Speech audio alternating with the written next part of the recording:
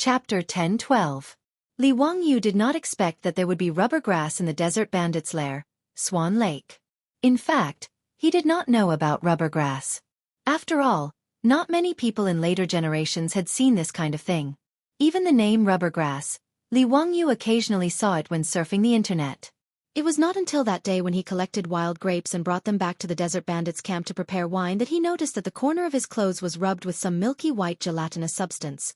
He wanted to wipe it with his hand, but found that the gelatinous substance had solidified.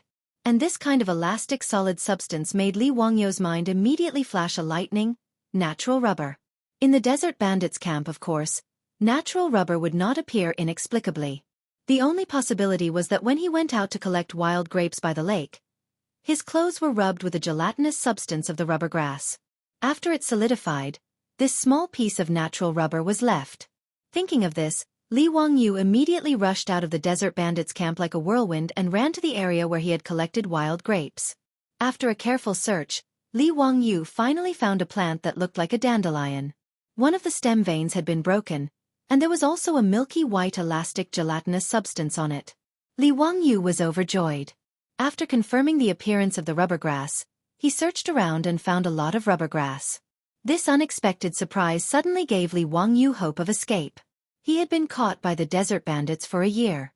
His wife in Chang, and should have already given birth to his child. The idea of going home was always stimulating him, almost driving him crazy. Li Wangyu took the opportunity to make wine for the desert bandits and secretly collected a lot of saltpeter, sulfur, and charcoal to make some explosives. He even thought of using these explosives to threaten the desert bandit leader in exchange for a chance to escape.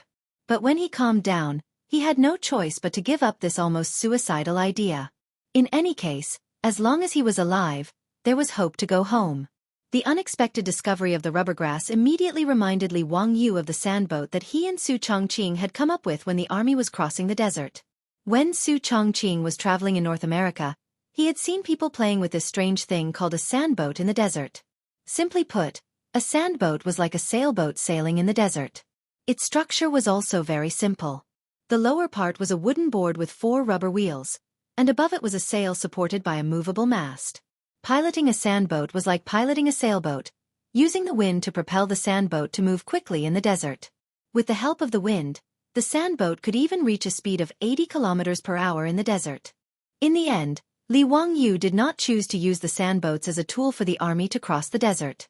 However, because they did not have rubber tires, they could only give up. Now that he had found rubber grass in the desert robbers' camp, it meant that he could collect natural rubber to make tires and use the sandboat as a tool to escape the desert robbers' camp. As long as he grasped the right timing, even if those desert bandits died of exhaustion, they would not be able to catch up to him. After all, when a camel ran, its fastest speed was only about 40 kilometers per hour, and it did not last long.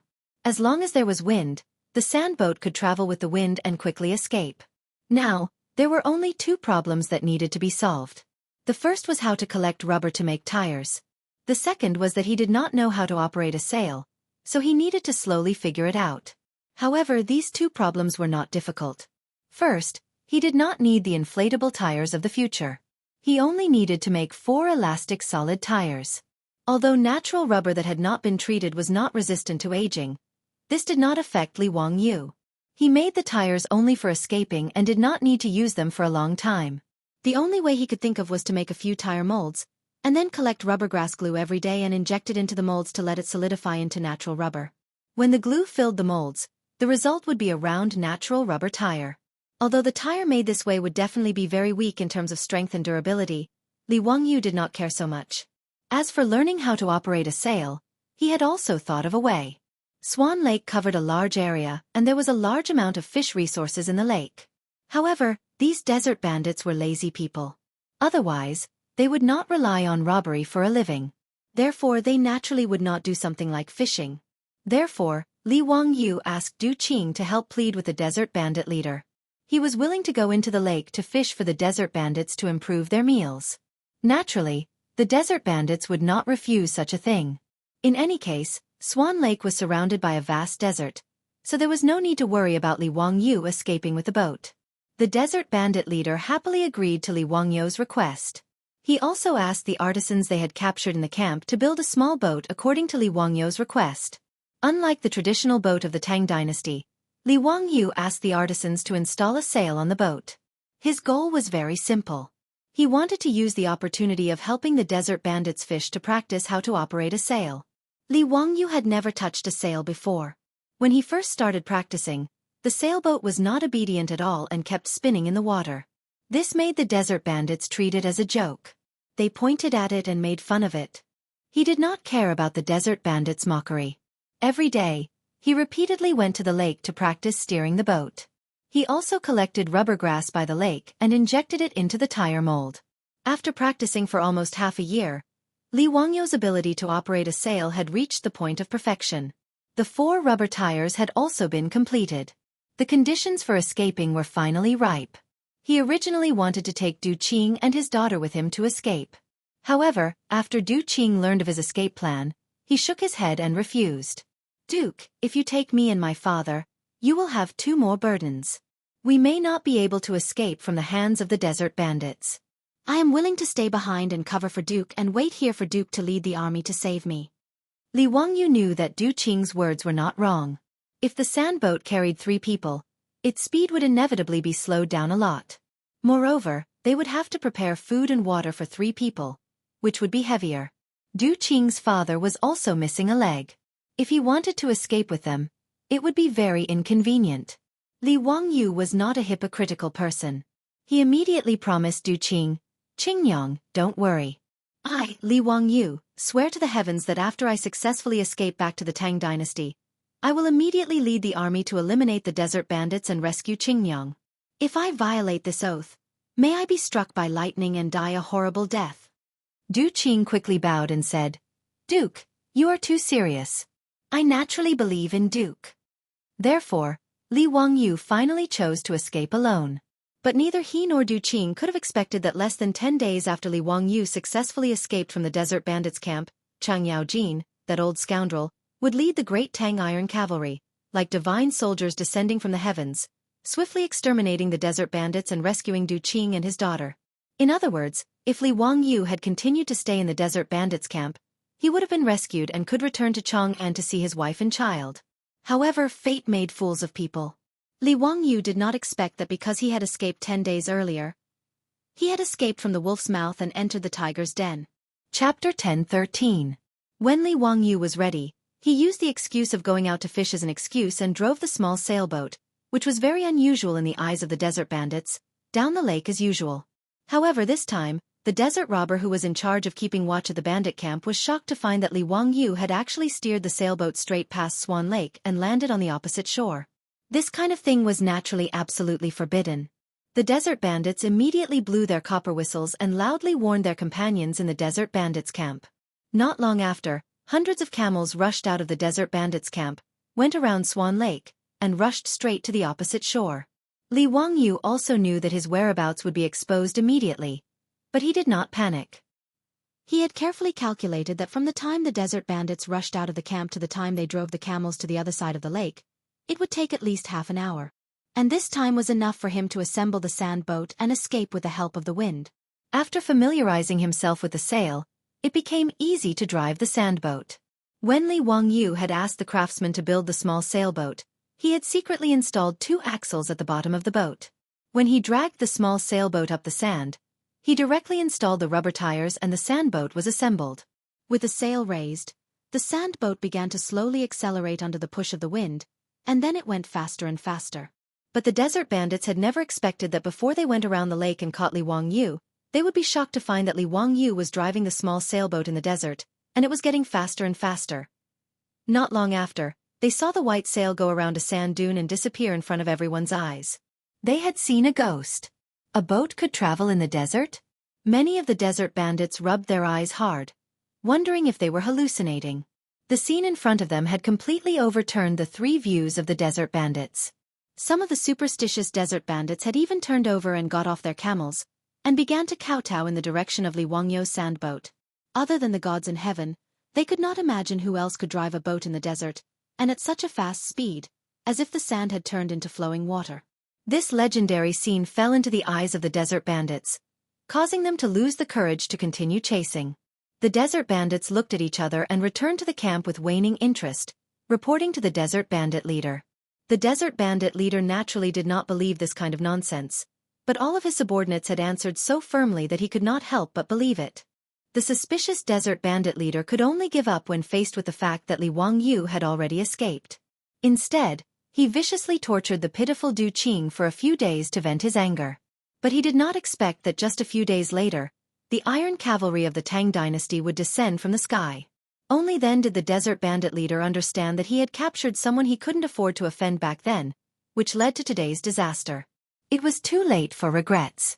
When he learned that the young man who used the pseudonym Du Fu and was almost sold to Persia as a prostitute was actually His Highness Duke of Qin of the Tang Dynasty, the desert bandit leader's vision suddenly darkened, and he almost fainted from fear. When Cheng Yaojin, the foppish lords, Niu Wu and the others learned from Du Qing that Li Wangyu had actually driven a small boat and escaped from the desert bandits' lair several days ago, all of them were so shocked that their mouths were wide open. "Little Miss Du, are you sure you're not talking nonsense? That kid Zio really took a boat and escaped in the desert?" Cheng Chumo's face was full of shock. Cheng Yaojin's face was also full of disbelief. "How is this possible? I've lived all my life, but I've never heard of a boat that can sail out of water. Could it be that Dao Zio really has immortal magic?" Du Qing nodded with certainty. "I also don't know how His Highness Duke of Qin did it, but this is the truth. I dare not lie." Chang Yaojin and the others looked at each other. Although they didn't believe it in their hearts, they could only accept this fact. "Bastard, tell me clearly, where did His Highness Duke of Qin go?" Chang Yaojin couldn't get anything out of Du Qing, so he vented his anger on the desert bandit leader. The horsewhip in his hand struck the desert bandit leader's face with a crisp crack. Immediately after, a line of blood blossomed on the bandit leader's face. The bandit leader howled in pain, but he didn't even dare to wipe the blood off his face. He kowtowed and begged for mercy. "Spare me, Lang Jun, spare me. I really don't know where His Highness Duke of Qin went." However, when His Highness Duke of Qin sailed the boat with immortal magic, the wind blew from the south. I reckon that His Highness Duke of Qin went to the Mabe Desert." He didn't dare to lie now. In order to survive, he naturally didn't hide anything. When Li Wangyu escaped from the desert bandit camp, he probably would have returned safely to the Tang Dynasty if he had headed south. Unfortunately, although in the eyes of Pai Lupi and the other disciples, Li Wangyu was nothing more than an ordinary person from the future. At the very least, Li Wangyu didn't know how to survive in the wilderness or how to use the stars in the sky to determine one's position. Therefore, even though Li Wangyu had been captured and imprisoned in the desert bandit camp for more than a year, he still didn't know where exactly the bandit camp was. Therefore, when he escaped that day, he didn't deliberately choose the direction of the wind. And when he chose to escape, the wind blew from the south. Li Wangyu's sandboat sailed with the wind, and the direction he left in was indeed the north. Chang Yaojin raised his head and looked towards the north, his expression uncertain. North of Swan Lake was the territory of the Shui Yantua Khanate. Strictly speaking, including Swan Lake, it was under the influence of the Shui Yantua Khanate. If Li Wangyu really went to the Shui Yantua Khanate, then it would be troublesome. At the very least, Chang Yaojin couldn't lead 20,000 troops to the Shui Yantua Khanate to find Li Wangyu. Mi Tua also saw Chang Yaojin's hesitation and immediately said, "Lu Guogong, I'm afraid we can only quickly report this matter to His Majesty and ask His Majesty to send an envoy to ask Shui Yantua to help find Qin Wang." Chang Yaojin pondered for a moment and nodded in agreement with Mi Tuo's suggestion. The army rested for a day at Swan Lake. Chang Yaojin ordered people to burn down the desert bandit camp and escorted the bandits back to the Tang Dynasty. Actually, with the temperament of Niu Wu and the other playboys, they couldn't wait to chop off the heads of all the desert bandits. However, Chang Yaojin stopped them. A year ago, if Li Wangyu wasn't accidentally captured by the desert bandits, he might have died in the desert with Sha Luzi. From this point of view, these desert bandits could be considered meritorious. It was also because of this that Chang Yaojin spared the lives of these desert bandits. Of course, although they could avoid death, they couldn't escape punishment. These desert bandits would definitely be exiled to hard labor. To a certain extent, it could be said that they were better off dead. Not to mention how Chang Yaojin would deal with these desert bandits. When the news was sent back to Chang'an City, Pai Lupi was overjoyed again. Although they hadn't found Li Wangyu, at least they could confirm that Li Wangyu was still alive. Pai Lupi immediately ordered Tang Jian's son, Tang Songling, to set off immediately to Shui Yantua. He ordered the Shui Yantua Khanate to send people to search for Li Wangyu in the North Desert and safely send him back to the Tang Dynasty. Currently, the relationship between Shui Yantua and the Tang Dynasty could be considered harmonious. In the third year of Zhengguan, Pai Lupi conferred the title of Zhenju Pika Khan to the leader of Shui Yantua. Therefore, in the eyes of the emperor and the ministers of the Tang Dynasty, Shui Yantua would definitely not refuse the request of the Tang Dynasty. However, Pai Lupi and the ministers didn't know that when Tang Songling, the assistant minister of the Ministry of Rites, was ordered to set off from Chang'an City to the North Desert, the Shui Yantua Khanate was also searching for Li Wangyu everywhere. My frozen shoulder caused my arm to be really sore yesterday. I didn't have the heart to write and didn't update for a day. I'm really sorry. Chapter 10:14. Li Wangyu's escape from the desert bandits' lair on the sandboat was rather smooth. In order to successfully escape and avoid the pursuit of the desert bandits, Li Wangyu specifically chose a windy day. After the sandboat sails were filled with wind, it propelled the sandboat towards the north at an unparalleled speed. With an average speed of 50 to 60 kilometers per hour, the sandboat ran wildly across the desert for 4 to 5 hours. When the sun was setting in the west, Li Wangyu was pleasantly surprised to find that he had actually run out of the desert and entered a vast grassland. In fact, the desert bandits' lair was very close to the Xianxia Khanate in the north, and the speed of the sandboat was so fast that it only took half a day for Li Wangyu to leave the desert area. Suddenly entering the grassland where cattle and sheep could be seen in the wind from the vast desert, Li Wangyu could not help but feel refreshed. He could not help but roar a few times to vent his excitement. As long as he left the desert, he would be able to find the way home. The sandboat was powered by the sails and had solid rubber tires. Therefore, even on the grassland, it was still able to move at high speed under the power of the wind. However, the sky was getting dark. Li Wangyu did not dare to wander around in the dark in this unfamiliar grassland. He simply lowered the sails and stopped the sandboat, preparing to spend the night here. When dawn came tomorrow, he would think of a way to find a place with signs of human habitation and inquire about the way back to Chang'an. For this escape, Li Wangyu, with the help of Du Qing, had stored a lot of supplies on the sandboat. Food and water were enough for him to eat for many days. Even the gunpowder that he had secretly made was all brought along by Li Wangyu.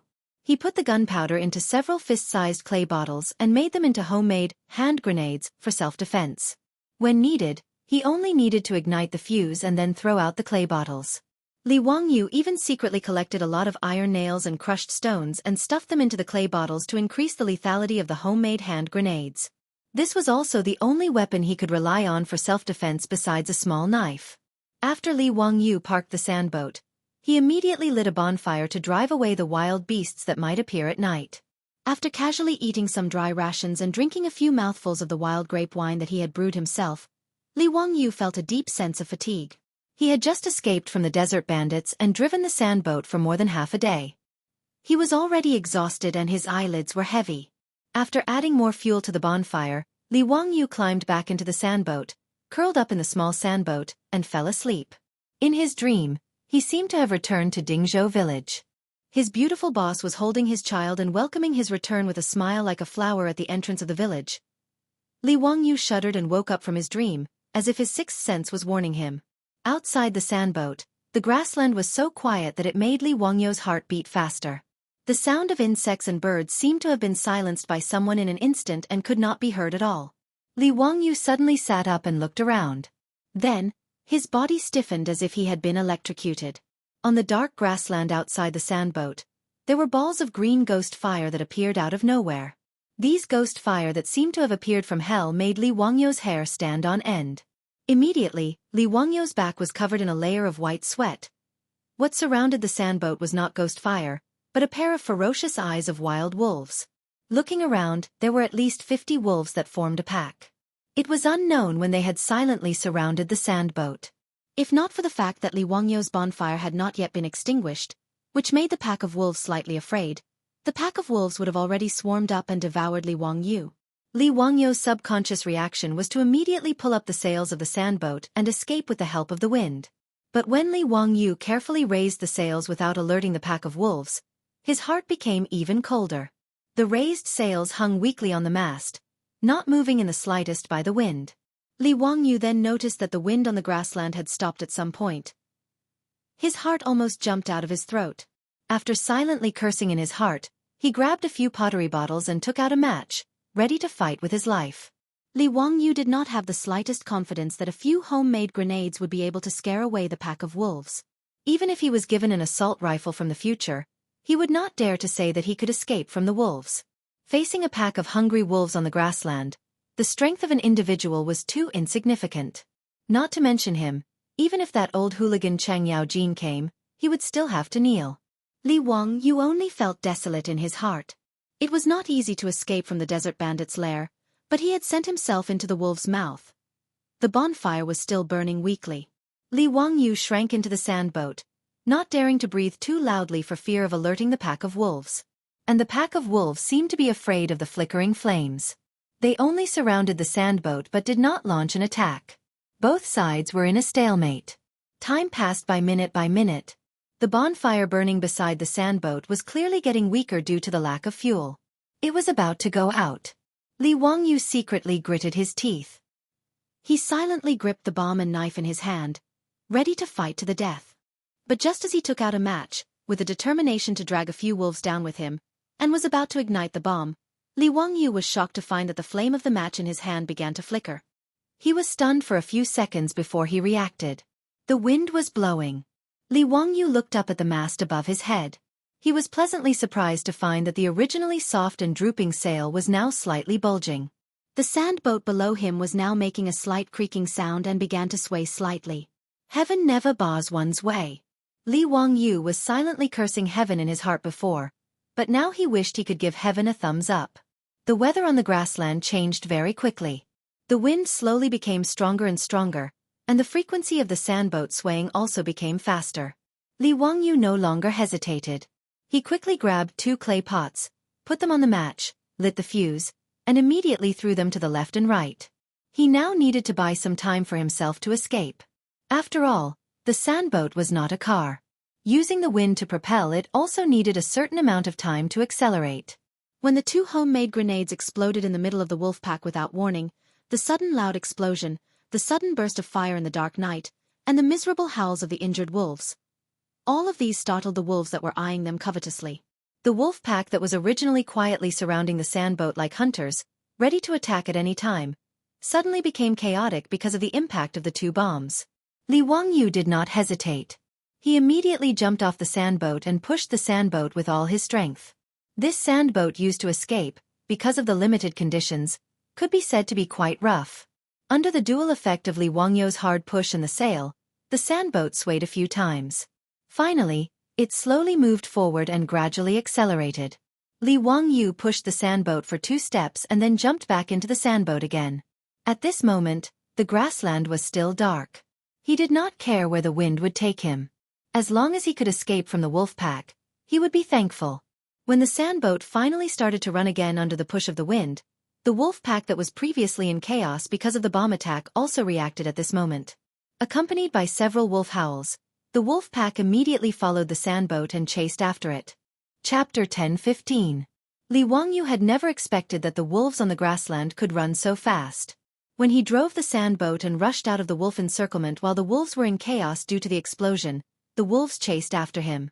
Their speed was so fast that Li Wangyu felt his scalp tingle. How could he know that wolves could run at a speed of 50 to 60 kilometers per hour? What was even more frightening was that wolves had excellent endurance and could maintain a high-speed running state for more than 20 kilometers. Although the wind was blowing on the grassland, the wind was not strong. Under the push of the wind, the sandboat was not slow, but it could not get rid of the wolves. At this time, the sky was already turning white. With the help of the faint light, Li Wangyu looked at the wolves behind the sandboat that were getting closer and closer. He could not help but secretly complain. The only thing that could stop the wolves now was the homemade grenades in his arms. However, these grenades were only made from materials that he had secretly collected from the desert bandits' camp. The number of grenades was quite limited. In order to break out of the encirclement, he threw out 2 grenades. Now he only had 4 or 5 grenades left. Seeing the wolves getting closer and closer, he could even clearly see the saliva hanging from the sharp fangs in the wild wolves' mouths. Li Wangyu did not care so much. He lit a grenade with a match and threw it at the wolves behind him again. After a loud bang, 5 or 6 wild wolves that were closest to him were directly thrown away by the explosion. But the rest of the wolves were only in chaos for a while. Their eyes were fierce and they chased even more closely. Li Wangyu was also excited at this moment. He fiercely lit another grenade and threw it out. He roared, "Bastards, you want to eat my meat? Come on. Come on. Let's see who will die first." After throwing out several grenades in succession, until there was only one grenade left, the wolves finally stopped chasing so closely. After killing more than a dozen wild wolves in a row, even the ferocious wolves had a trace of fear. But even so, the wolves still did not intend to give up. They only slightly distanced themselves from the sandboat and stayed far behind. Li Wangyu finally heaved a sigh of relief when he saw that the wolves were no longer approaching. At this moment, he felt his legs go soft. He leaned against the mast of the sandboat and sat down. As long as the wolves didn't chase too closely, Li Wangyu was confident that he could escape the wolves' pursuit. After all, the sandboat wouldn't get tired. As long as there was wind, it could keep running. No matter how ferocious the wolves were, they were still made of flesh and blood. Even if he could run for a long time, the wolves would not be able to bear it and would have to give up on chasing him. However, Li Wangyu had overlooked one point, and that was the weight of the sandboat. The sandboat under his feet was just a modified version of a small sailboat. The craftsmen in the desert bandit camp were asked to install the axle at the bottom of the ship. It was only a wooden axle made by the craftsmen themselves. It was already a miracle that such a simple sandboat could carry Li Wangyu across the vast desert. At this moment, the sandboat continued to move at high speed on the grassland under the push of the wind. The wooden axle could no longer hold on. When the sky began to brighten, Li Wangyu rejoiced that he had managed to escape. But then, the sandboat beneath him emitted a light cracking sound. The wooden axle broke. The sandboat that was moving at high speed immediately capsized. Caught off guard, Li Wangyu was directly thrown out. The violent impact almost made Li Wangyu faint. Fortunately, the grassland soil was soft. Coupled with the thick pasture as a buffer, he didn't suffer too serious injuries. Li Wangyu was dizzy from the fall. It took him a long time to react to what had happened. He turned his head to look at the broken axle and the overturned sandboat. After cursing in his heart, he grabbed the last grenade. The sandboat overturned. There was no possibility of escape. The only thing he could do was to wait for the wolves to pounce on him and ignite the grenade. It was better than being bitten to death by a group of wolves. The wolves naturally wouldn't let go of such a good opportunity. They immediately rushed toward Li Wangyu. Looking at the wolves getting closer and closer, Li Wangyu was silent. He took out a fire roll from his arms and stared at the wolves getting closer and closer. Seeing the wolves rushing toward him like lightning, Li Wangyu could even vaguely smell the stench of the wolves. "Wife, see you in the next life. Take care of our children." Li Wangyu glared at them. The veins on his neck bulged. After a roar, he was about to ignite the grenade in his hand and die together with the wolves. At this moment, the sound of something breaking through the air could be heard. In the next second, the few wild wolves that were running at the front fell to the ground headfirst. And on their bodies, there were a few quivering arrows stuck in their bodies. Li Wangyu was pleasantly surprised. He turned his head to look and saw 7 or 8 horses galloping over. There were several riders on the horses.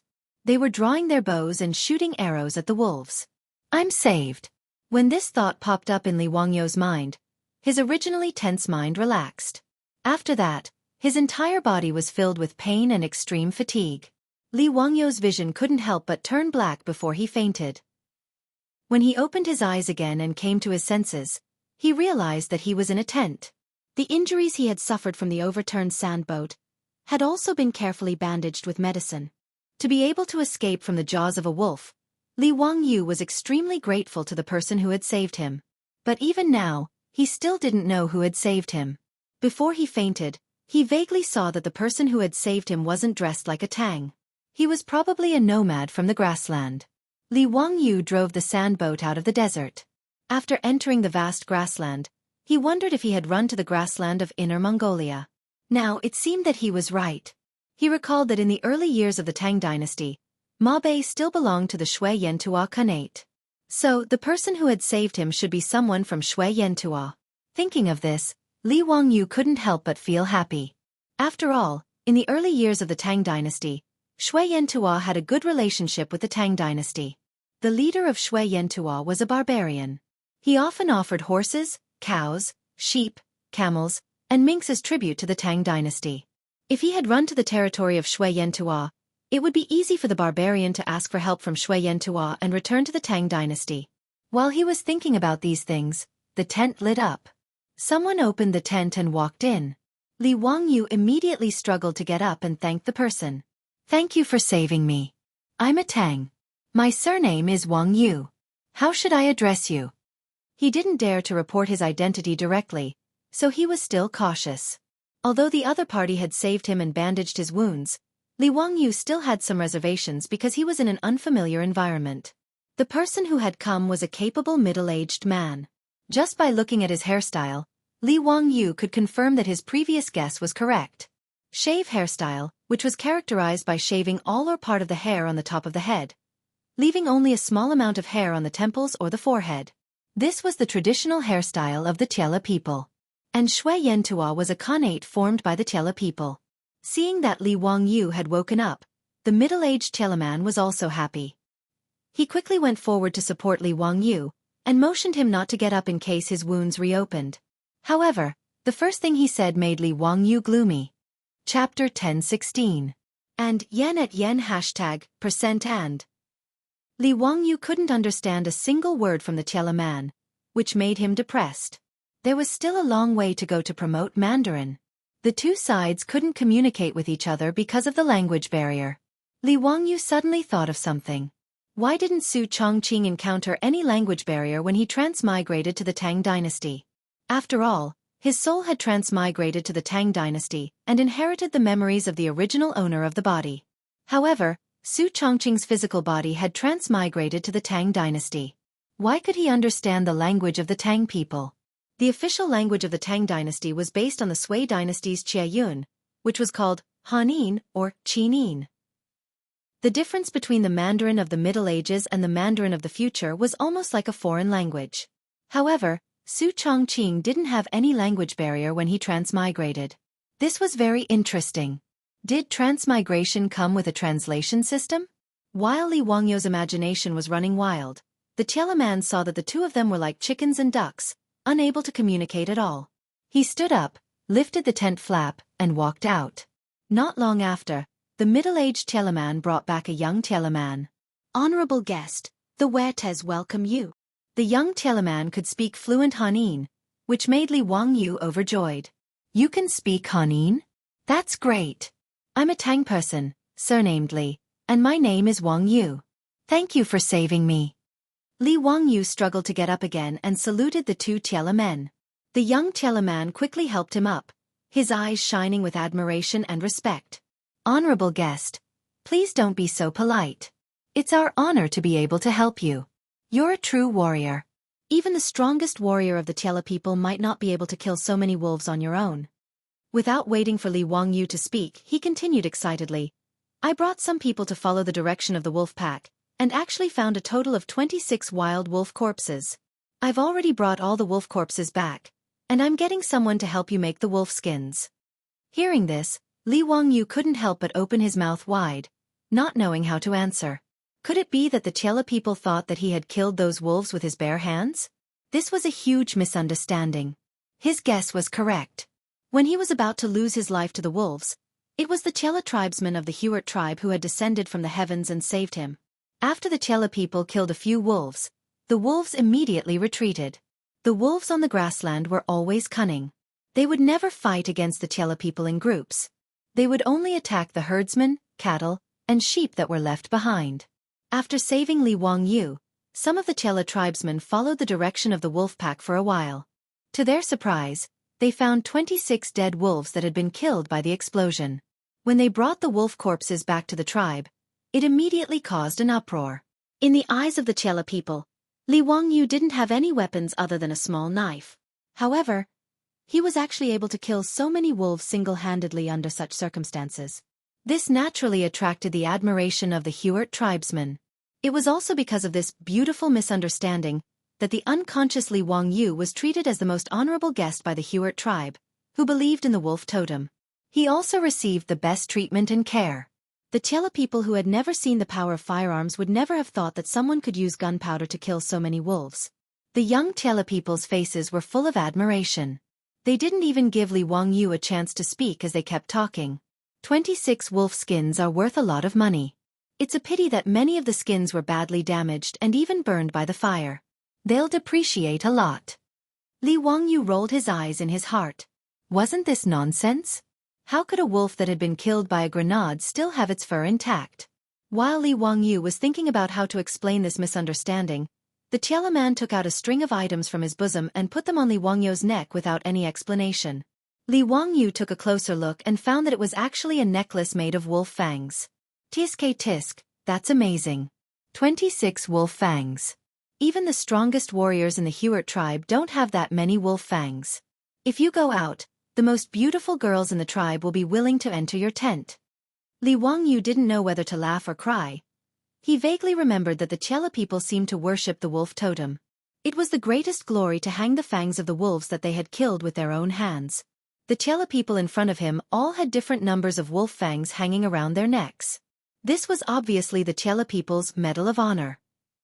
Including the wolf skins, they were all popular goods in the Xianxia Khanate, so it wasn't strange. Li Wangyu only felt that since the Tiela people worshipped the wolf totem, why would they take the honor of killing wolves as a form of honor? Why did this logic feel weird?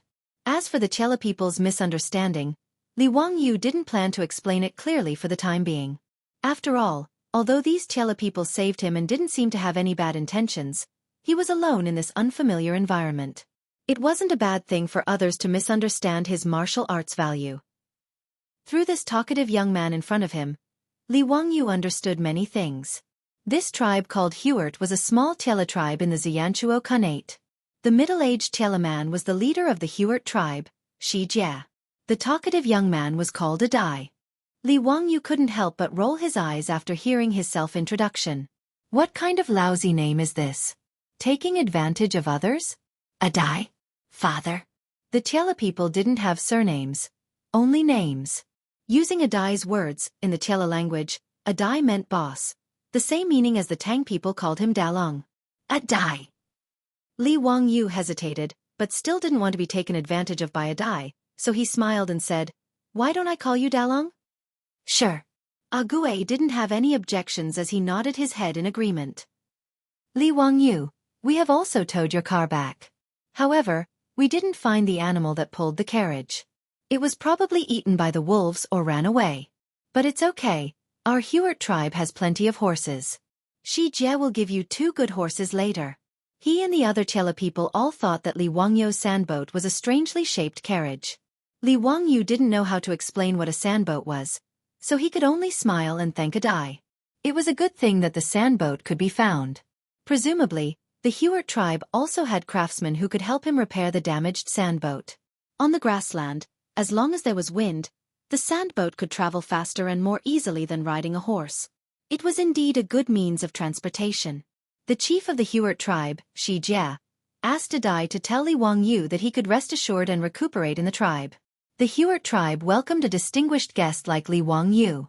Li Wangyu thanked Chief Xianxia again and again and accepted the Tiela people's hospitality. No matter how anxious he was and how much he wanted to rush back to Chang'an, falling from the high-speed sandboat did indeed cause him serious injuries. He needed time to heal. While the 3 of them were chatting, the tent flap was opened again. A young lady from the Huart tribe walked in with a ceramic bowl. After exchanging a few words with her, Ague placed the bowl in front of Li Wangyu. "This is my younger sister, Yaruo. She personally cooked the meat soup for you. Quick, try it." Li Wangyu smiled and thanked him. He didn't stand on ceremony and picked up the bowl. He was indeed starving. After smelling the aroma of the food, he drooled even more. He couldn't wait to put a spoonful of meat soup into his mouth. In the next second, Li Wangyu couldn't help but frown. Chapter 10:17. Li Wangyu did not expect that the bowl of meat soup in his hand, which smelled so tempting, did not have any taste of salt. The meat soup without salt was not only not delicious, but also had a strong smell of blood in it.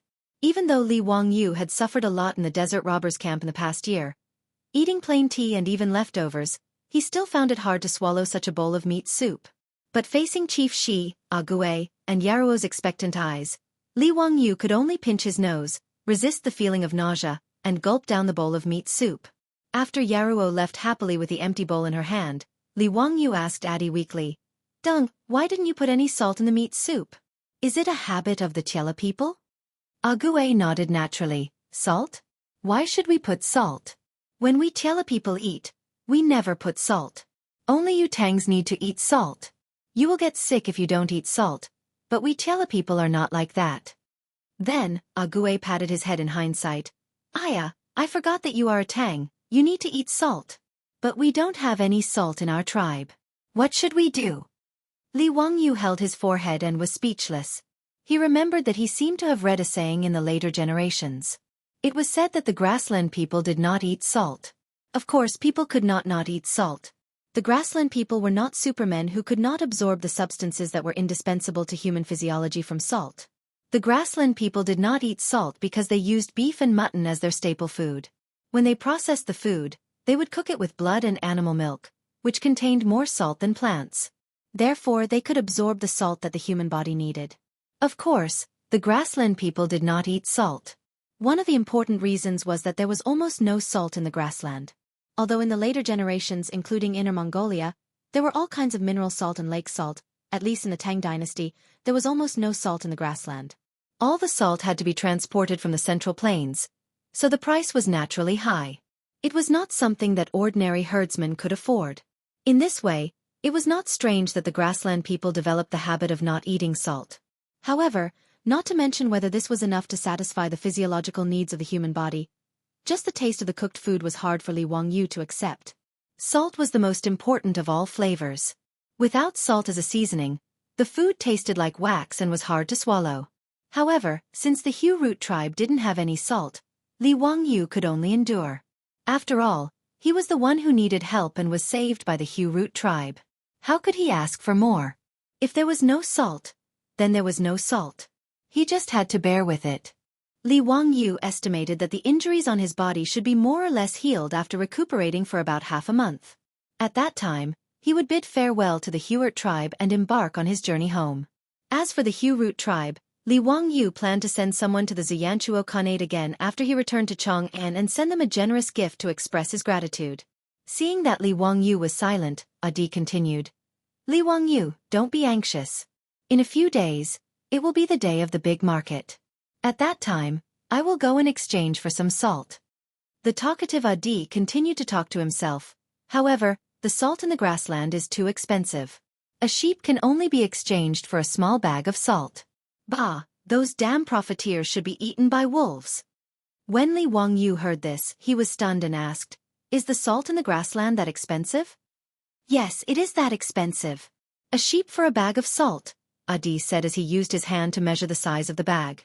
Li Wangyu did not expect that the salt in the grassland would be so expensive. Looking at Adi's description, a sheep could not even be exchanged for a liter of salt. This was really a sky-high price. He had read many time travel novels in his previous life. They all described that salt in the Tang Dynasty was very expensive, and the pig-trotters made a fortune by drying salt.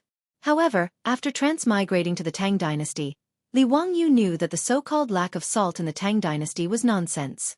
Since ancient times, China did not lack salt. However, since the Han Dynasty, there was a policy of salt and iron official camp. Only the government could sell salt. After that, the dynasties used this policy. Hence, selling salt became an extremely profitable industry. In some dynasties, half of the tax revenue came from salt. However, the price of salt in the Tang Dynasty was not high at all. According to the new Tang book, Food Records, during the Tianbao period, salt was 10 coins per bushel. In other words, during the Tianbao period, a bushel of salt was only 10 coins. In the Tang Dynasty, a bushel of salt was about 12.5 catties. In other words, 12.5 catties of salt was about 40 to 50 renminbi. It was really not expensive. Until the Tang Dynasty, when the salt monopoly law was implemented. The imperial court monopolized salt, and the officials bought and sold it. As a result, the price of salt soared to 110 coins per bushel of salt, which was really unaffordable. It was also because of the high price of salt that a large number of illegal salt dealers appeared. Huang Chao, who hastened the demise of the Tang dynasty, was the birth of an illegal salt dealer. Therefore, to a certain extent, the price of salt also determined the fate of a country. Even in the late Tang dynasty, the price of 110 coins per bushel of salt was not as exaggerated as the price of salt in the grassland. In Chang'an, the price of a sheep was about 2 strings of coins. According to the prices in Chang'an, a sheep could be exchanged for 200 bushels of salt. However, in the grassland, it could not even be exchanged for a liter of salt. A huge profit of 2,000%. Li Wangyu cursed in his heart. As expected of a damned profiteer. Dalong, don't exchange for salt. I don't have to eat salt. Li Wangyu was embarrassed to let Adi exchange the sheep for high-priced salt. As a guest of the Hu Root tribe, how could he have the nerve to eat such expensive salt? Besides, after he woke up, although he did not leave the tent, just by looking at the furnishings in his tent, Li Wangyu knew that the Hu Root tribe was not rich either. According to Adi, this tent was the tent of the Xianxia chief. However, looking at the tent of the Hu Root tribe chief, it was so simple and even a little shabby. How could Li Wangyu say that he wanted to eat salt? Hearing Li Wangyu say so, Adi did not insist. After all, he also felt the heartache of using the sheep to exchange for a little bit of salt. Under the warm invitation of the Xianxia chief and Adi, Li Wangyu peacefully stayed in the Hu Root tribe to recuperate. When he fell from the sandboat, it was mainly some flesh wounds. It was fortunate that he did not hurt his bones. Therefore, after lying in the tent for a few days, he was able to get up and walk. On this day, Li Wangyu finally walked out of the tent with the help of Adi. He was ready to go out to bask in the sun and get some fresh air. After lying in the tent for a few days, he was really suffocated. Out of the tent, what appeared in front of Li Wangyu was a small tribe full of vitality. Under the blue sky, in the Hu Root tribe, which was formed by dozens of tents, children were happily chasing each other. The men of the tribe were riding on horses and waving the leather whips in their hands, driving the herds of cattle and sheep. The women of the tribe were gathered in groups of 3 to 5, doing all kinds of housework, and letting out bursts of bell-like laughter. Everything in front of him was so lively that Li Wangyu, who had escaped from the hands of the desert bandits and wolves with great difficulty, could not help but feel a lump in his throat and almost shed tears. When Li Wangyu was feeling emotional about life and felt that it was really good to be alive, he saw many young women of the Hu Root tribe running in front of him. Without any explanation, they stuffed arrows with colorful ribbons into his arms. Even Adi's sister, Yeruo, did the same.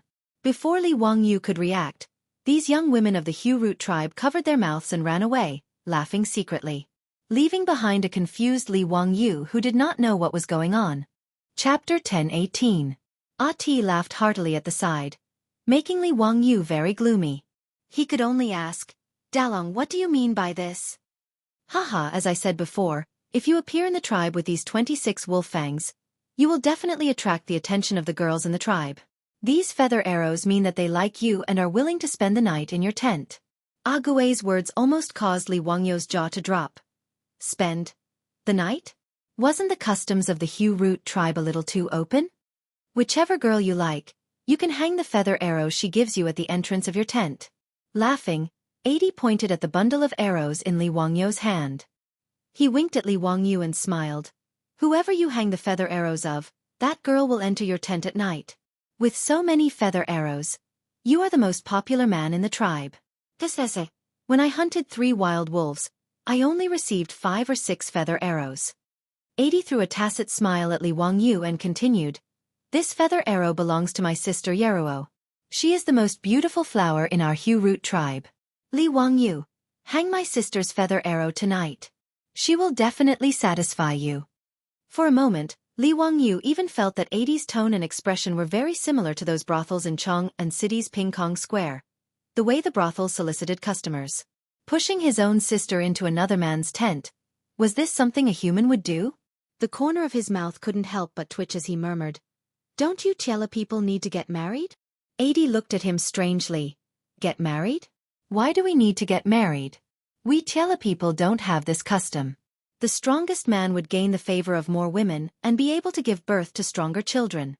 This way, the tribe will become stronger and stronger. A weak man doesn't deserve to be favored by women. Li Wangyu was completely speechless. The custom of the Tiela people was really hard to accept, however. This might be the survival method of the grassland people. Although Li Wangyu felt that it was inconceivable, he did not want to comment on it. The grassland was a harsh environment, so the Tiela people's way of survival and reproduction naturally had its reasons. Although Li Wangyu didn't agree, he wouldn't criticize and make irresponsible remarks. He couldn't help but lower his head to look at the pile of arrows in his hand. Li Wangyu wasn't some kind of Lu Xiaohui who could sit still in his bed. If he said that he wasn't moved by this kind of good thing where a girl took the initiative to hook up with him, then he would be lying to himself. However, all he cared about now was his wife in Chang'an City and their newborn child. He was not in the mood to sow and fertilize on the grassland. What's more, Li Wangyu wasn't a promiscuous person. Although apart from Su Chongqing, he still had Avro, the blonde girl from Europe, to accompany him. However, it didn't mean that he would only think with his lower body like a stallion. To Li Wangyu, being able to grow old with Su Chongqing and Avro in this life was already the greatest satisfaction in life. Of course, Li Wangyu didn't know that during this period of time when he was captured by the desert bandits, Su Chongqing had actually taken in a wife on behalf of his husband, and had married another wife for him and a new concubine. He would probably have a headache over this when he returned to Chang'an City. As for whether this fellow would be secretly delighted, that was unknown. Li Wangyu didn't hang those arrows at the entrance of his tent, which made the ladies of the Hu Root tribe very disappointed. When Adi's sister Yeruo delivered food to Li Wangyu, her eyes were full of resentment, as though she felt that Li Wangyu didn't understand her feelings. In this regard, Li Wangyu could only pretend to be an ostrich and pretend that he didn't see anything. The ladies of the Hu Root tribe were as passionate as fire, but Li Wangyu could only secretly apologize in his heart. He recuperated in the Hu Root tribe in peace, and after a few days, his injuries were mostly healed. At least he could move around without hindrance. One day, Adi ran over excitedly to find Li Wangyu. Li Wangyu, I found someone to fix that carriage of yours. Let's go, quickly bring me to try it out. Don't try to trick me. Can that carriage really run without being pulled by animals? Li Wangyu's sandboat had overturned because the wooden axle of the carriage had broken. Adi and the others had dragged the damaged boat back. Although the Tiela people were nomads of the grasslands, they also had carriages. Moreover, because the wheels of their carriages were very tall, the Tiela people were also called tall carriages by the Han people. Repairing a broken axle was a piece of cake for the Tiela people. Adi knew from Li Wangyu that the sandboat could run at high speed without being pulled by animals. Naturally, he didn't believe it. Therefore, when the sandboat was repaired, he couldn't wait to find Li Wangyu. He wanted to see if Li Wangyu was bragging. Li Wangyu had long been bored to the point that his bones were itching. Although his injuries hadn't fully healed, it didn't affect him from operating the sail. Therefore, when he heard Adi's words, he immediately became interested. When the sail on the sandboat was raised and filled with wind, the sandboat started to glide on the grasslands. Including Adi, all the onlookers of the Hu Root tribe who came to watch the show were so shocked that their eyeballs dropped to the ground. There were even some elderly herdsmen who were trembling and kneeling on the ground, kowtowing towards the sandboat. In the eyes of the Tiela people, this sandboat was simply a divine tool. Li Wangyu must be a god in the heavens to be able to drive the sandboat like this. Even Adi and the Xianxia chief felt their knees go soft and had the urge to kowtow. Adi even immediately filled in the blanks in his mind. No wonder Li Wangyu could kill so many wild wolves with his bare hands. Moreover, the fur of the wild wolves was full of burn marks. Only a god could do such an unimaginable thing. Li Wangyu would never have thought that the crowd would be able to fill in so many absurd things just by driving the sandboat around the tribe. He skillfully operated the sandboat and drew a circle on the grassland. He stopped the sandboat in front of Adi and laughed. "Dalang, do you believe my words now? Do you want to try sitting on it?" Adi turned his head and looked at the Xianxia chief. He was very nervous and uneasy. He asked Li Wangyu carefully, Can I? Li Wangyu stretched out his arm and pulled Adi onto the sandboat. After Adi boarded the sandboat, he was so nervous that he didn't even know where to put his hands. His whole body was stiff and he couldn't stand still. Including the Xianxia chief and Adi's sister Yeruo, all the surrounding Tiela people were looking at Adi with envy. What kind of honor was it to be able to board a god's chariot? Li Wangyu didn't know that the people of the Hu Root tribe thought of him as a god. After instructing 80 to help him stand steadily, he raised the sail again and drove the sand boat to speed away. In the Hu Root tribe, some young herdsmen immediately jumped on their horses and started chasing after the sand boat as if they wanted to race with it. However, the wind on the grassland was quite strong today. The sails of the sandboat were filled with wind, pushing the sandboat faster and faster. It didn't take long for Li Wangyu to drive the sandboat out of the vision of the horsemen and out of their sight. This made the people of the Hu Root tribe even more certain that Li Wangyu was a god. He didn't need animal power, but even the fastest horse couldn't catch up with him. Other than a god, who else could do it? A group of unruly Tiela people pulled on the reins of their horses and dismounted. They then kowtowed in the direction of the sandboat. You can say that I'm weak, but you can't say that I'm weak. This is a matter of principle. Chapter 10:19. With a die on the sandboat, Li Wangyu didn't have to worry about losing his way. Therefore, he drove the sandboat carefreely and dashed across the grassland at lightning speed. In his later life, he had never traveled to the grassland. Now that he was about to return home, he was in a good mood and was intoxicated by the beautiful grassland in front of him. Chile Chuan, under the Yin Mountain. The sky was like a dome, covering the wilderness. The sky was vast. The wilderness was boundless. Cattle and sheep could be seen when the wind blew through the grass. A Chile song described the magnificent scenery of the grassland. Li Wangyu suddenly roared, releasing all the depression, longing and sorrow that he had felt in the past 1.5 years. After venting for a while, Li Wangyu felt extremely happy. After the initial hesitation and fear, Adai slowly got used to the unparalleled speed of the sandboat. Now that he saw Li Wangyu roaring, he couldn't help but roar as well. The two looked at each other and smiled. Adai finally recovered and didn't revere Li Wangyu as a god like before. Adai used the Tiela language to sing a song of the Tiela people. Although Li Wangyu couldn't understand the simple and resounding melody, he could feel the content of Adai's song. Grassland, fine horses, cattle and sheep, blue sky, white clouds. Li Wangyu drove the sandboat and ran on the grassland for more than an hour.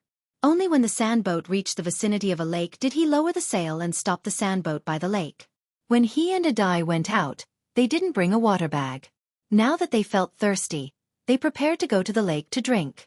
Today's rivers and lakes were all natural and pollution-free water sources.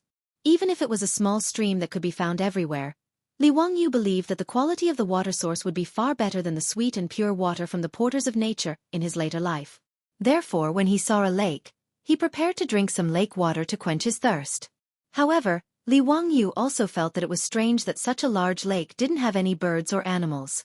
From what he had seen and heard along the way, whether it was the desert or the grassland, as long as there was a water source, there would always be birds and all kinds of animals. However, he couldn't be bothered to find out what was going on, so he walked towards the lake on his own. When Jie saw that Li Wangyu actually wanted to drink water by the lake, he couldn't help but reveal a strange smile. However, he didn't say anything. He only looked at Li Wangyu's figure with anticipation. Li Wangyu didn't have eyes on the back of his head, so he naturally couldn't see that mischievous smile on Gui's face. He walked to the lakeside, squatted down, and scooped up a handful of clear lake water with both hands and sent it into his mouth. The next second, Li Wangyu choked. With a pfff, he spat out all the water that he had just drunk. His clothes were also drenched by the lake water, making him look very miserable. Only then did Gui burst out laughing. He held his abdomen and laughed so hard that he couldn't even straighten his back. Ha ha ha, Li Wangyu, you really aren't a god. You don't even know that the water in this bitter salty lake can't be drunk. Gui finally confirmed that Li Wangyu was a living human. He laughed so hard that tears came out of his eyes. Even the children in the tribe know that this bitter salty lake can't be drunk. Didn't you see that even birds don't come to drink this lake water? Haha, I'm dying of laughter. Li Wangyu wiped his mouth angrily and glared at Gui. Dalong, you actually didn't remind me. That's too much. The lake water that he drank just now was bitter, astringent, and salty. It was just like the seawater that he accidentally choked on when he was swimming by the sea in his previous life. It was completely inedible. No wonder there weren't any birds resting in this lake. It turned out that this lake was actually a saltwater lake. It wasn't strange that there were saltwater lakes in the prairie. Li Wangyu stood up angrily and shook off the water stains on his hands. Just as he was about to complain about Ague, this rascal, his body suddenly stiffened. He then turned his head and looked at the lake in front of him again. Saltwater lake? Salt. He suddenly clapped his hands. Haha, Ague, your tribe is going to be rich. Salt, this is salt. If sea salt could be obtained by drying and boiling seawater, then the same method could also be used to obtain natural lake salt. Salt on the prairie was so expensive. If the Hu Root tribe learned how to make salt, would they still be afraid of not being able to make a fortune? Although the people of the prairie originally didn't eat salt, Li Wangyu believed that it was only because salt on the prairie was too expensive. If the price of salt could be cheaper, he didn't believe that the Chiela people wouldn't like food with salt. Li Wangyu originally thought that after returning to Chang'an, he would order people to send some money to the Hu Root tribe. However, it was better to teach a man how to fish than to give him a fish. No matter how much money was sent, it wouldn't be as good as the wealth that the Hu Root tribe could create themselves. After hearing Li Wangyu's words, Ague frowned. He didn't understand what Li Wangyu meant. Li Wangyu, what are you talking about? What salt? How can the water of this bitter salty lake be salt? Li Wangyu couldn't be bothered to explain to him.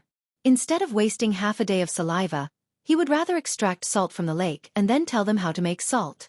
He quickly walked back to the sandboat and raised the sails. He let Ague lead the way and returned to the Hu Root tribe. After returning to the tribe, he instructed Ague to bring a few tribesmen to catch a carriage and make another trip to the salty lake. He would use a large clay pot to bring back a carriage of water from the salty lake. Ague didn't know what was going on, but after hearing Li Wangyu say that he could make salt for the tribe, he didn't waste any more time and led the tribesmen to set off. After seeing the sandboat, Ague and the tribesmen of the Hu Root tribe believed Li Wangyu's words without a doubt. This also saved Li Wangyu a lot of trouble. After Ague led the tribesmen to retrieve the water from the salty lake, Li Wangyu immediately began to arrange for him to boil salt. Actually, Li Wangyu didn't know how to boil salt, but he understood the general principle of boiling salt and drying salt. It was to use high temperature or sunlight to evaporate the water in the water, allowing the salt to continuously condense. After the water evaporated, what was left was solid salt. Actually, boiling salt wasn't suitable to be done on the grassland. The yield was low, the cost was high, and it also required a large amount of fuel. As there were few trees on the grassland, what they lacked the most was fuel. To extract salt from the salty lake, the best way was to dry the salt. Luckily, Li Wangyu was only going to demonstrate to Chief Xianxia and Ague. He told them that salt could be collected from the salty lake, so the method of boiling salt was the fastest and most convenient method. Ague and the others didn't know what Li Wangyu was going to do, but they still followed his instructions. They set up the stove, raised the fire, placed the iron pot, poured the salty lake water into it and started to boil it. This cooking took almost 6 hours. The tribesmen who were watching changed batch after batch. Everyone's curiosity turned into whispers. They discussed with each other softly, feeling that Li Wangyu's actions were really baffling. Can salt be produced by boiling the water? Who has heard of this before? Shoo, lower your voice. I heard that the immortals of the Central Plains can turn stone into gold. Boiling water to produce salt might also be a kind of magic. Yes, it might be so. Look at Li Wangyu's carriage. He doesn't even use cows and horses, and it runs so fast. If he isn't a god, then what is he? Then why haven't I seen the salt yet? It has been boiling for almost 6 hours. Maybe we aren't sincere enough. Don't talk anymore. Just as everyone was discussing, Ague, who had been following Li Wangyu's instructions and was standing beside the pot, stirring the salty water with a wooden stick, suddenly said, Li Wangyu, come and take a look. Why is there a white crystal in the pot? Li Wangyu quickly went forward and looked over. He couldn't help but laugh. The salty water in the pot had almost evaporated, and the salt had started to crystallize into salt particles. Those white crystals, without a doubt, were salt. Chapter 1020. Li Wangyu couldn't care less about the heat as he dipped his finger into some white crystals and put them into his mouth.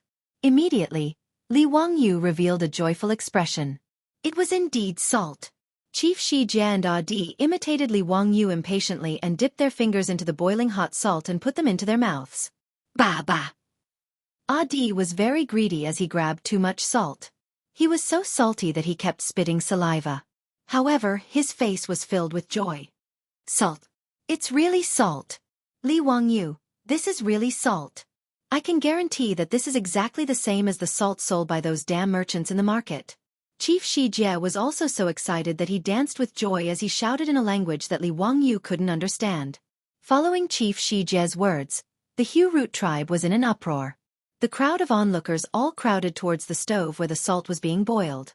Li Wangyu was so scared that he quickly dodged to the side, afraid that he would be pushed into the iron pot by the crowd and be forced to perform a tragic act of stewing himself in the iron pot. Actually, the salt that was boiled from the salty lake water wasn't suitable to be eaten directly. Because the lake water contained various impurities, it still needed to be filtered and precipitated with clean water. After that, the salt would be boiled again to obtain edible table salt. However, Li Wangyu didn't intend to stop the crowd. After all, they were just excited and wanted to taste the taste of the salt. It wasn't a big deal. Although the Chela people didn't eat salt, they knew how precious it was. If their tribe could produce salt, how much benefit would it bring? Even these simple grassland herdsmen couldn't help but widen their eyes and breathe heavily after tasting the taste of the salt. Their eyes turned red. The entire Hu Root tribe was in an uproar. The Chela people sang again in a language that Li Wangyu couldn't understand. They danced around the stove where the salt was being boiled and were extremely jubilant. Li Wangyu, who was injured, was forcefully pulled down by Yerua to sing and dance with the crowd. Unfortunately, although Yerua was Adi's sister, she couldn't speak Chinese. Li Wangyu couldn't communicate with her and could only respond with a silly smile. Leader Xijie immediately ordered his men to drag a few fat sheep over and prepared to slaughter them for celebration. When Li Wangyu saw this, he hurriedly went to find Jian and asked him to tell Chief Xijie if he could take care of the sheep today. The mutton of the grassland was indeed delicious, but Li Wangyu felt that the way the Chela people handled the mutton was a waste of natural resources. Now that he had salt, he no longer wanted to eat those bland and tasteless foods that reeked of blood. With regards to Li Wangyu's request, Chief Xijie naturally nodded in agreement. After the few fat lambs were killed, Li Wangyu led Ague to get busy. There were not many seasonings in the Hu Root tribe, but Li Wangyu did not care so much. Under the circumstances of simplicity, he arranged a whole lamb feast. Roasted whole lamb, stewed lamb, mutton soup, stir-fried mutton offal. Li Wangyu, it was a pity that he didn't have cumin. Otherwise everything would be perfect.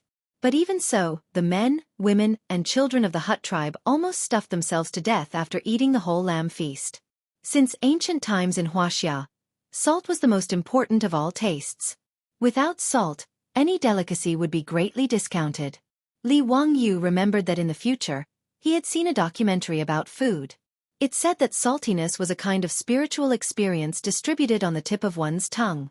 Therefore, salt would bring a strong stimulation to the taste buds. Regardless of whether this saying was true or not, when salt was added to the whole lamb feast, the Hut tribe had a new understanding of the taste of mutton. Diane's mouth was full of oil, and his stomach was so bloated that he didn't want to move anymore. He slumped beside Li Wangyu and said excitedly, "Li Wangyu, I finally understand why those damn salt would be sold at such a high price."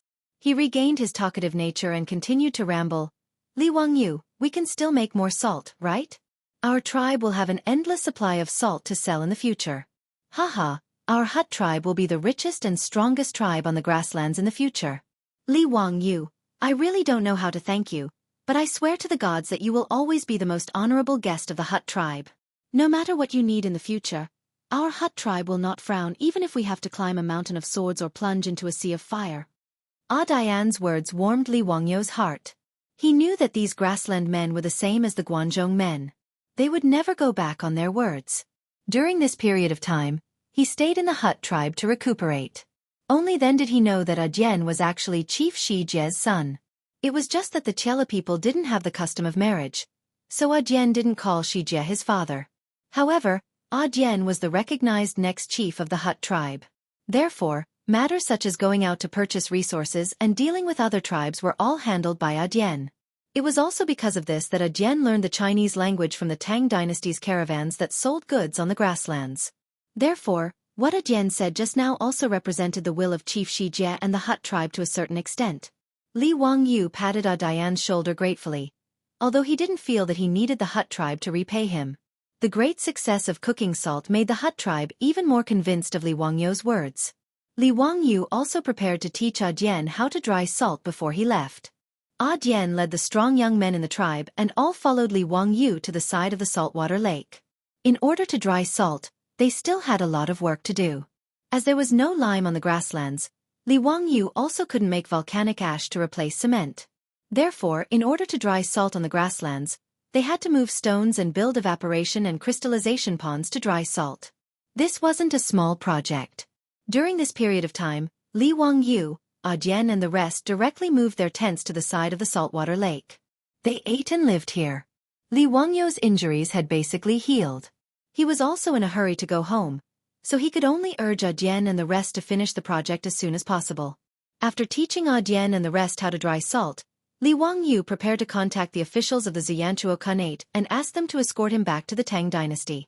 When Li Wangyu led Dian and the rest to the saltwater lake, the Hut tribe also became busy.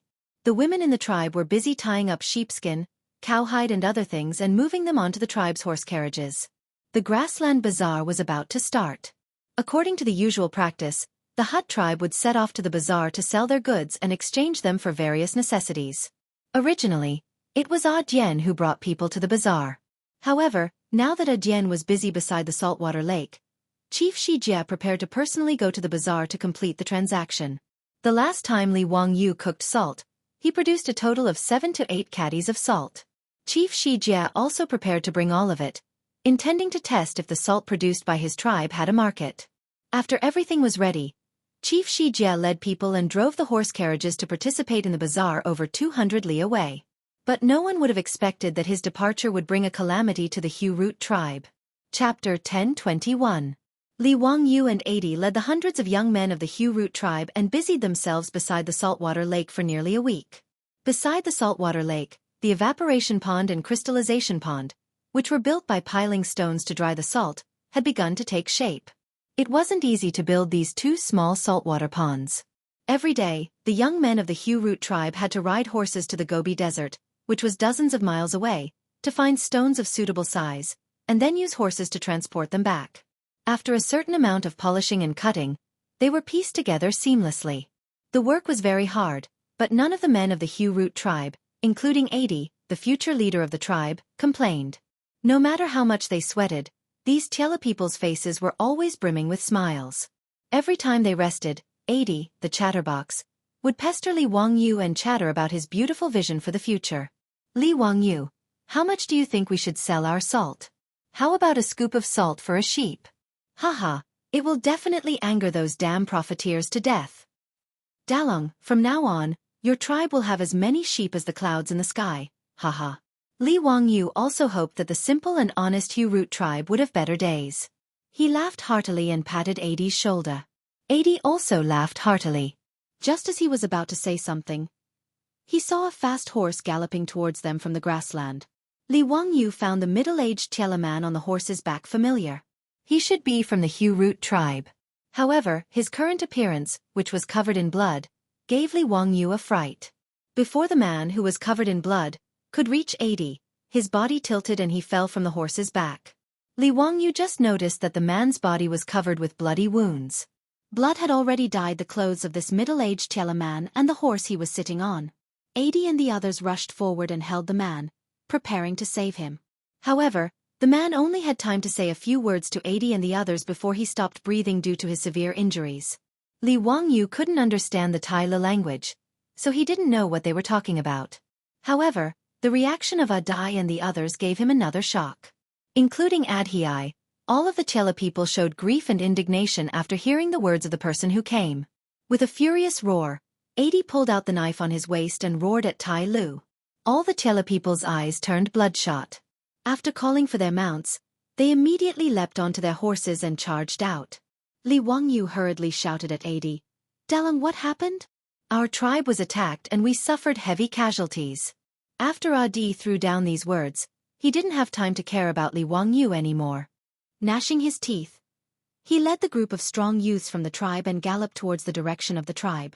Hearing this, Li Wangyu's expression changed drastically. After being stunned for a few seconds, he hurriedly ran towards his sandboat, raised the sail, and chased after Adian and the others. In order to build the salt drying pond next to the saltwater lake, Adi took away almost all of the strong youths in the tribe. Now that the Hu Root tribe was in the camp, almost all of them were women and children. Now that they were attacked, how could they have the ability to protect themselves? Even Li Wangyu couldn't help but tremble at the terrifying consequences. He didn't dare to imagine it. However, according to his understanding during this period of time, although the Hu Root tribe was a small tribe, there weren't any threats within a radius of 200 to 300 li. Although the Xianxia Khanate was a loose grassland Khanate, ever since the Eastern Turks were defeated by the Tang Dynasty, the Xianxia Khanate had prospered under the rule of their leader, the barbarian Khanate. Although the Tiela tribes weren't rich and even had to pay heavy taxes to the Khanate to let their youths join the Khanate's army, at the very least, the Tiela tribes weren't allowed to kill each other. Now that it was the 6th year of Zhengguan, the Xianxia Khanate had 200,000 elite soldiers. It could be said that the Xianxia Khanate was at its peak. Under such circumstances, how could the Hu Root tribe still be attacked? Who would have the guts to attack a Tiela tribe on the grassland? Weren't they afraid of the Xianxia Khanate's revenge? Could it be that the desert bandits had followed them all the way here?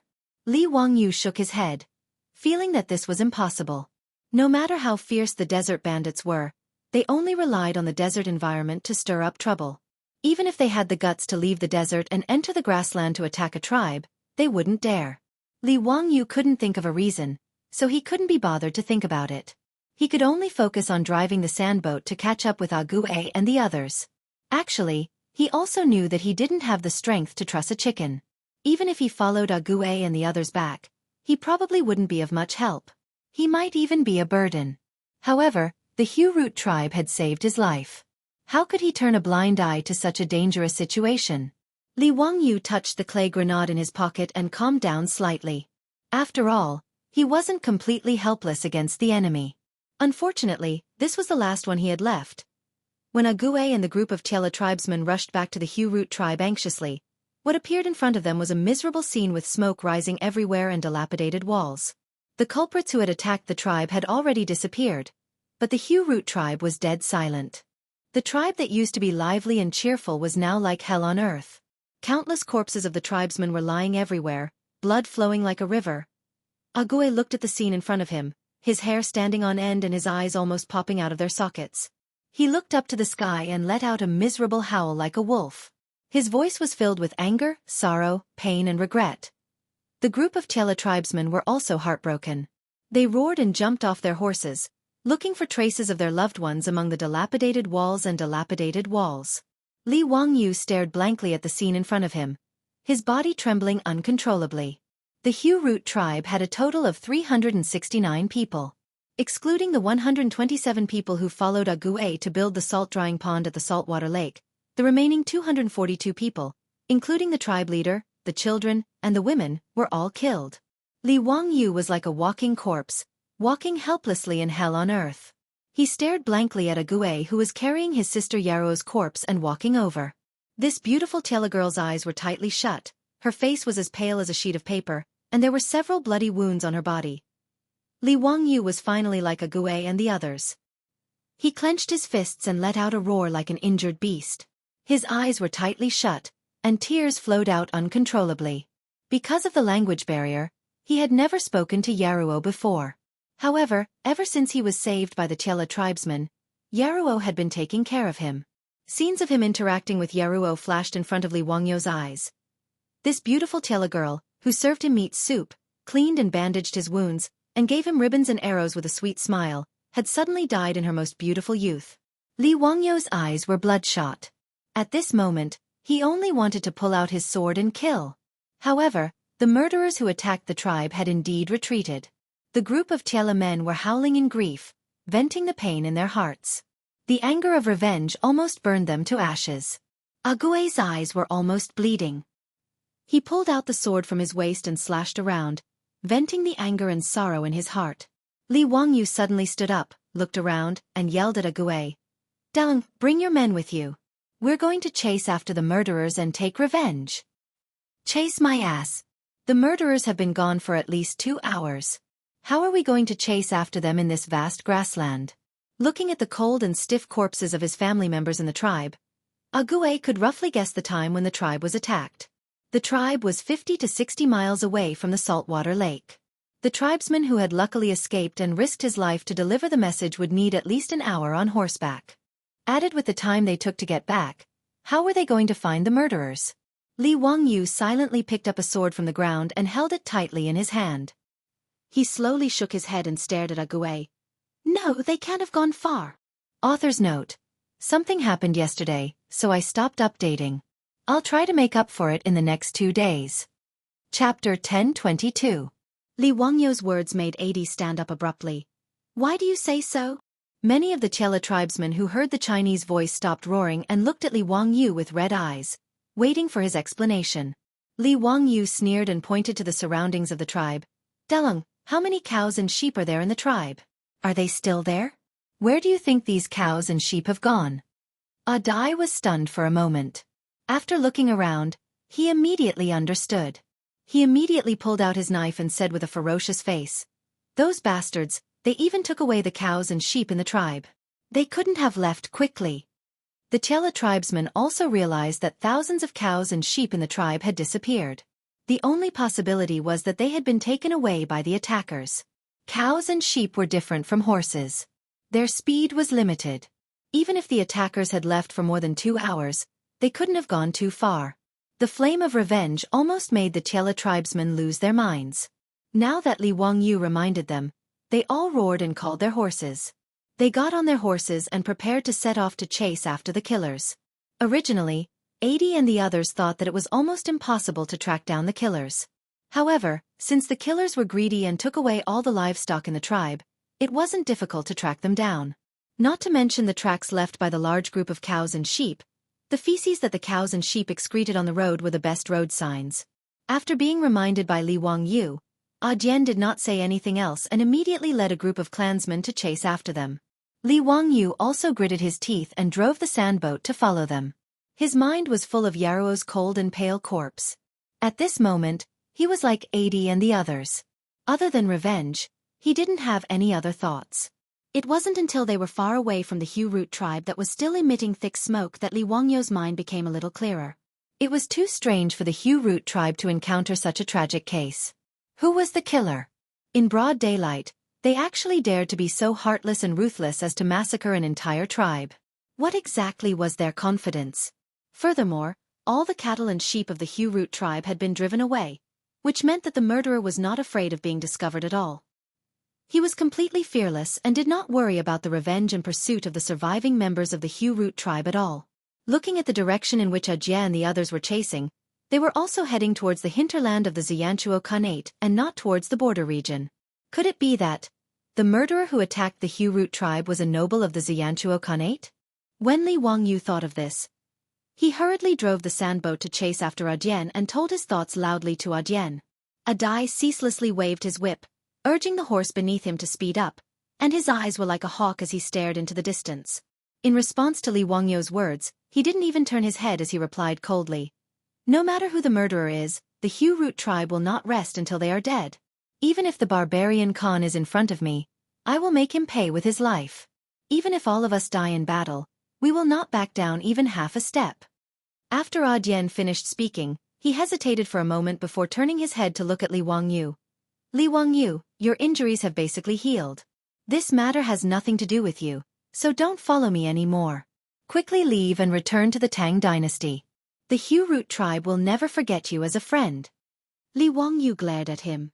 Scram! Yaruo is your sister, and she is also my sister. I, Li Wangyu, will definitely avenge her. If you dare to make me leave again, do you believe that I will fall out with you right now? It was not that Li Wangyu wanted to be brave.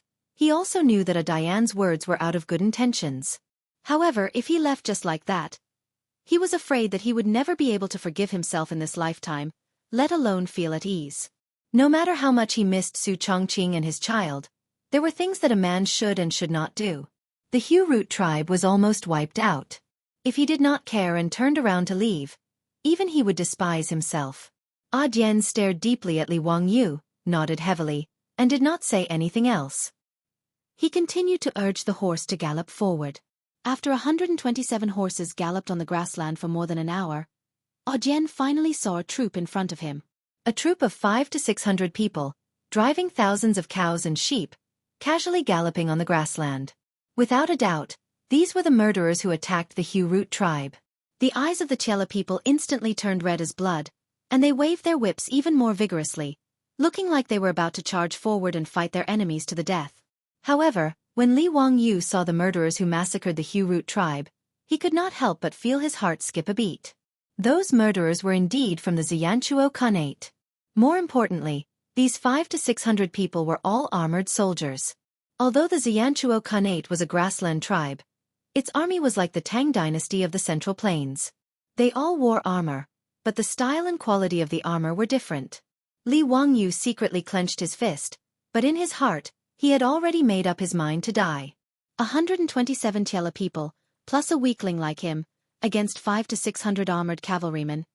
It was basically a dead end. No matter how tough Jian and the other Chela people were, at the end of the day, they were just herdsmen. No matter how valiant they were, how could they fight against 500 to 600 armored soldiers by themselves? But even so, Li Wangyu didn't have the thought of running away in his heart. He just silently touched the grenade in his arms, thinking about how many people he could drag down to die with him before his last breath. Changqing. See you in the next life. Take care of our child. Li Wangyu silently said goodbye to his wife again in his heart. He resolutely gripped the hand that was controlling the sail, and followed closely beside Jian. Over 100 horses of the Hu Root tribe galloped over, causing a huge commotion. When the Xianxia cavalrymen who had massacred the Hu Root tribe realized that someone was chasing after them, they did not panic at all. Instead, they stopped moving forward, jumped off their horses, and formed a battle formation, waiting calmly for Jian and the others to come closer. Li Wangyu, who was on the sandboat, naturally understood this abnormal behavior, but he couldn't help but feel suspicious. The Hu Root tribe came for revenge. Although these murderers had the advantage in numbers, what was the meaning of dismounting and forming a battle formation? Could it be that these Xianxia cavalrymen were so arrogant that they thought they could defeat Jian and the other herdsmen by dismounting? If that was the case, they might still have a chance to live today. However, Li Wangyu did not expect that when Jian led the cavalrymen to a distance of 1 mile from the cavalrymen, he suddenly pulled the reins and stretched out his right hand, indicating for everyone to stop. Li Wangyu was puzzled, so he asked, "Dalong, why did you stop?" Even though he had never been in a battle formation, he knew the principle of finishing in one go. Since the other party had already dismounted, how could they let go of such a good opportunity? At this moment, shouldn't they charge forward and use the speed and charging force of the cavalrymen to defeat their opponents in one go? Jian did not reply, but jumped off his horse and pulled out his saber. Those Chela people also jumped off their horses, pulled out their weapons, and silently stood behind Jian, forming a battle formation. Li Wangyu, since you don't want to leave, then you are my brother. Haha, today, you and I are going to die together. It's a fortunate thing. Stand by my side and we'll charge together. Li Wangyu was completely dumbfounded. What was going on? Chapter 1023. Cavalry getting off their horses and forming a battle formation? Li Wangyu was dumbfounded by the scene in front of him. His brain, which had been filled with blood due to the rush of blood, quickly calmed down. Following which, he thought back to the Battle of Xianxia in history. In the 15th year of Zhengguan, Pai Lupi ordered Minister of War Li Ji to lead 150,000 troops to attack Ma Bei. In order not to waste time, Li Ji led 6,000 Tang Dynasty cavalry and 2 Jue cavalry to chase Xianxia's army to Nuozen Water, where the Battle of Nuozen Water broke out. In the end, the 200,000 Xianxia cavalry dismounted on the Mongol grassland like they had gotten the wrong script. They treated themselves as infantry and fought against the 6,000 Tang cavalry. The 200,000 Xianxia's dismounted cavalry were brutally beaten by the 6,000 Tang cavalry and were defeated like a landslide. 3,000 of them were beheaded, 50,000 were captured, and the rest fled to Ma Bei. Along the way, there was heavy snow, and most of the Xianxia people died from the cold. Of the 200,000 troops, only 20,000 managed to escape. This battle also gave rise to Li Ji's achievements. When Li Wangyu read history books, he felt that the Xianxia people's brains must have been kicked by a donkey. The grassland nomadic cavalry actually dismounted during battle, turning cavalry into infantry. How stupid were they? However, Shui Yantua's dismounted cavalry formation was the traditional battle formation of the Shui Yantua Khanate. At that time, the Eastern Turks were really strong, and they taxed excessively, causing the Chela people to suffer. In the second year of Zhengguan, the barbarian man led his troops to fight against the Turks. Sheli Khan sent troops to suppress the Chela people, but he did not expect that the Turks would be defeated by them. It was because the barbarian man defeated the Turks that his prestige rose, and the Chela people chose him to be the Khan, establishing the Shui Yantua Khanate. The method that the Chela people used to defeat the Turks was to dismount and form a cavalry formation. They all won with their men, but they did not use their mounts. 5 men in a group, 1 on the horse, 4 in front. The order was, if you win you ride and chase. If you lose you die. Shui Yantua's strategy was to form a group of 5. One of them would be in charge of the 5 horses, while the other 4 would fight on foot. If they won, they would pursue on horseback. If they lost, they would retreat on horseback. To Shui Yantua's cavalry, horses were only a means of transportation and not a fighting force. To the people of the grassland, this was a wonder. However, such a dismounted cavalry formation was able to defeat the Turkic cavalry, who were at the peak of their power. Whether it was the cavalry of the Eastern Turks or the Western Turks, Shui Yantua would always use this move. Moreover, he would win every battle. This made Shui Yantua's people even more superstitious about dismounted cavalry. It was not until the 15th year of Zhengguan that Shui Yantua's dismounted cavalry formation was taught a lesson by the iron cavalry of the Tang Dynasty that this strange tactic died out. Li Wangyu recalled the history of the Tang Dynasty and immediately understood why those Shui Yantua cavalry dismounted and formed a formation, and why Adian and the other Chela people also dismounted. Was there something wrong with his head? One must know that cavalry was the most invincible army in the era of cold weapons. Giving up on being a cavalry with plus 100 combat power and jumping off the back of a horse to become a foot soldier, this was simply crazy. Immediately he jumped down from the sand boat, grabbed Adian and roared, "Dalang, wait! You can't fight like that. This is just courting death. Quickly get on the horse, I have a way to defeat them." Adian and the others were already prepared to charge. Being burned by the flames of vengeance, how could he listen to Li Wangyu's words? "Li Wangyu, let go." Adian pulled Li Wangyu to the side and explained, "We Chela people have always fought like this. Horses can't break the formation at all. This is how the Turks were defeated by us Chela people. Listen to me, Dalong. If you charge over like this, you are just courting death. Today, we don't plan to go back alive. If they don't die, we will die. None of us Hu Root men are afraid of death." Adian did not listen to him at all. Li Wangyu was so anxious that his face turned red. He opened his arms and stood in front of Adian. "Bullshit. They are already dead. Who will avenge Yaruo? Dalong, do you believe me? Listen to me, I guarantee that we can defeat them. If you don't listen to me, then just step over my body." Adian was startled by his roar. He looked at the group of Chela people and did not know how to respond. The Chela people were not afraid of death, but more than 200 people in their tribe were slaughtered. Of course, they wanted to avenge this blood debt. If they did not care about the consequences and fought with their lives, they would die. However, they were not willing to let their enemies leave so easily. Li Wangyu was a Tang man who they picked up from the grassland. Although he was thin and weak, his abilities made everyone gasp in admiration. Whether it was the sand boat that could run without animal power or boiling salt in water, Adian and the others were amazed. Many of them even treated Li Wangyu as a god. Adian hesitated for a moment. He gritted his teeth and asked, "Li Wangyu, tell me, how can we defeat those bastards?" Li Wangyu's eyes flashed as he pointed at the horses behind them and said, "Mounted archery." Mounted archery? Adian did not understand what Li Wangyu meant. "Yes, mounted archery." Li Wangyu nodded his head confidently. In his eyes, dismounting cavalry like Shui Yantua was putting the cart before the horse. No wonder the Shui Yantua Khanate was defeated by the Tang army not long after it existed. As for the Turks, they were even weaker. They could not even break the dismounted cavalry formation of the Chela people, which was a joke. No wonder the Turks were chased to the west by the Tang army. Although Li Wangyu had never been in a war before, as a military fan, he knew that the strongest cavalry in history was the Mongol cavalry during the Genghis Khan era.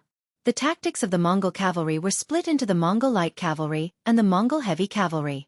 The Mongol light cavalry was famous for their mounted archery, and they were the nightmare of infantry.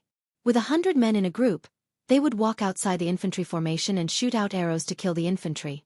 Before the two armies clashed, the Mongol light cavalry would be able to kill large amounts of enemy troops from afar, causing them to fall into chaos.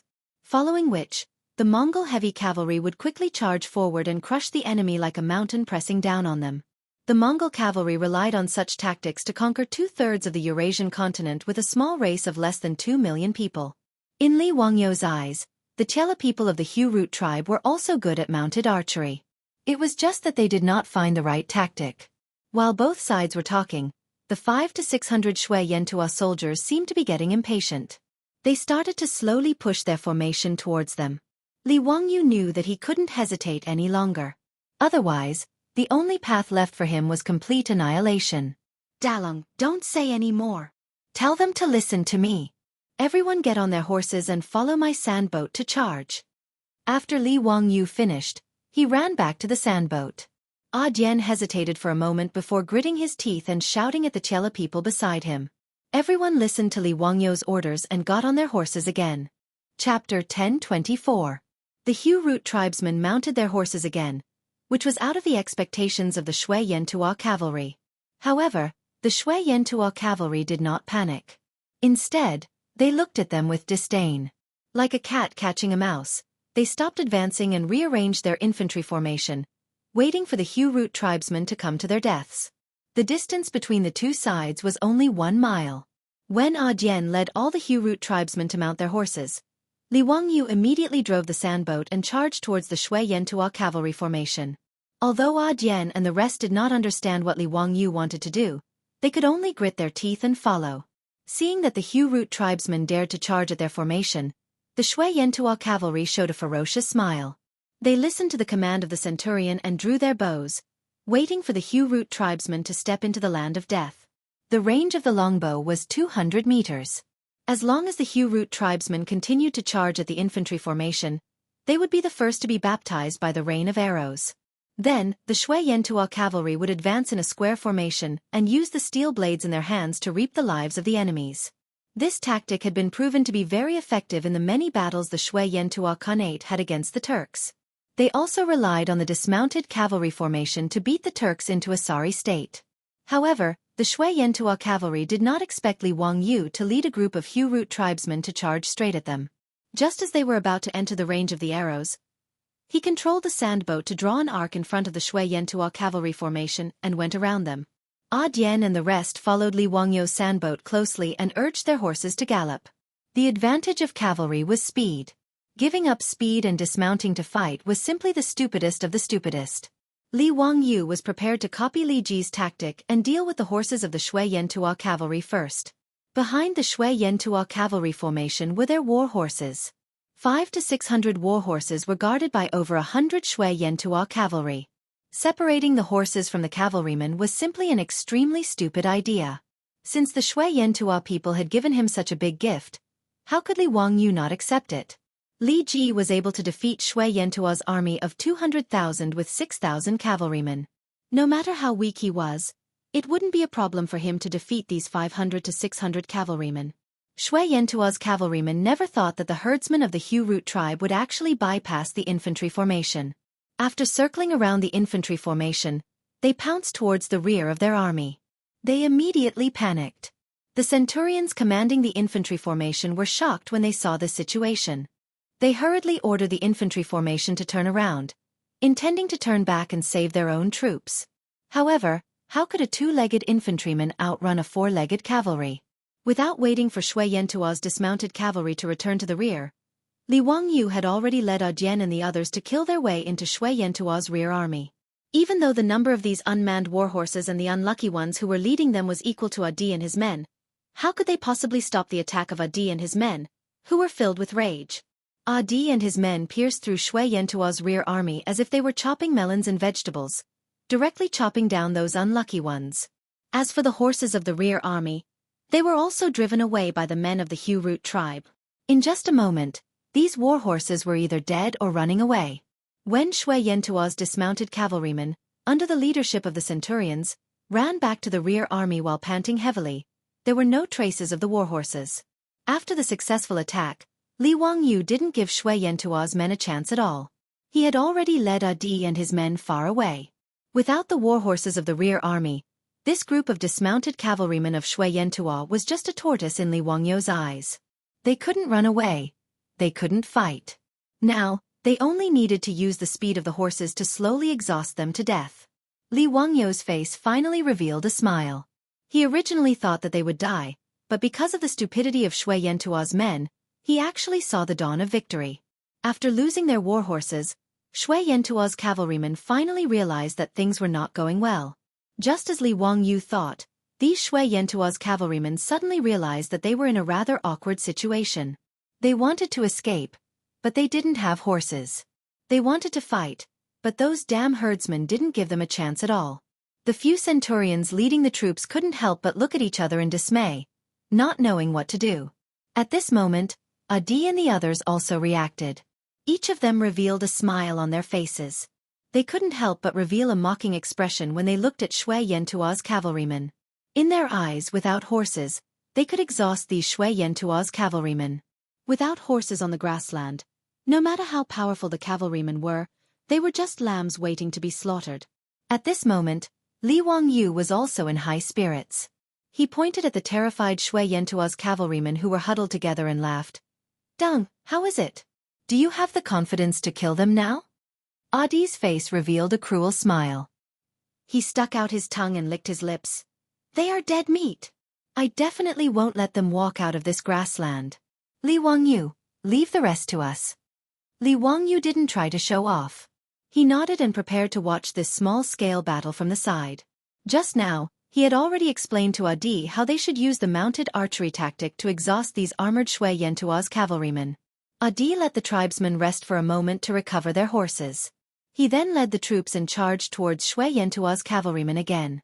The herdsmen of the Hu Root tribe didn't give Shui Yantua's cavalrymen any chance to attack them. Under Adi's lead, they followed Li Wangyu's instructions and constantly urged their horses to circle around the Shui Yantua's cavalrymen who were like tortoises. The bows in their hands constantly shot out arrows, slowly reaping the lives of the Shui Yantua's cavalrymen.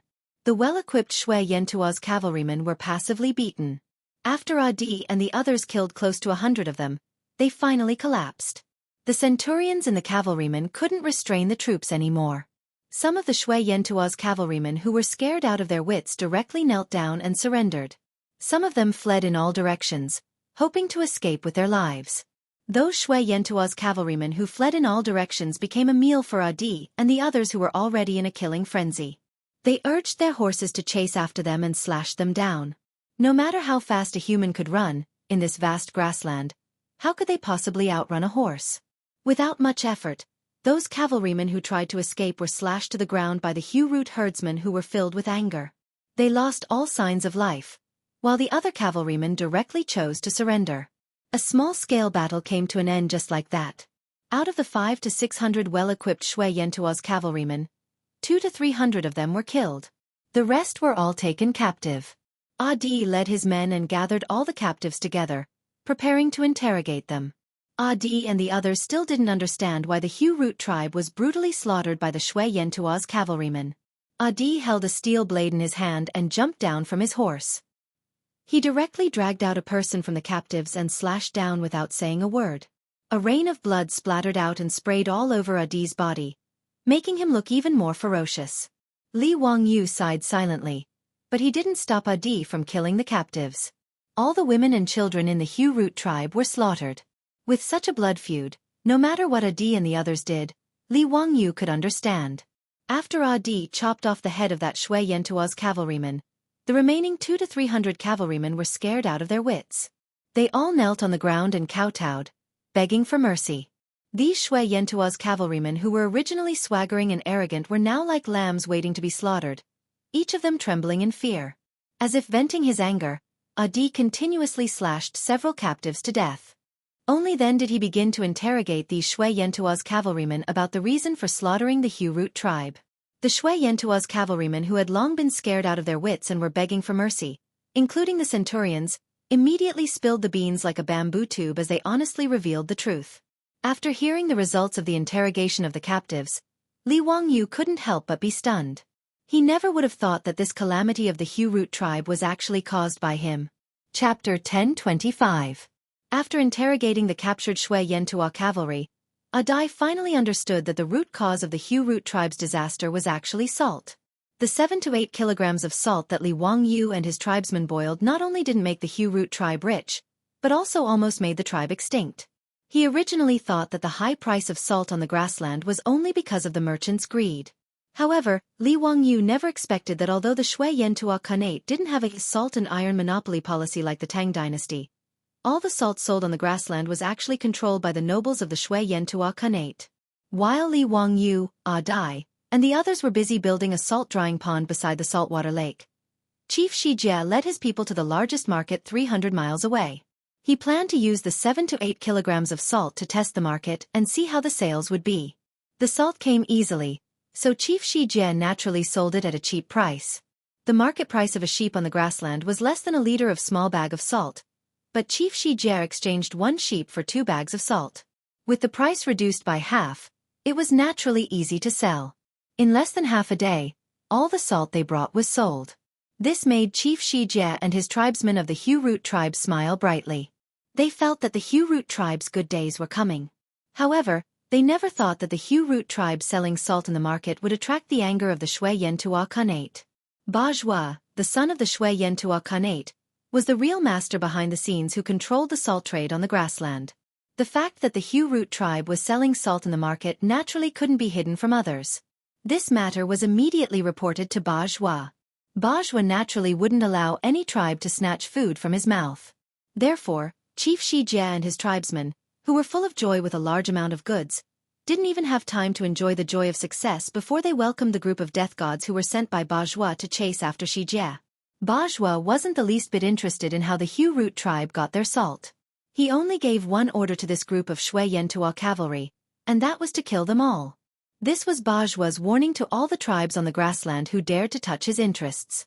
Kill the chicken to warn the monkey. The Hu Root tribe was the chicken in Bajwa's eyes. This group of Shui Yantua cavalry followed Chief Xianxia's group in secret according to Bajwa's orders. When they found the Hu Root tribe, they didn't say anything and rushed into the tribe. In the tribe, they were no match for the Shui Yantua cavalry. Other than a clansman who risked his life to run out and report the news to Adian, the entire clan was killed. Shui Yantua's cavalry did not care why there were no young men in the tribe. After killing and setting fire to the tribe, they looted everything in the Hute tribe and drove the cattle and sheep away, preparing to return to report on their mission. The Hua cavalry didn't Zhua people, Qiu cavalry was the cavalry's, Zhua Qiu cavalry. People's cavalry was cavalry. Tu's chief, and Khanate's, Hua, and this, SAS and Khanate. This SS, the centurions of the Shui Yantua cavalry would never have thought that the well-equipped Shui Yantua cavalry, who had defeated the Turks so easily, would be defeated by a few hundred herdsmen. Even centurions like them had become captives. Are you really sent by Prince Dajua? After listening to the confession of the centurions, Adil's face turned dark. The few centurions looked at each other and thought that Ague was frightened by Bajwa's identity. They couldn't help but raise their voices. That's right. Are you from the Hu Root tribe? Since you know that we are Prince Dajua's subordinates, why don't you let us go and tie your hands and follow us to beg for forgiveness? I will plead for you later. I think Prince Dajua will spare your lives for the sake of your bravery. He might even entrust you with important tasks. Are you trying to rebel? We are Prince Dajua's subordinates. Ague nodded. Good. You are all Prince Dajua's subordinates. Before he could finish his sentence, he swung the steel saber in his hand and chopped off the head of a centurion. Then go to hell and repent to my clansmen. As Ague made his move, the hundreds of Hu Root tribe members all stabbed their steel sabers into the bodies of the Shui Yantua cavalrymen with bloodshot eyes. Miserable howls resounded through the sky, and blood mist filled the grassland. Li Wangyu's face couldn't help but twitch a few times. However, he just turned his head and didn't look at Ague's actions of killing the captives.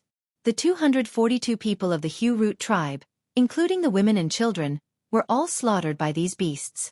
No matter how Ague and the others took revenge, in Li Wangyu's eyes, it was reasonable. This group of Shui Yantua cavalrymen had already been disarmed. They didn't have sabers or swords in their hands, armor to defend themselves, and horses to help them. Under such circumstances, even if they found out that the Hu Root tribe was killing the captives and wanted to resist or escape, it would be of no use. After a few minutes, the grassland regained its tranquility. However, the strong smell of blood almost made Li Wangyu vomit. He resisted the urge to look at the corpses of the Shui Yantua cavalrymen and found a Gue, who was covered in blood. De Lang, what are you going to do next? Why don't you go back to the Tang Dynasty with me? Don't worry, the Tang Dynasty also belongs to the Tiela people. I will order people to allocate a grassland for you, which is enough for the Hu Root tribe to thrive. In Li Wangyu's view, a Gue and the others definitely couldn't stay in the Shui Yantua Khanate after such a thing happened. In this way, it was a good choice to go back to the Tang Dynasty with him. As for the murderer behind the massacre of the Hu Root tribe, the legitimate son of the Yishan Khan, Li Wangyu couldn't do anything to him even though he was the prefectural duke of the Tang Dynasty. He couldn't ask Pai Lupi to send the cavalry to attack the Shui Yantua cavalrymen just because the Hu Root tribe was slaughtered, right? It was the 6th year of Zhanguan, and the Tang Dynasty and the Shui Yantua Khanate were still in the honeymoon period. The relationship between the two countries was harmonious, and the Tang Dynasty couldn't force the Yishan Khan to hand over his legitimate son just because of a small tribe in the Shui Yantua Khanate. Those who had this idea were crazy.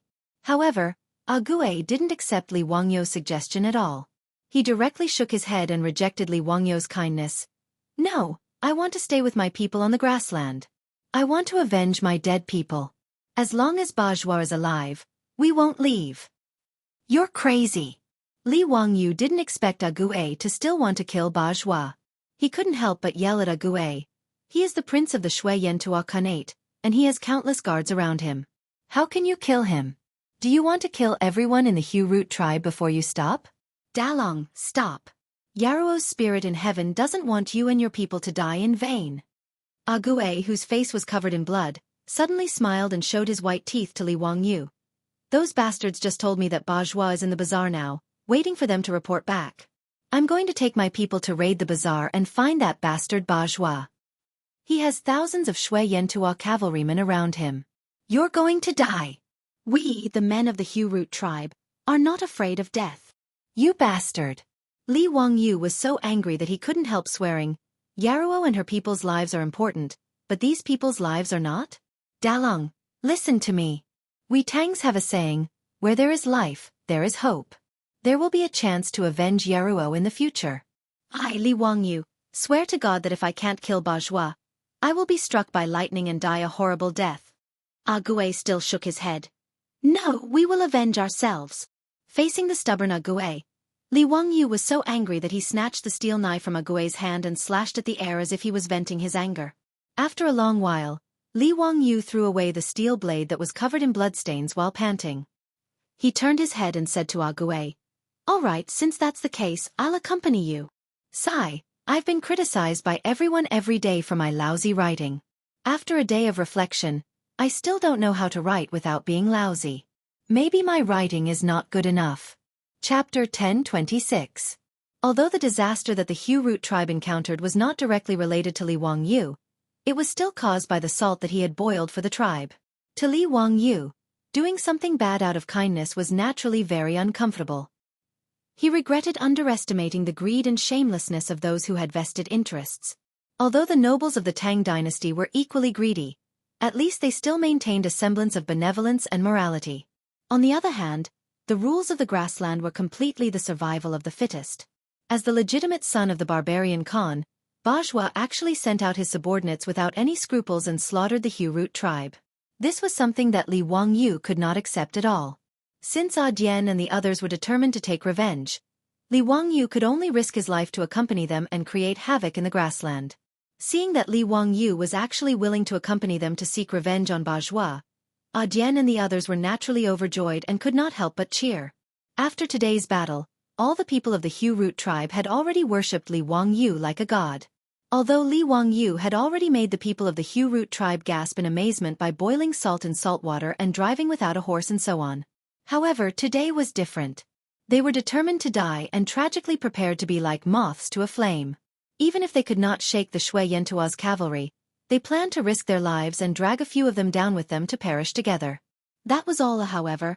Under such circumstances, Li Wangyu was able to lead 127 of them and miraculously annihilate 500 to 600 fully armed Shui Yantuo cavalrymen. Moreover, the casualties they suffered were minimal. Apart from a few people who suffered some minor injuries when charging at the rear of the Shui Yantuo's cavalry, it could be said that they were unharmed and killed 500 to 600 cavalrymen. The feeling of escaping death and being able to kill the murderer of their loved ones with their own hands made Jian and the group of Hu-Root men so excited that they almost forgot themselves. However, they also understood that all of this was due to Li Wangyu's magical command. It would be best if Li Wangyu was willing to help the Hu-Root tribe take revenge. However, after Tai's excitement, he shook his head and said, "Li Wangyu, you should return to the Tang Dynasty as soon as possible. We will take revenge for the Hu-Root tribe ourselves." In Adi's view, even though Li Wangyu, this Tang, was miraculous, it was impossible for more than 100 people to deal with thousands of Shui Yantuo's cavalry. If it wasn't for the blood feud between the tribes that they couldn't let go of, Jian wouldn't have sent himself to his death. He could not retreat, nor was he willing to retreat. But Li Wangyu was different. He was a Tang, and there was no need for him to throw his life away with them. Ague treated Li Wangyu as a brother and naturally had to think for him. "Bullshit. Unless you are going back to the Tang Dynasty with me, you don't have to say such things." Li Wangyu glared at Abdi and scolded him with a smile. Having said that, Jian had nothing else to say. He could only nod his head gratefully. He knew very well what Li Wangyu's decision to stay behind meant. "Li Wangyu, what should we do now? Tell us, we'll listen to you." The Tiela people were straightforward. Since Li Wangyu insisted on staying, Jian didn't waste any more words. He directly asked Li Wangyu if there was a way for them to take revenge. As long as they could kill Bajua, Jian would have no regrets even if he had to die immediately. Li Wangyu couldn't help but lower his head and ponder. He was willing to help Jian take revenge. However, if Diane's original plan was to go to the market and fight Bajua to the death, that wasn't bravery, but recklessness. In Chang'an, Su Chongqing and his children were waiting for him to return. Li Wangyu didn't want to die in vain. Facing thousands of Shui Yantuo's cavalry, the previous move wouldn't work. Even if Shui Yantuo's people were stupid and were willing to dismount and fight with them, the rear army formed by thousands of horses and hundreds of cavalry wasn't something that Jian and his people could deal with. Once Shui Yantuo's cavalry reacted, they would definitely die. Since they couldn't fight head-on, they could only think of a way to kill Bajua. Li Wangyu touched the last grenade in his pocket and finally made up his mind. He reached out his hand and called Jian over. He whispered a few words in his ear. However, Jian frowned and looked puzzled. "Li Wangyu, what do you mean? Why do you want our tribesmen to compete in throwing stones?" "Don't worry about that. Just listen to me." Jian could only nod his head helplessly. He gathered his tribesmen and asked them to find fist-sized stones. Then they would compete to see who had the greatest strength and could throw it the furthest. The men of the Hu-Root tribe were also puzzled. However, out of their trust in Li Wangyu, all the men of the Hu-Root tribe, including Jian, dismounted from their horses and began to look for stones in the grassland. Of course, this wasn't Li Wangyu deliberately teasing Jian and the others. He planned to use the last grenade to kill that bastard Bajua. However, there would be many guards around Bajua. It wouldn't be easy to use bows and arrows or other assassination methods. However, if he used the grenade, he could throw it far away. As long as he threw it accurately, he could kill with one shot. The Tiela tribesmen had never seen a bomb before. Naturally, they wouldn't be prepared for the grenade. The probability of success was the highest when the enemy was caught off guard.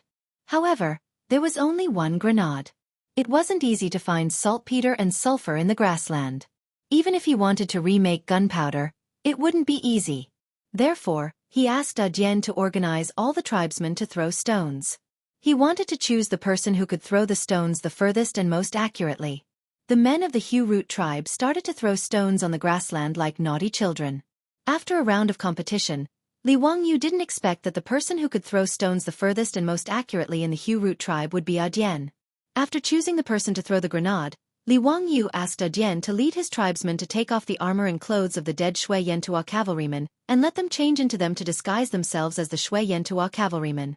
Fortunately, The Shui Yantua's recruitment system was similar to the Tang Dynasty's military system. Every tribe needed to send their strong tribesmen to serve in the army regularly.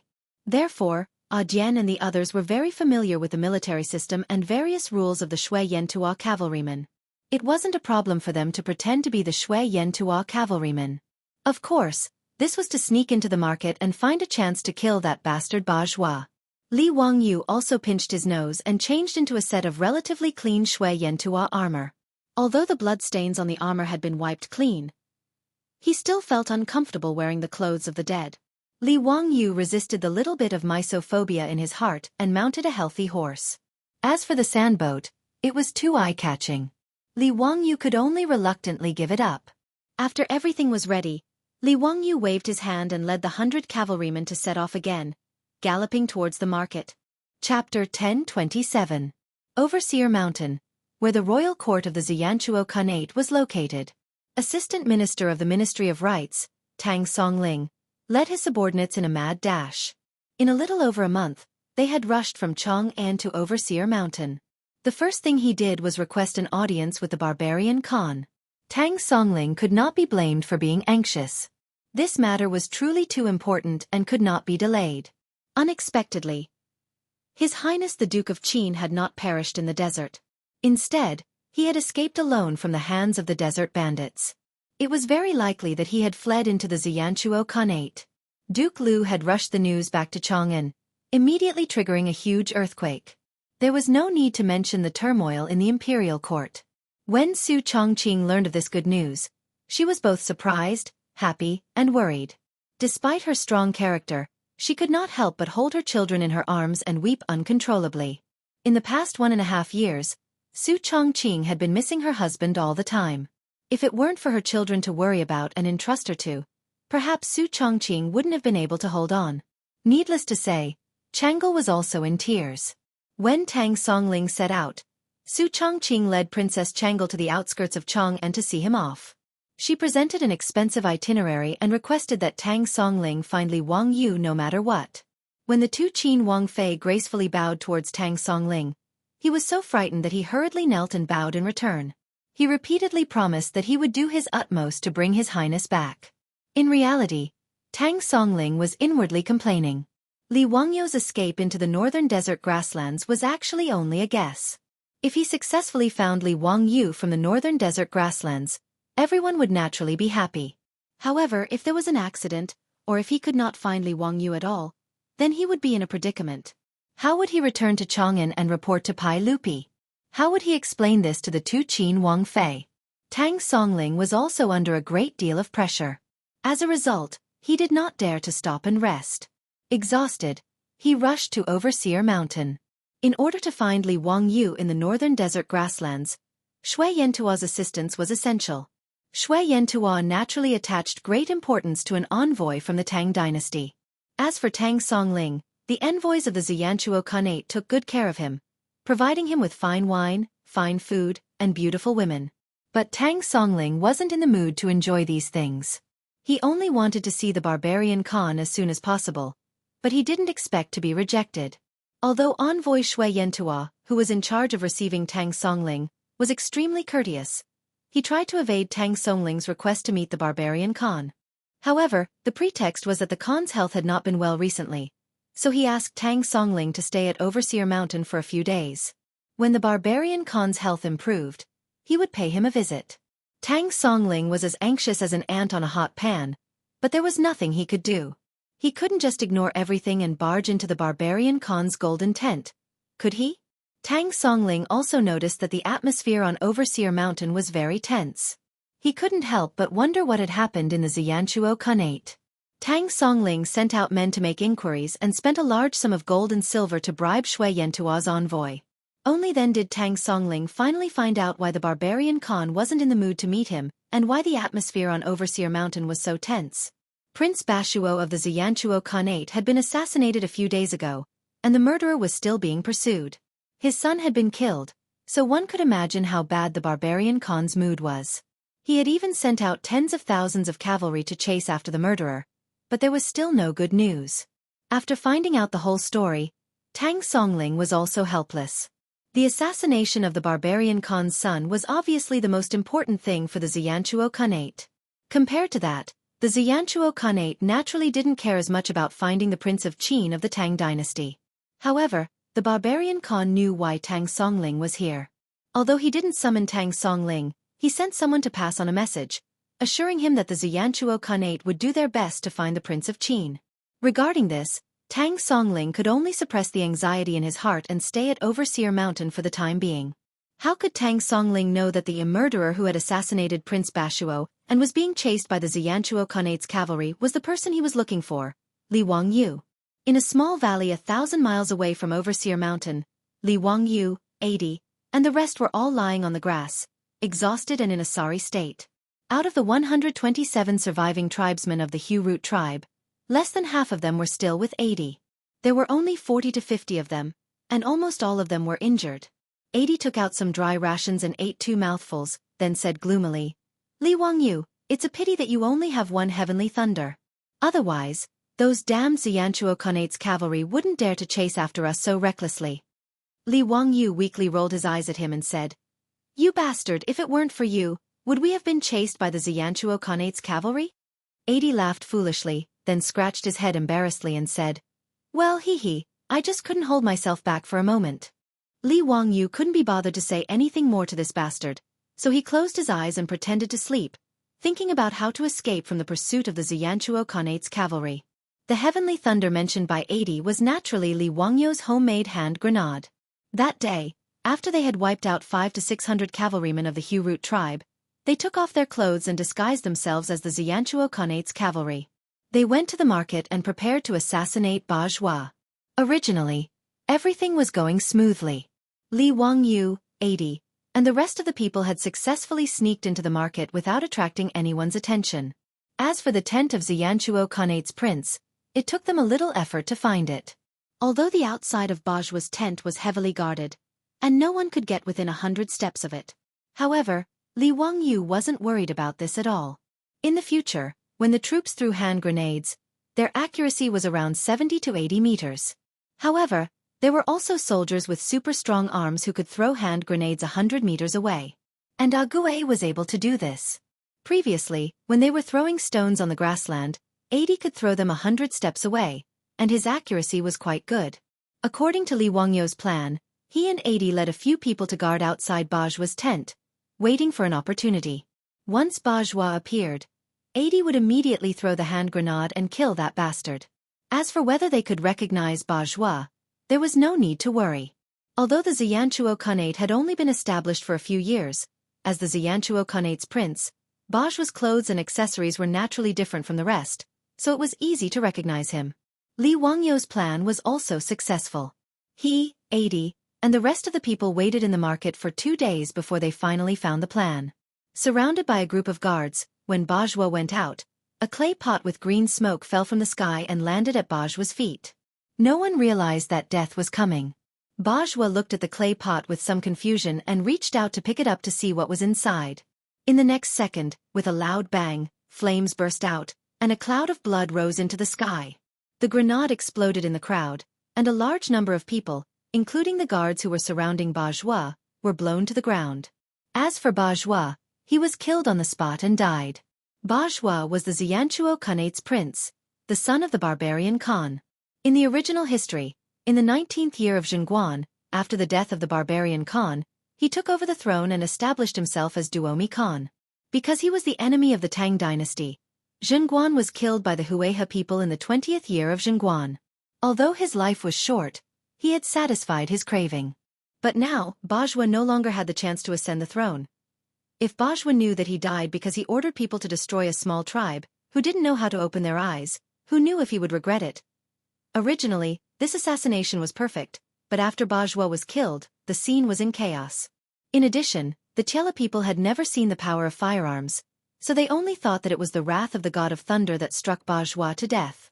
But the bad thing was 80. This Chela man listened to Li Wangyu's order and threw the so-called divine thunder, but he didn't expect that it would really kill Bajhua.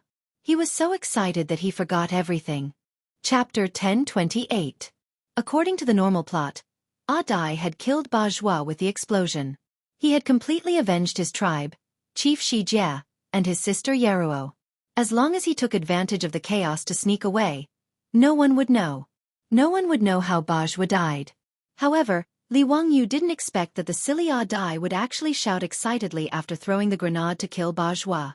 Wahahaha, Bajhua is dead. Bajhua is dead. Li Wangyu, did you see that?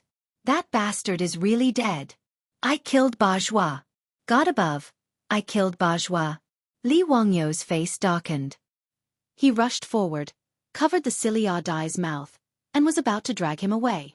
Damn, this guy was simply a moron. If it weren't for the fact that Dai had saved him, Li Wangyu really wanted to kick him twice to vent his anger.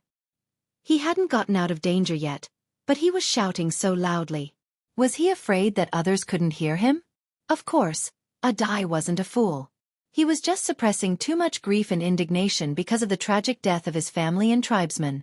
Now that he had suddenly gotten his revenge, he was stimulated to the point that he lost control. When he realized that he had made a mistake and was about to run away with Li Wangyu, it was already too late. Although the explosion of the grenades and Bajhua's death had thrown the bazaar into chaos, Dai's roar was still heard by some people. Thus, a 1,000-mile chase began. Thousands of Shui Yantua's cavalry began to pursue Li Wangyu and Dian's group with all their might as if they had gone mad. If it wasn't for the fact that the Hu Root tribe was also incomparably familiar with the grassland, and that Li Wangyu was able to react according to the situation and come up with a lot of camouflage, they would only be able to escape with over 100 light cavalry. But even so, the cavalry of the Shui Yantua Khanate didn't give up on chasing them. They were like gangrene attached to the bone, threatening Li Wangyu and his group all the time. After more than 10 days of escape, more than half of the remaining 100 tribesmen of the Hu Root tribe had died. The remaining troops were all injured and exhausted. They were almost forced into a desperate situation. If Li Wangyu wanted to escape from the Xianxia Khanate, there were not many routes he could take. Going south was naturally the best way. As long as they could cross the Great Wall, they could return to the Tang Dynasty. But for some unknown reason, they tried to escape to the south several times, but they were forced back by Shui Yantua's cavalry who were searching for them. According to Qi and his clansmen's secret investigation, they discovered that the Xianxia Khanate had already deployed a considerable number of military forces in the south, forming a net to search for them everywhere. This feeling was quite strange, as if Shui Yantua had predicted that he would escape to the Tang Dynasty. There was no need to consider going north. Li Wangyu did not want to go to Siberia. If he did, his chances of going home would be even slimmer. To the east was Goguryeo, and Li Wangyu didn't wish to flee to Goguryeo either. Although the relationship between Goguryeo and the Tang Dynasty was still harmonious, he still felt uneasy after killing Yun Gaesaman. How could he be willing to run to Goguryeo alone? To the west was the territory of the Turks. As for the relationship between the Turks and the Tang Dynasty, Li Wangyu naturally couldn't choose this path. After thinking about it, Li Wangyu felt that the only way to escape from Shui Yantua was to enter the desert again. As long as they escaped into the desert, Shui Yantua's cavalry would no longer be a threat to them. Although Li Wangyu didn't want to enter the desert again, this was the only way now. Just as Li Wangyu was thinking about how to escape from the Xianxia Khanate, in the Xianxia Palace of Overseer Mountain, the barbarian Khan was staring at the several Xianxia generals kneeling below with a gloomy face. You are all trash. After so many days, you still haven't caught the murderer of Kishuo. What's the use of me keeping you? Someone come. Drag these trash down and trample them to death. The generals immediately trembled and kowtowed and begged for mercy. Great Khan, please forgive us, please spare our lives, please give us another chance, we will definitely capture and kill the murderer to avenge Prince Dajhua. Khan, please spare us. An old man beside the barbarian Khan persuaded. Khan, why don't you give them another chance? I'm sure they will do their best. Humph. Since Galadogan is pleading for you, I'll give you another 15 days. If you still can't catch the murderer, you don't have to come back. The barbarian Khan said sinisterly and waved his hand, indicating for the terrified generals to leave. The Galadogan he mentioned was not a person's name, but Shui Yantua's official position. Shui Yantua inherited the Tujue and had the same official system as the Tujue. Goli meant old, while Dagon was the official name. Galadogan had a prominent position, equivalent to the prime minister of the Tang Dynasty. After the generals left the tent in fear, the barbarian Khan asked coldly, Do the Tangs know that we are chasing the king of Qin? The old man twisted his beard and shook his head. Of course they don't know. Tang Songling only knows that Prince Kishua was assassinated, but they don't know that it was their king of Qin who did it. That's good. Barbarian Khan stood up and paced a few steps inside the tent. My son died a tragic death. I wish I could pull out that surnamed Li's tendons and flay his skin, grind his bones and scatter his ashes to vent the anger in my heart. However, the Tang dynasty is powerful. Although I have 200,000 armored soldiers, I can't defeat the Tang dynasty. Therefore, this matter must not be spread. After we kill the king of Qin of the Tang dynasty, let the Tangs come to see me. Heh, don't worry, Great Khan. As long as we kill that Li Wangyu and destroy the evidence, we can slowly help the Tang search for their His Highness King of Qin. The old man nodded and smiled sinisterly. If Li Wangyu heard their conversation, he would immediately understand why his route to the south was blocked. It turned out that Shui Yantua's people had already known his identity, so they deliberately set up a heavy guard on his route to the south to prevent him from escaping back to the Tang dynasty. The barbarian Khan didn't want to see Tang Songling for the same reason. Pai Lupi sent Tang Songling to Shui Yantua to find Li Wangyu with the help of Shui Yantua. However, who would have thought that Shui Yantua was secretly searching for Li Wangyu and trying to kill him? Speaking of which, Li Wangyu's identity was exposed because of Dai. If he hadn't shouted out Li Wangyu's name in the market that day, Shui Yantua wouldn't have known the truth. Li Wangyu was now famous in the Tang dynasty. Even Shui Yantua, who was far away in Mo Bay, had heard of his name. Tang Songling went to Shui Yantua to ask for Shui Yantua's help to find Li Wangyu. One of the Tangs who assassinated Prince Bashuo was also named Li Wangyu. With the combination of the two, how could the barbarian Khan and the others not know Li Wangyu's true identity? That was why the barbarian Khan refused to see Tang Songling. He didn't want Tang Songling to know about this. Shui Yantua couldn't afford to offend the Tang dynasty. However, the barbarian Khan was even more unwilling to let go of his son's murderer. Therefore, killing Li Wangyu secretly as soon as possible could hide it from the Tang dynasty. No one would know that the Tang dynasty's king of Qin had died in Mo Bay. However, no matter how much Anan Khan and his trusted subordinates calculated, they never expected that Li Wangyu would escape to the desert. This gave Li Wangyu, Dian, and the others a chance to escape. I have to drive to another place to do something tomorrow. I may not be able to come back on the same day. Therefore, I have to take a day off. Chapter 1029. In the barbarian king's tent on Overseer Mountain, the barbarian Khan was still discussing the matter of capturing Li Wangyu with a few of his trusted officials when the tent's door was suddenly opened by someone. A young man ignored the god's obstruction and directly barged in. Father, please allow me to personally capture the murderer who killed my brother. I want to personally take revenge for my brother. The one who barged into the tent was the other son of the barbarian king, Xieli. The barbarian king only had these two sons. How could he bear to let him go capture Li Wangyu? Xieli, don't mess around. I have my own plans for this matter. No, father, I want to personally take revenge for my brother. I already know that the one who killed my brother is the Qin king of the Tang dynasty, Li Wangyu. Father, please allow me to lead the troops to take revenge for my brother. The barbarian king was about to shake his head and refuse when the old man beside him persuaded. Great Khan, Prince Xieli has already grown up.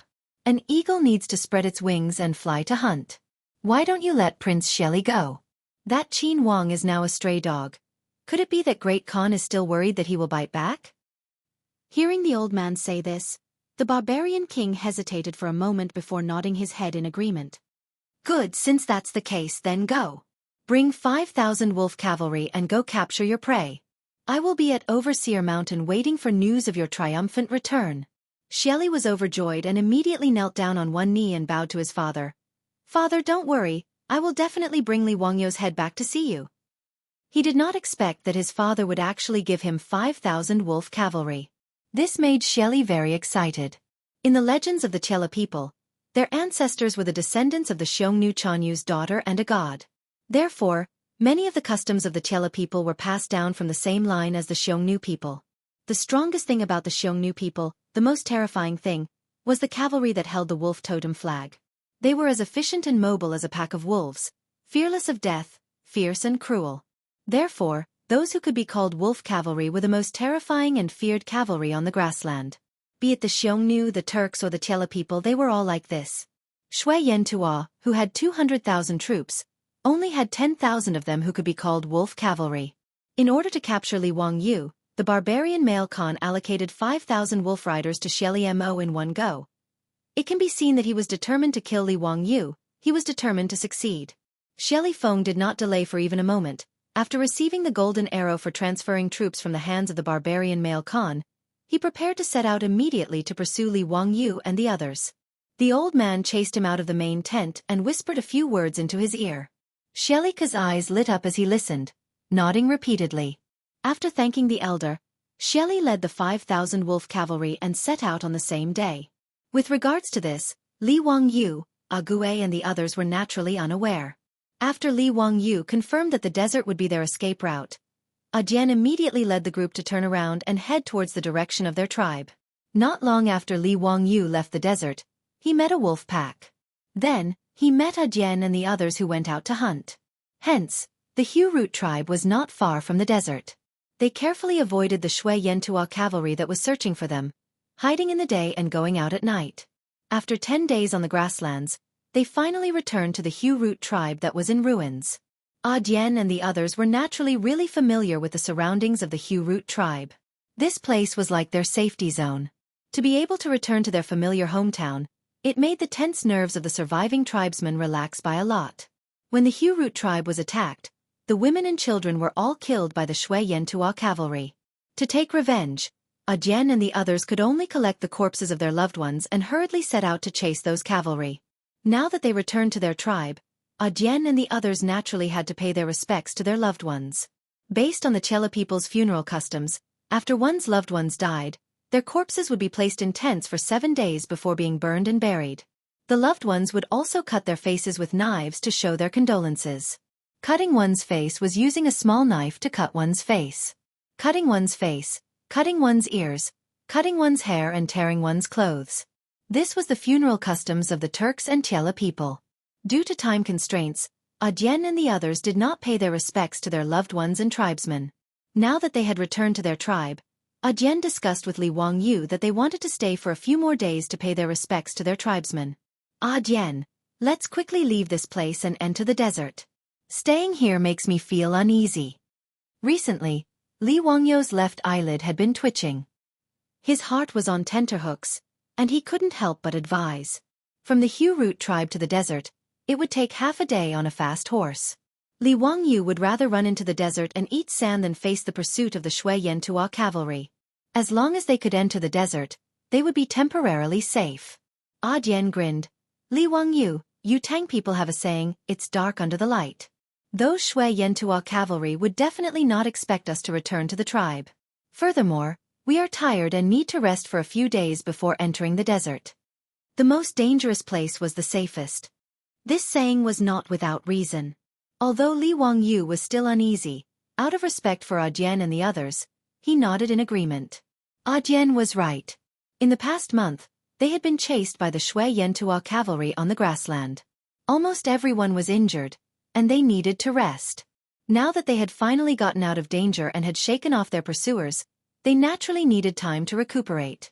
Even if the people could persevere, the horses under them had already lost a layer of fat and needed time to recuperate and recover their energy.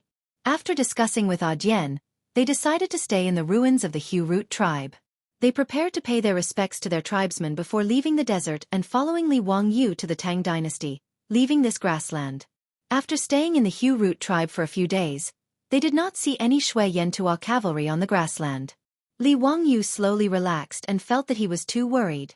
After all, the grassland was vast and sparsely populated. It was normal to not see a single person after riding for a day or two on the grassland. Even if the Xianxia Khanate sent out tens of thousands of cavalry to chase them, it was not easy to find them in the vast grassland. After all, the Zhongguan of the Tang Dynasty was not the modern era. They did not have advanced technology like reconnaissance planes and reconnaissance satellites. Just relying on manpower to find dozens of people on the grassland was like looking for a needle in a haystack. After staying in the ruins of the Hu tribe for a few days, Li Wangyu, Jian and the others finally recovered enough energy. They mounted their horses and prepared to leave the desert. Jian was the last to leave the ruins of the Hu tribe. He turned his head and looked at the tribe again. Just as he was about to mount his horse, his body suddenly froze. Li Wangyu did not know what was going on. Just as he was about to ask, Jian gestured for him to keep quiet. Then, Jian crouched on the ground and listened to something. Immediately, Dian's expression changed drastically. He jumped up on the horse and shouted to everyone, "Let's go quickly. A large group of cavalry is coming. There are no less than 1,000 of them." His words caused Li Wangyu to be greatly alarmed. They were discovered so quickly? Without much time to think, Li Wangyu and the others immediately urged their horses and rushed out of the ruins of the Hu Root tribe. They galloped toward the desert. Chapter 10:30. Li Wangyu and the rest fled quickly, but the pursuers came even faster. They did not run for more than an hour before a black cavalry line appeared on the horizon of the grassland behind them. With the momentum of Mount Tai, they chased after them rapidly. Dai's horsemanship was exceptional. He did not care about the galloping horse under him and stood on the horse's back, shading his eyes with his hand as he looked back. Previously, when they were fleeing on the grassland, they relied on Dai's superb horsemanship to predict the position of the pursuers in advance and lead everyone to escape from the encirclement. When Dai saw the pursuers behind them clearly, his expression changed drastically. "Not good. It's the wolf cavalry. Quick! Increase the speed." After Dai finished speaking, he did not care about the horse anymore and raised the horsewhip in his hand and lashed down fiercely. Under the pain, the horse under him suddenly exerted its strength and its speed increased by a few notches. When the men of the Hu Root tribe heard Dai's words, they also showed a frightened expression and silently raised their whips to urge their horses. Although Li Wangyu did not know what the wolf cavalry meant, but seeing Dai and the rest so nervous, he knew that the pursuers this time must be very powerful to make Dai and the rest so fearful. He could only wave his horsewhip and increase the speed.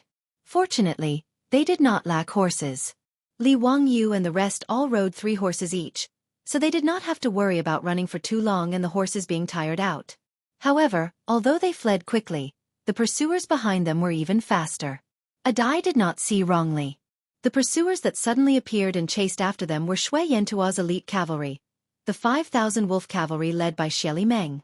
As the most elite cavalry under the barbarian Khan, the horses they rode were 1 in 100, so they were naturally much stronger than the horses of Dai and the rest.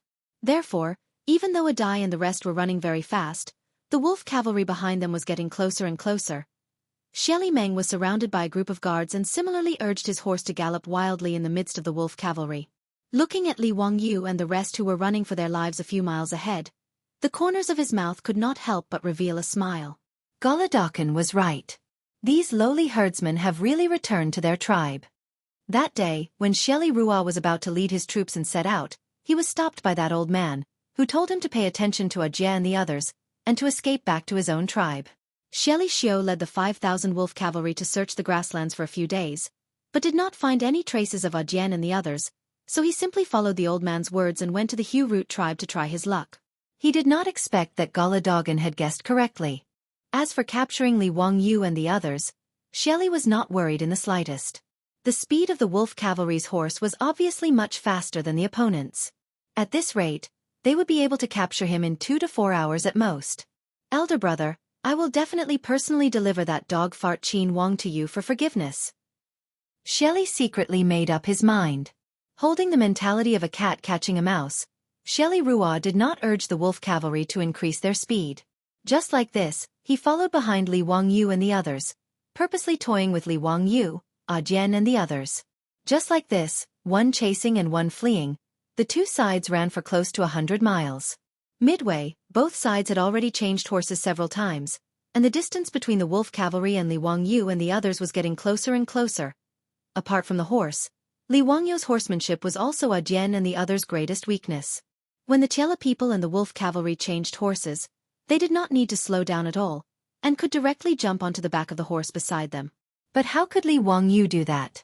Even if his horsemanship was already not bad, but compared to these grassland people who grew up on horseback since young, he was just like a child who had just learned how to walk. Changing horses twice, Li Wangyu had dragged down Jian and the others for quite a bit of time. Towards this, Li Wangyu also felt very guilty.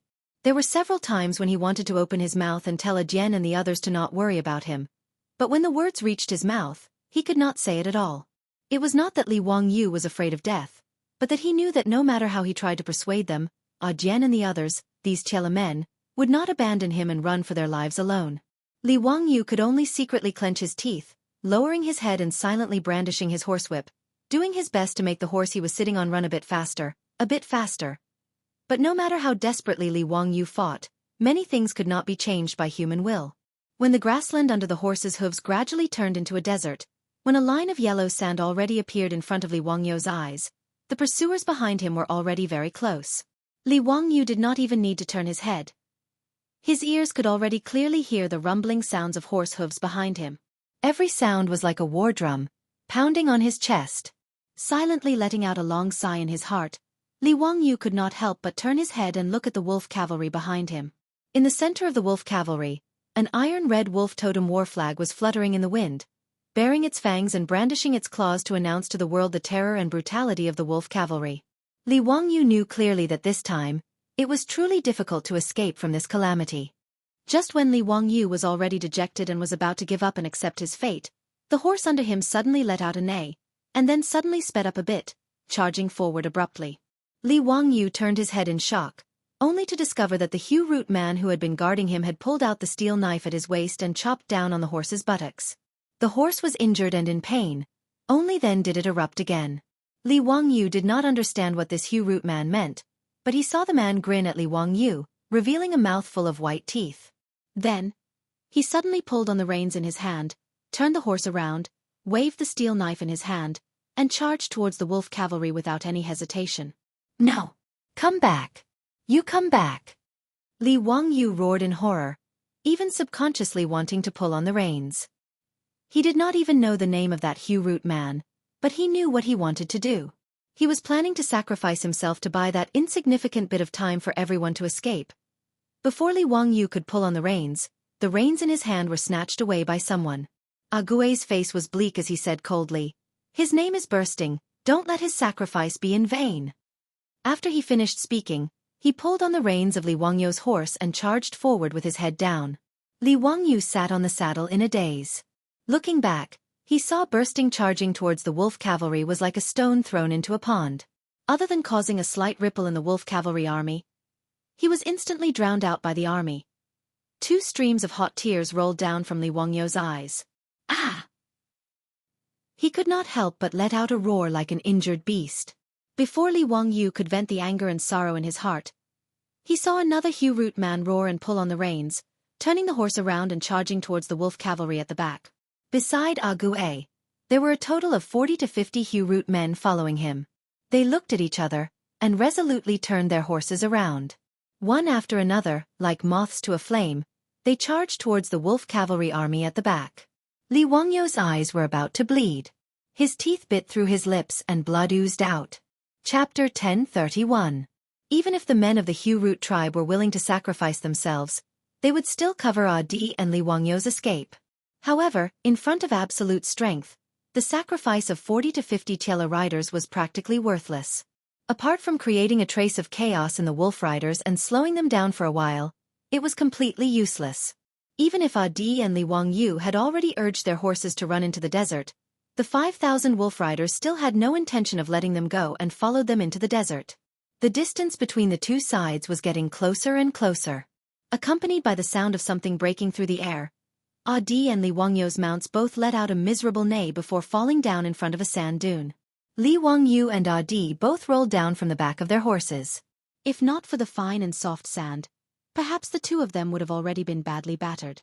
Looking up, their mounts had been hit by many arrows and were killed by the wolf riders. This was because Xianxia wanted to torture Li Wangyu and Adi, and did not order his subordinates to shoot arrows at the two. Otherwise, the ones that were hit by the arrows would not be the horses. Without waiting for Li Wangyu and Adi to help each other up, the 5,000 wolf riders had already surrounded the two of them. Under such circumstances, unless Li Wangyu could fly, there was already no chance of escaping. Li Wangyu already had a clear understanding of this outcome. Smiling bitterly, he only regretted that he did not have a grenade in his hand. Otherwise, he could have dragged a few Shui Yentua cavalry down with him. Adi spat out the sand in his mouth with a pei sound. His eyes were like that of an injured wild wolf as he stared fiercely at the wolf riders around him. The steel blade in his hand was tightly clenched and the veins on the back of his hand were bulging. He was ready to fight to the death. The 5,000 wolf riders surrounded the two of them but did not make a move. This made Li Wangyu somewhat surprised. Not long after, the wolf riders opened up a path. Xiao rode on a fine horse with a complacent smile on his face and appeared in front of Li Wangyu. Haha, Your Highness Prince of Qin of the Tang Dynasty, Poetry Immortal Li Zio. It's an honor to meet you at last. To be able to see Your Highness Prince of Qin like a stray dog in the desert, it's really delightful. Shelly raised his head and laughed, looking down at Li Wangyu with eyes full of mockery. Prince of Qin? Li Wangyu was slightly stunned, not understanding what this Shui Yentua man in front of him meant. Shelly. Since you know this one's identity, you still dare to pursue this one in such an unbridled manner. Could it be that my great Tang cavalry cannot flatten the mob, eh? Li Wangyu held his hands behind his back, his body ramrod straight as he raised his eyes to look at Shelly. Since the other party had seen through his identity, Li Wangyu could not bring shame to the Tang dynasty. At gripped the steel blade in his hand even tighter. His face was filled with arrogance, as if he had the intention of pouncing forward and killing Shelly. His actions instead made the guards at Shelly's side a bit uneasy. They all raised the bows in their hands, aiming at Ague. As long as he dared to move, he would definitely be pierced by thousands of arrows. Shelly Feng did not pay any attention to Ague at all. He only stared at Li Wangyu with a mocking tone and said, Shelly Feng, Prince Bajua is my brother. Your Highness Duke of Qin, remember me well. When you go to hell and ask about me, don't forget to mention my name. As for the Tang dynasty, His Highness Duke of Qin must be joking. It's true that I, Shui Yentua, am not a match for the Tang dynasty for the time being, but who knows that His Highness Duke of Qin died in this desert? Could it be that Emperor Tang can predict the future? Xianxia? Li Wangyu understood a little. He was the other son of the barbarian Khan. Shelly Feng waved the horsewhip in his hand ferociously and said, Your Highness Duke of Qin dared to kill my brother. Even if I chase you to the ends of the earth, I, Shui Yentua, will not let you go. But no matter what, Your Highness Duke of Qin is still a prince of the Tang dynasty. Your status is honorable. So, how do you want to die, Your Highness Duke of Qin? I can still satisfy you. Li Wangyu treated his words as farts. He patted the sand off his body calmly and said with a smile, Oh, you want me to choose how to die? All right, I choose to die of old age in bed 100 years later. Shelly Feng was stunned for a moment. Then he realized that he had been played by Li Wangyu. He could not help but fly into a rage. On the other hand, At laughed until tears came out of his eyes. He patted Li Wangyu with his hand and said with a smile, Li Wangyu, this is a good way to die, haha. Humph, you refuse a toast only to be forced to drink a forfeit. In that case, let Your Highness Duke of Qin have a taste of the punishment of being trampled by horses on the grassland. Men, capture these two, dig a hole and bury them. Hearing this, Atai's expression changed. He roared and raised his saber, wanting to fight with his life. But immediately, an arrow pierced through the air, bringing with it a rain of blood. It pierced through Atai's saber-wielding shoulder. Atai screamed miserably. The steel saber in his hand fell to the ground. Then, several wolf riders rushed forward and grabbed his hands, making him unable to move. As for Li Wangyu, he did not even bother to resist. He did not even have the strength to truss a chicken. Facing 5,000 wolf riders, there was no need for him to struggle. As a man who had died once, Li Wangyu was not that afraid of death. He only regretted that he could not see his child one last time. He did not have time to say goodbye to Su Chongqing before he was about to leave this world. The so-called punishment of being trampled by horses was to dig a hole and bury the person, leaving only the head above the ground. Then, the horse would trample on the person, stomping the person into the ground. At this moment, they had already escaped into the desert. There was sand all around them. Shelly Xiu did not mind and ordered people to start digging holes in the sand. In his opinion, it would be better to kill Li Wangyu in the desert. In this desert where even birds and beasts could not be seen, no one would find Li Wangyu's body. Shui Yentua's pursuit of Li Wangyu could not be exposed. Otherwise, the anger of the Tang dynasty was not something that Shui Yentua, a country that had only been established for a few years, could bear. Whether it was the barbarian Khan or Xianxia, although they were ambitious, they knew what was important. Even the Turks were defeated by the Tang dynasty. Although Xianxia had 200,000 elite soldiers, they were not a match for the Tang dynasty. Moreover, Xianxia was not a monolithic bloc. Although Hueha, Baegu, Tongluo, Pugu, Jie, and other ethnic groups had submitted, there was still friction.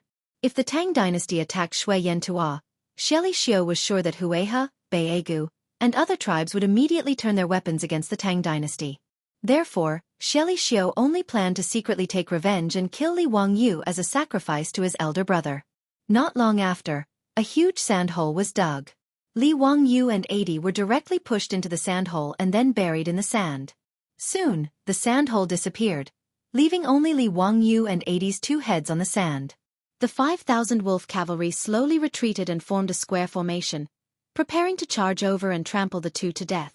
Li Wangyu raised his eyes and looked at the slightly dazzling sun, murmuring, "Damn it, this time we will die more miserably than last time." 80 next to him did not understand his words. He grinned and was about to say something, but his expression froze, and he closed his mouth to listen. "Li Wangyu, there seems to be a large group of cavalry approaching. I'm afraid the number is no less than 10,000.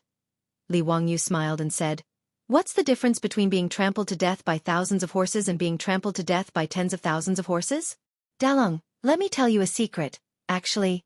Before he finished speaking, he also paused. There seemed to be a faint sound of a bugle horn in his ears. But this bugle horn sound was exceptionally familiar. Chapter 1032. Bugle horns were made from beast horns and were introduced into the Central Plains by the ethnic minorities during the Eastern Han Dynasty. Because the sound was loud and sharp, it was usually used to give orders or boost morale on the battlefield, and also used as a ceremonial guard when the emperor went out. The bugle horns of the Tang Dynasty were mostly made from rhinoceros horns and the sound was loud and deep. Because the Tang army was invincible, the sound of the bugle horn of the Tang army also became the nightmare sound of their enemies, causing people's complexion to change. When the sound of the bugle horn came from the desert, not only did Li Wangyu hear it, the 5,000 wolf cavalry and Xie Ming also heard it. Xie Ming's complexion immediately changed dramatically, revealing a frightened expression. Even the 5,000 wolf riders couldn't help but become restless. "Quick! Trample them to death!" Xie Ming did not have time to investigate why they would encounter the Tang army in the northern desert. At this moment, he only wanted to immediately kill Li Wangyu and then turn around and run away. But previously, in order to play and torture Li Wangyu, wanting him to experience the helplessness and despair before death, Xie Ming led the 5,000 wolf cavalry and retreated far away after burying Li Wangyu and At in the sand pit. Originally, Xie Ming planned to let the wolf cavalry retreat and regroup, then speed up and then crush Li Wangyu and At in a thunderous manner to vent the anger in his heart. In the end, when the sound of the bugle horn of the Tang army sounded, the wolf cavalry was already 100 steps away from Li Wangyu and At. When the wolf cavalry heard Xie Ming's order, they immediately began to urge their horses to gallop toward Li Wangyu, preparing to trample him to death. But a group of wolf cavalry had only galloped 40 or 50 steps when they heard the sound of breaking through the air. Countless feathered arrows pierced through the air and pounced straight toward them. Miserable howls immediately sounded as dozens of Xianxia's most elite wolf cavalry were directly nailed to death on the backs of their horses by the feathered arrows. Even though this group of several hundred wolf cavalry charged toward Li Wangyu and At with all their might, they were hit by the arrows and fell to the ground one after another. The closest wolf cavalry fell in front of Li Wangyu.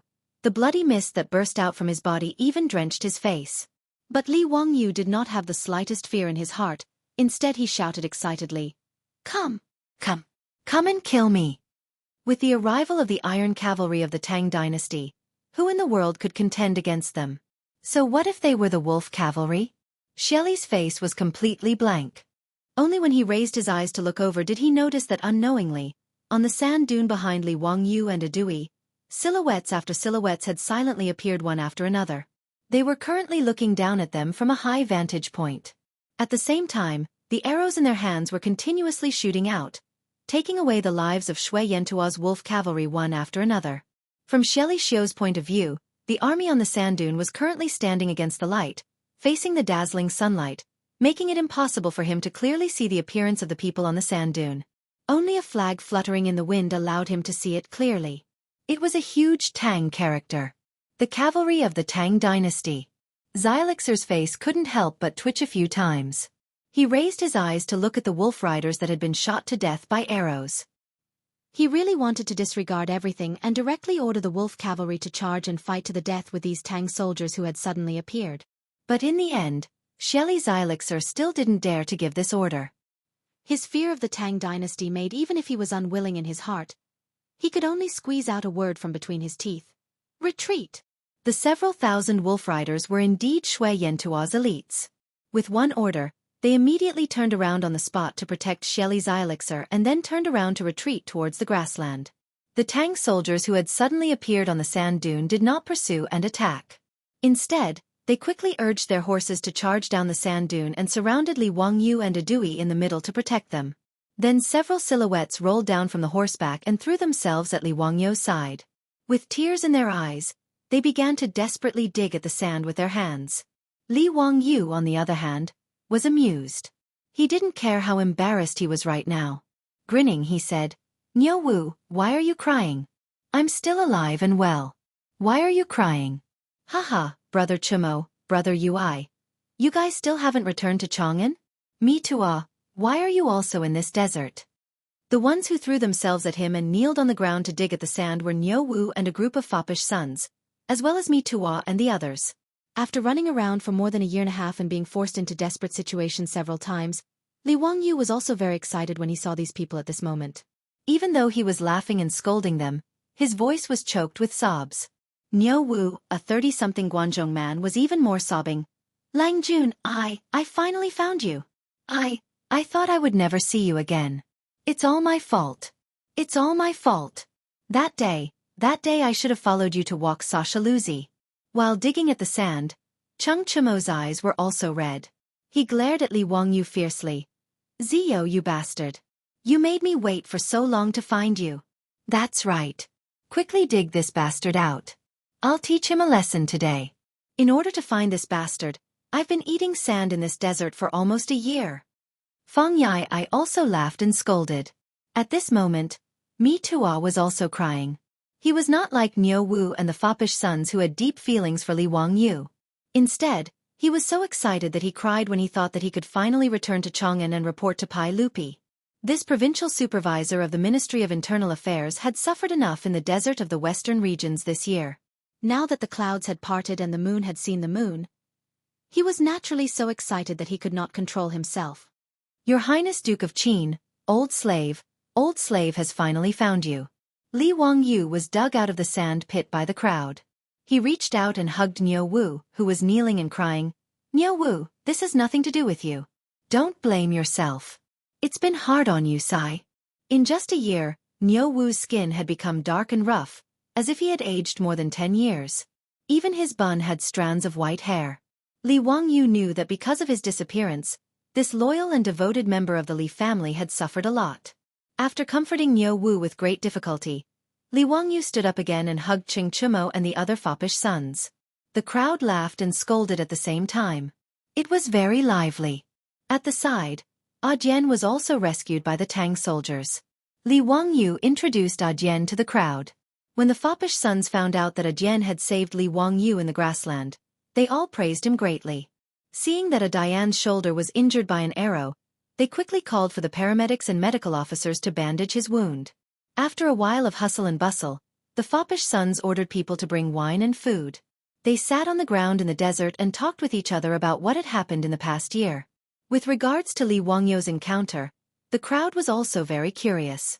Li Wangyu also did not expect that after more than a year, the foppish sons were still in the desert and had not returned to Chang'an City. "Brother Chimo, brother Yai, why are you guys here?" After the crowd calmed down a little, Li Wangyu thought of this and quickly asked. The foppish sons were like divine soldiers descending from the sky to save him, but this made Li Wangyu very surprised. This place was not far from the grassland. Why would the foppish sons lead an army here? Cheng Chumo waved his hand. "Let's not talk about this first. Ziyu, tell us, what happened after you encountered the sandstorm that day? After you escaped from the desert bandits, where did you go?" Li Wangyu was stunned when he heard this and said, "Brother Chumo, How did you know that I fell into the hands of the desert bandits? And how did you know that I escaped from the desert bandits? Cheng Chimo, Fang Yai and the rest looked at each other and laughed loudly. Chapter 1033. When Li Wangyu learned from Cheng Chimo and the others that if he had not escaped from the desert bandit camp, he would have only needed to wait a few more days to be rescued safely, his mouth could not help but open wide, speechless. Did this count as thinking that he was smart? He had spent so much effort to make the sandboat, but the result was simply a waste of effort. Li Wangyu even thought that if he had not escaped to the grasslands and had not met Adi and the Hu-Root tribe, then would the tragedy that happened to the Hu-Root tribe not have happened? Thinking of this, he could not help but raise his hand and slap himself. Li Wangyu's action startled everyone, not understanding what was wrong with him. On the other hand, Ague immediately understood and shook his head at Li Wangyu. Li Wangyu, wolves eat sheep. Is it because of the sheep's fault? Those nobles of Shui Yantua are hungry wolves that eat meat without spitting out the bones. It has nothing to do with you. Cheng Chimo and the others did not understand and quickly asked Li Wangyu what happened after he escaped from the desert bandit camp. When they heard that it was the Hu-Root tribe who saved Li Wangyu, but because Li Wangyu helped them to make salt, they were all angry and cursed. That bullshit Prince Dajua, he really deserves to die. Ziyu, you did a good job, you should have killed that bastard. Yes. Not only that Dajua deserves to die, Shelly Xiao and Yinan who chased you before also deserve to die. If I knew they were such bastards, I would not have let those Shui Yantua people go. Li Wangyu suddenly stood up and stared in the direction of the grasslands. Let them go? It's not that easy. Brother Chimo, how many men do you have now? Cheng Chimo did not understand Li Wangyu's meaning. There are 10,000 cavalry. After Chang Yaojin led the troops to destroy the desert bandit camp next to Swan Lake, he led the troops back to the western region. As the general manager of the Western Expedition Army, he was busy cleaning up Li Wangyu's mess. Naturally, he could not stay in the desert and wait for news. But those playboys were not willing to give up. Besides, Mi Tua did not find Li Wangyu and did not dare to return to Chang'an. So, he simply asked Chang Yaojin for permission and led 10,000 Tang Dynasty cavalry to stay at Swan Lake for the time being. Over the past few days, they had been sending out military scouts to search the desert. Of course, the result was nothing. Therefore, after Cheng Chimo and the other debauches had a discussion, they decided to lead their troops to the grasslands to see if they could find any trace of Li Wangyu. After all, according to the explanation of the desert robbers, when Li Wangyu escaped, he went in the direction of Shui Yantua. Mi Tua had a headache over this. He wanted to stop this group of silk pants from messing around. No matter what, the Shui Yantua Khanate was a grassland country. Cheng Chimo and the others did not say anything and led 10,000 Tang cavalry to the grasslands. No matter how one looked at it, it was a diplomatic matter. If the barbarian Khan complained to Pai Lupi because of this, he, as the commander of the 100 Cavalry Department, would be punished. But how could Cheng Chimo and his group of silk pants listen to Mi Tuo's advice? Without saying anything, they led 10,000 troops and horses and headed towards the grasslands. By a freak combination of factors, he happened to save Li Wangyu. When Li Wangyu heard that Cheng Chimo led 10,000 Tang cavalry, he punched his own palm and said, "That's good. Brothers, there is no time to lose. While Xieli has not escaped far away, let's chase after him together. Damn it. This time I almost suffered a big loss. I must make that son of a bitch pay the price."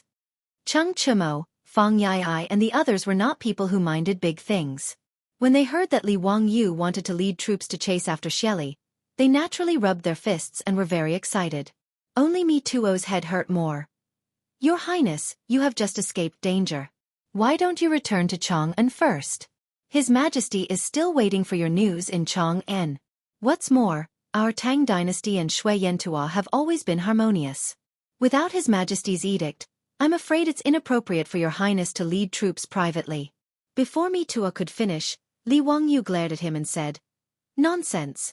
Shui Yantua knew my identity and still dared to send troops to chase after me. Where is the harmony to speak of? If we let it go like this, where is the face of our Tang Dynasty? Mi Tua, I am still the general manager of the Western Expedition Army, right?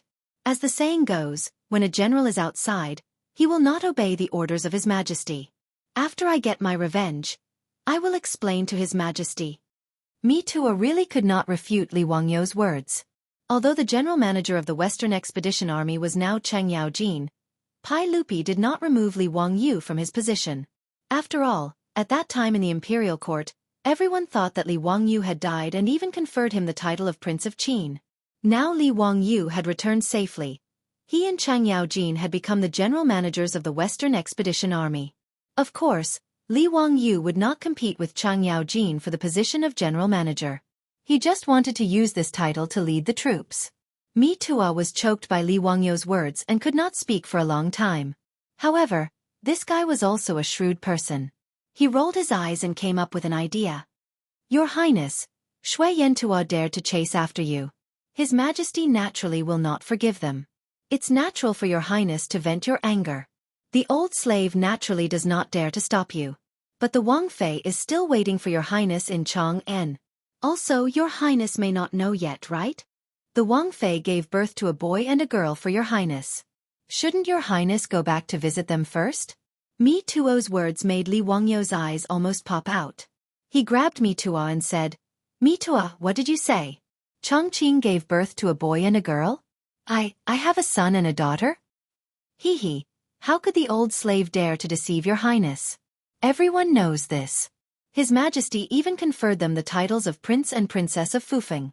TSK. The noble families of Chong, and are in awe of them. Mi Tuo hurriedly replied with a smile. I have a son? And a daughter? Li Wangyou still could not believe it. He turned to look at Niu Wu and the other rich playboys. Niu Wu nodded and laughed. That's right. Congratulations, Lang Jun. Your wife really gave birth to a boy and a girl. Chung Chumo and the others also laughed. Zio is so lucky to have a boy and a girl. This is indeed a joyous occasion. This news made Li Wangyou so excited that he almost wanted to leave and rush back to Chang'an to see his son and daughter. However, when his gaze landed on Audian, his expression of excitement instead slowly faded. Then he slowly shook his head. When this matter is over, I will naturally hurry back to Chang'an. However, right now, I want that Xieli Shui to pay with his blood. Thinking of the women and children who died tragically in the Hu-Root tribe, thinking of Yaruo's pale body, thinking of the men of the Hu-Root tribe who sacrificed themselves along the way, thinking of those men who rushed to the fire like moths, Li Wangyou temporarily put away the thought of rushing back to Chang'an to reunite with Su Chongqing and his children. If he did not take revenge, he would not be a gentleman. He would be ashamed to return to Chang'an. Mi Tuo could not help but be dumbfounded. He did not know how to persuade him anymore. Only now did Audian know Li Wangyou's true identity. He was so shocked that he did not know what to say. How could he have known that the person he picked up from the grassland was actually a prince of the Tang Dynasty? Seeing that Li Wangyou was going to lead 10,000 cavalrymen of the Tang Dynasty back to the grassland to avenge him and the Hu-Root tribe, Audian was a little scared. Chapter 1034. Qin, your Highness, Adi didn't know what to say and stuttered for a while. After all, he was just an ordinary herdsman on the grassland. He had never seen such a big shot as Li Wangyou. Li Wangyou saw Adi's uneasiness. He pulled him to his side and put his arm around Adi's shoulder intimately. He laughed and scolded, Your Highness, my ass. Dalong, don't you recognize me? Don't talk so much nonsense. Get on the horse. Let's go and find that bastard Xieli to settle accounts. We must avenge the Hu-Root tribe. Adi couldn't say anything other than nodding his head desperately. His head was still buzzing. He felt that everything was too unimaginable. Under Li Wangyou's insistence, 10,000 Tang cavalrymen set off immediately and followed the wolf riders to the grassland. Mi Tuo had no choice but to order his subordinates, the cavalry department, to send people back to Chong, and immediately to report this to Pai Lupi. He gritted his teeth and followed the army. In fact, Mi Tuo was very happy. No matter what, he had found Li Wangyou. He had worked hard. At least Pai Lupi wouldn't punish him for this. As for what trouble Li Wangyou would cause by leading 10,000 Tang cavalrymen into the grassland, it had nothing to do with him. As far as Mi Tuo was concerned, he supported Li Wangyou in his heart. Shui Yantuo dared to chase and kill the prince of the Tang dynasty. If he didn't take revenge for this, where would the face of the Tang dynasty go? No matter what, he should teach Shui Yantuo a lesson. But whether it was Mi Tuo or Cheng Chumo, Li Wangyu just wanted to vent his anger. Whether or not they could catch up to the 5,000 wolf cavalry was another matter for the time being. In any case, if they chased for a few days, Li Wangyu would be able to vent the anger in his heart and forget about it. As for how Pai Lupi wanted to vent Li Wangyu's anger, that was the business of the officials in the court. Li Wangyu led the 10,000 cavalry across the desert, following the direction of the wolf cavalry's escape and giving chase. How could Xianxia have guessed that Li Wangyu's vengeful heart would be so strong? He failed to kill Li Wangyu and could only lead the wolf riders to retreat. After the 5,000 wolf riders entered the grassland, they slowed down and walked into the depths of the grassland in frustration. Along the way, Shelly. Now that the matter of Shui Yantua chasing after Li was exposed, he didn't know how his father would explain it to Emperor Tang. Shelly was upset. Just as he was vexed, he heard a scout report that the 10,000 Tang cavalry had actually charged out of the desert and were chasing after them. Shelly to Shelly. This is the territory of our Xianxia Khanate. How dare they chase us into the prairie? However, he didn't think that since Shui Yantua dared to chase Li Wangyu for thousands of miles even though he knew Li Wangyu's identity, what was so strange about Li Wangyu's counterattack? Although Shelly Ku was leading Shui Yantua's most elite wolf cavalry, they did not have the courage to fight against the Tang cavalry. This was not surprising. Having defeated the Eastern Turks, the overlord of the grassland, the Tang dynasty's cavalry was in high spirits. Not to mention Shui Yantua, who had only been established a few years ago, even the Western Turks and Goguryeo were not taken seriously by the Tang dynasty's cavalry. With such a great reputation, how could Shelly Shui dare to use only 5,000 wolf cavalry to fight against many with few? Therefore, after learning that Li Wangyu was leading 10,000 Tang cavalry to chase after him, Shelly Ku did not even dare to resist and directly ordered a retreat. In Shelly's view, the Tang cavalry should not dare to enter the grassland, so why should he take the risk to fight the Tang army? As long as he retreated a few hundred li, Shelly Ku could meet up with the tens of thousands of Shui Yantua cavalry. At that time, if the Tang army still chased after him, he did not mind defeating the Tang army in one fell swoop and teach Li Wangyu a deep lesson. The 5,000 wolf cavalry followed Shelly Ku in a very sorry state as they ran toward the direction of Military Governor Mountain. Behind them, the 10,000 Tang dynasty cavalry under the leadership of Li Wangyu were in hot pursuit. One chased while the other fled. In a few days, a few hundred li passed in the blink of an eye. Under the leadership of Li Wangyu, the Tang army had already entered deep into the heart of the Xianxia Khanate. Mitua could not take it anymore. One day after the army set up camp, he went to find Li Wangyu and said, "Your Highness, we have already chased for 5 or 6 days. Now that the army is alone deep in the grassland, we have no reinforcements and no supplies. We cannot continue to chase like this." At this moment, Cheng Chimo and the other playboys also felt nervous. Originally, they thought that Li Wangyu just wanted to vent his anger. However, the current situation was just as Mitua had said. The 10,000 cavalry were alone deep in the grassland. If they were not careful, they might really be surrounded by the Xianxia people. If they were to fall to such a state, they would really have nowhere to cry. Feng Yai hesitated for a moment and also said, "Zio, why not let that Shelika go for now? We will return to Chang'an first and settle the score with them in the future." "That's right, Zio. The army has no reinforcements and no supplies. It is too risky." Yesterday, the scouts reported that there are already tens of thousands of troops gathered around Shelly Ku. If we continue to chase like this, things will not be good. Zio, let's retreat. The other playboys all advised. Currently, there were not only 5,000 wolf cavalry beside Shelly Ku. He ran all the way north. At the same time, he did not forget to gather up the Xianxia cavalry that were scattered on the grassland to search for Li Wangyu and Adi. In a few days, Shelly Ku had gathered 50,000 cavalry around him.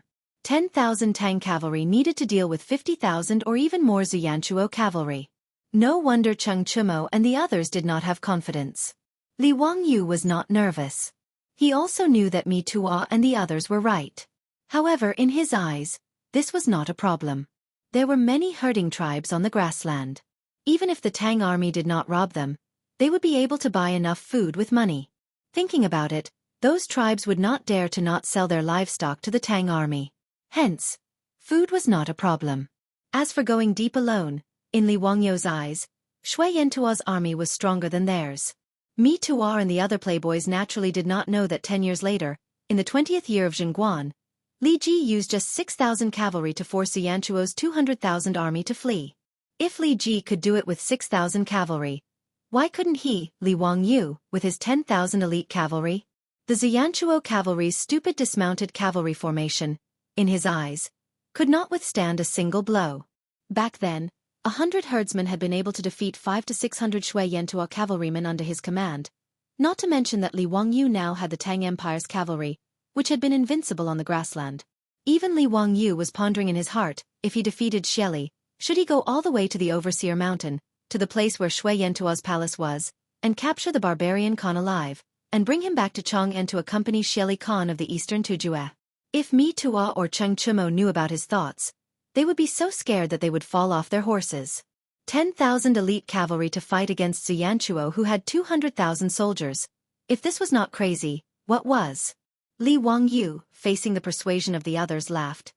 Hee brothers, we have been chasing for so many days. I think that Xieli Ku can't hold it in anymore. Even if we want to retreat, we have to fight with Xieli Ku first. If we retreat from the grassland like this, where will the face of the Tang dynasty be? Hearing him say this, Cheng Chumo and the others looked at each other and could only nod helplessly. At this moment, Xieli Ku, who had troops in his hands and was running away, finally had enough courage. He had enough of being chased by Li Wangyu, and finally ordered the whole army to stop and prepare to meet the Tang army. A great battle that would shock the grassland was about to begin. Chapter 1035. In Shui Yantua's Overseer Mountain Royal Court, Tang Songling waited bitterly for more than 10 days before he finally received a notice that the barbarian Khan wanted to see him. Tang Songling did not dare to delay, and quickly went to the king's tent to meet the barbarian Khan. He had received an order to go to the Mabei dynasty to find the Qin Wang, Li Wangyu. Tang Songling could not help but feel anxious about this matter. But he did not expect that as soon as he entered the king's tent, before he could greet the barbarian Khan shouted angrily at him. Assistant Minister Tang, although Shui Yantua is a small country, it will not be humiliated by the Tang dynasty. Tell me, why did the Qin Wang lead 10,000 troops to attack Shui Yantua? Is the Tang dynasty ready to start a war with Shui Yantua? Tang Songling was stunned, not understanding what the barbarian Khan was talking about. Immediately, his face was full of shock. Barbarian Khan, may I ask what you mean by that? Is the Qin Wang referring to His Highness Qin Wang of the Tang dynasty? That's right. Your Tang dynasty asked this Khan to help find the whereabouts of the Qin Wang in the grasslands. This Khan kindly helped and sent a large number of soldiers to search for the whereabouts of the Qin Wang. But this Khan did not expect that my kindness would be treated as ill intent. A few days ago, your Qin Wang led 10,000 cavalry to invade Shui Yantua.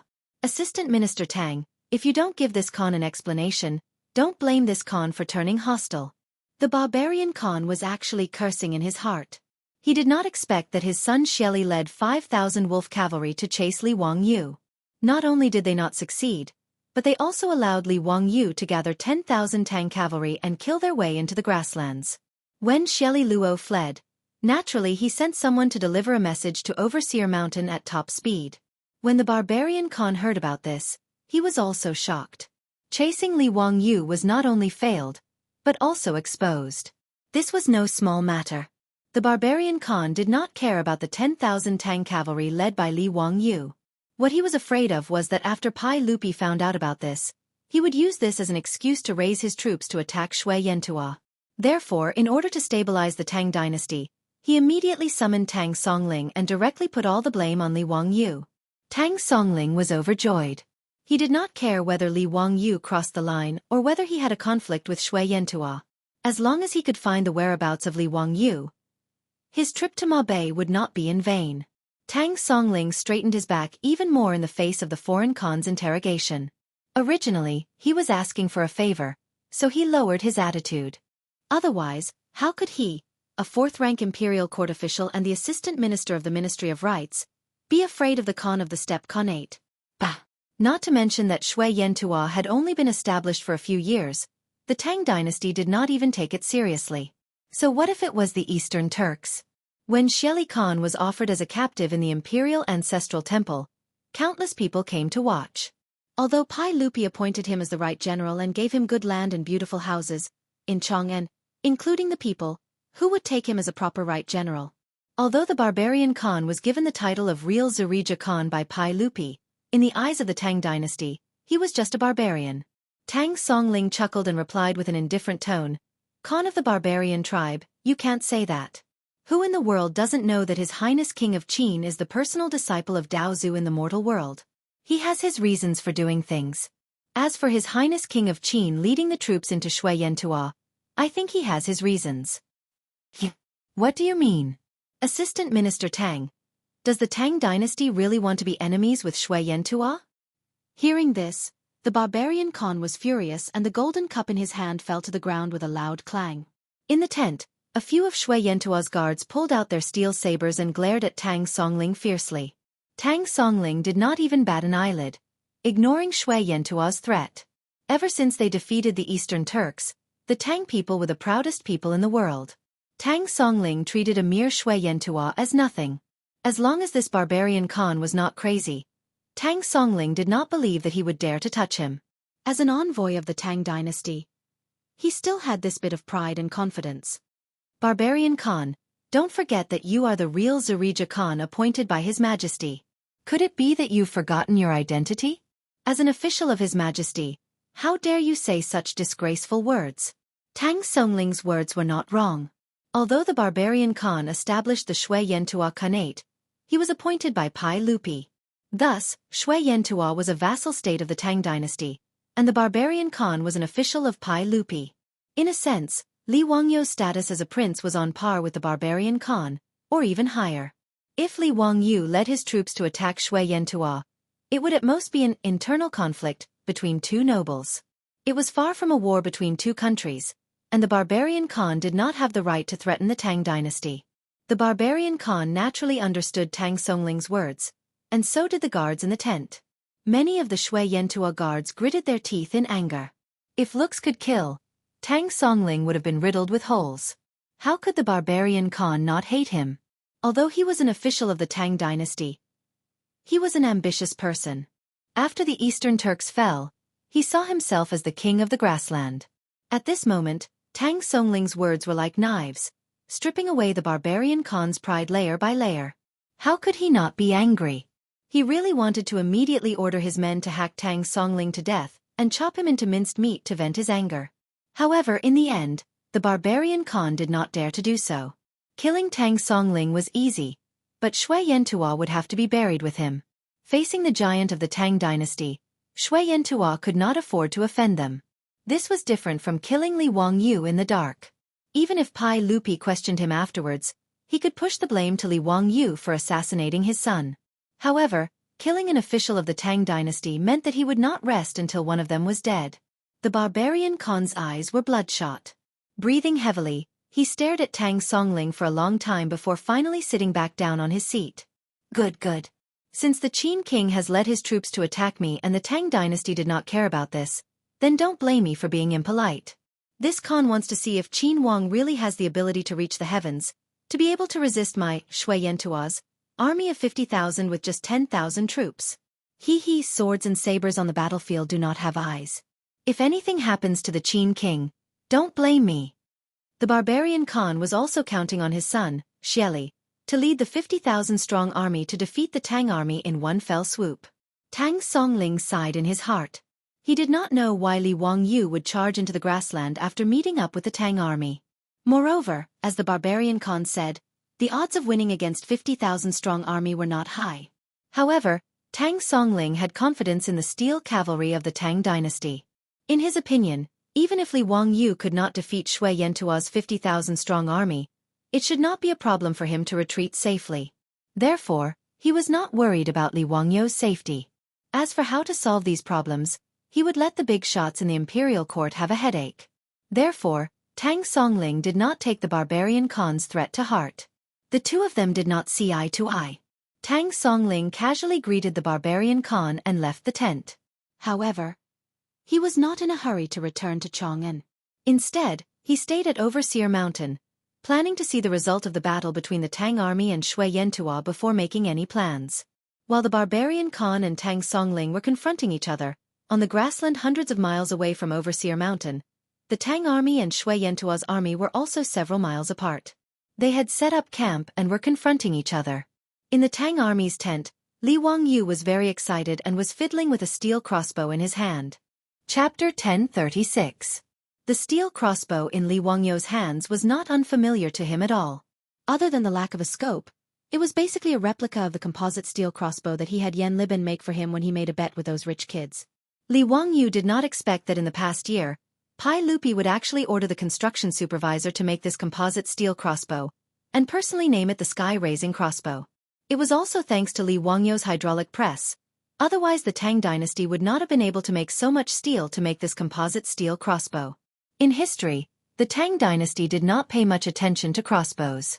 In the art of war of the Tang Dynasty's Duke Wei, the ratio of crossbowmen was the lowest, only about 14%. In each army, the ratio of crossbowmen was even lower, usually only 10%. Other than Jianghu crossbowmen, the status of crossbowmen in the Tang Dynasty was far lower than archers. The reason was naturally because crossbows had a short shooting range, slow reloading speed, and were good at defense and not good at offense. The generals of the Great Tang didn't have much hope in using a weapon like the crossbow to restrain the charging cavalry from afar. In the Tang army, the Mo sword and cavalry were the most important soldiers. However, Li Wangyu's composite steel crossbow not only had a long shooting range, but it also had a booster, which was not only fast but also labor-saving. Pai Lupi, as the emperor of the horse and the big shot who took down half of the Tang dynasty, how could he not see the use of this steel crossbow? Therefore, even though it was very expensive to make a composite steel crossbow, he gritted his teeth and ordered the construction supervisor to make it in large quantities and start to equip it to the army. Today, of the 10,000 Tang cavalry led by Li Wangyu, 2,000 crossbowmen were equipped with the Sky-Raising Crossbow. In fact, it was not correct to call these 10,000 Tang cavalry. Although they were all marching on horseback, only 2,000 of them were true cavalry. The remaining 8,000 should be called mounted infantry. Different from Shui Yantua's dismounted infantry formation, the mounted infantry of the Tang army were all professional infantry. Horses were just a means of transportation for them. When they fought, they would dismount from their horses and fight on foot. According to Li Weigong's Art of War, 70% of the Tang army's field forces were soldiers, while the rest were medical, logistical, and auxiliary personnel. In other words, Li Wangyu's army of 10,000 had 7,000 combat soldiers. Among them, there were 2,000 cavalrymen, 2,000 archers, and 2,000 jumpers, who were also sword and shield wielders. As well as the Tang army's most elite sharp blade soldiers, 1,000 Mo blade soldiers. Originally, according to Li Wangyu's previous thoughts, the battle with Xie Li Fu was very simple. He only needed to copy Li Ji's tactics. Using 5,000 infantrymen to deal with Shui Yantua's dismounted cavalry formation. Then 2,000 cavalrymen would circle around the rear and launch a surprise attack on Shui Yantua's cavalry. As long as Shui Yantua's horse was killed, it was equivalent to cutting off the foot of 50,000 soldiers. By then, Shui Yantua's dismounted cavalry would become meat on the chopping board, and the Tang army could do whatever they wanted with them. But Li Wangyu pondered for a while, and then shook his head and rejected this tactic. It was not that it was not suitable, but he did not plan to expose this tactic so early. Shui Yantua's dismounted cavalry formation, to put it bluntly, was not worth mentioning, and was rather idiotic. But Li Wangyu's ambition was very big. He really had the idea of fighting all the way to Overseer Mountain and capturing the barbarian Khan alive. In this way, if he used this tactic to defeat Xie Li Fu, it would not be too appropriate. After all, Shui Yantua's people were not idiots. After he used this method to defeat Xie Li Fu, it would not be so easy to deal with Shui Yantua's remaining 150,000 soldiers. As long as Shui Yantua left behind enough cavalry to protect the horses of the rear army, then it would be impossible for him to rely on his 10,000 men to defeat Shui Yantua's 100,000 soldiers. Therefore, Li Wangyu needed to think of another method. He had to defeat Xie Li Fu's 50,000 soldiers, but he also could not expose the weakness of Shui Yantua's dismounted cavalry formation. To use 10,000 men to face Xie Li Fu's 50,000 soldiers head-on was indeed not easy. If it was not handled well, it would be self-defeating. But ever since Li Wangyu discovered that Pai Lupi had actually given the army a large number of composite steel crossbows, he had enough confidence. Just these 2,000 composite steel crossbows could shoot the enemy to the point that they could not fight back. Adding on the MO saber-wielders of the Tang Dynasty, who were invincible in every battle. Even if Xie Li Fu's forces were 5 times his, there was nothing to worry about. A normal crossbow's projectile range was no more than 200 steps, and its direct range was 70 to 80 steps. And the Tang army's current heaven-raising crossbow was equivalent to a 4-stone crossbow. Its projectile range was about 400 steps, and its direct range was also more than 200 steps. Li Wangyu was able to use this crossbow to kill a wild boar 300 meters away. Then, when dealing with Shui Yantua's soldiers, the effect would be the same. In other words, just relying on the super-long range of the composite steel crossbow to Shui Yantua's people was no less than a dimensional reduction attack. Although Li Wangyu was not a soldier, as a military fan, he knew what it meant to have the advantage of a long range and to be able to continuously attack and kill the enemy outside the enemy's attack range. The replacement of the bow by the gun was the best example. In this era, the power of the composite steel crossbow was almost no different from the gun. It could even be said that it was stronger than the guns of the early era. At the very least, the guns of the Manchurian Qing were unable to accurately kill the enemy at a distance of 300 meters. And presumably, because of Li Wangyu's design of the winding device for the composite steel crossbow, not only was the winding speed faster, but it was also able to fire faster. And because steel cables were used as the bowstring, it was not even affected by the weather. Compared to the guns of the early era, the composite steel crossbow only had one flaw, and that was that it was expensive. Whether it was the cost of making the steel crossbow or the consumption of the crossbow bolts, compared to gunpowder and lead balls, it was too expensive. Fortunately, the Tang Dynasty was flourishing, or else Pai Lupi might not be able to afford so many Atlas crossbows. However, the Tang Dynasty had a misconception about the use of the composite steel crossbow. For example, when the tanks were first invented, the Western countries used them by distributing them to various divisions to coordinate with the infantry. It was not until the Second World War that the tanks began to be used together and became the king of land battles. The Tang army used the composite steel crossbow, but they were no different from ordinary crossbowmen. But in Li Wangyu's opinion, the best tactic to use the composite steel crossbow was the matchlock gun tactic of the 16th century, the 3-stage shooting. Although the composite steel crossbow was equipped with a winding device, its firing speed was still not very fast. In this way, in order to maximize the power of the steel crossbow and avoid the shortcoming of not being able to fire continuously, the 3-stage shooting was necessary. By dividing the crossbowmen into 3 teams and taking turns to wind and fire, the efficiency of the composite steel crossbow could be increased by 3 times. In this regard, Li Wangyu was very confident. However, Li Wangyu's confidence did not mean that Mi Tuo and Cheng Chumo were also confident. Even if they were very confident in the combat power of the Tang army, but facing an enemy 5 times their own, whether it was the playboys, Mi Tuo, or the captains and generals in the army, their hearts were beating like drums. Even Mi Tuo and many others tried to persuade Li Wangyu to retreat, but they were all rejected by Li Wangyu. In this regard, Mi Tuo was also very helpless. He could only secretly order his subordinates of the 100 Cavalry Department to prepare. If the Tang army was defeated, then even if he had to be tied up, he would still rescue Li Wangyu, the Qin king. After Xie Li Luo finally decided to fight to the death with Li Wangyu, both sides set up camp on the grassland and faced each other with a distance of 10 li.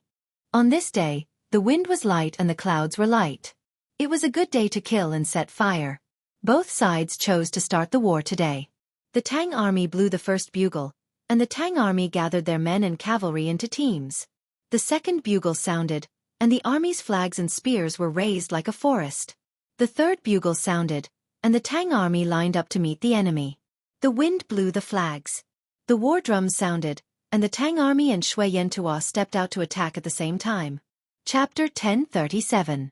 With the beating of the war drums, Li Wangyu's heart began to beat violently, and his palms were full of sweat. In fact, it was nonsense to say that he had absolute confidence in defeating Shui Yantuo.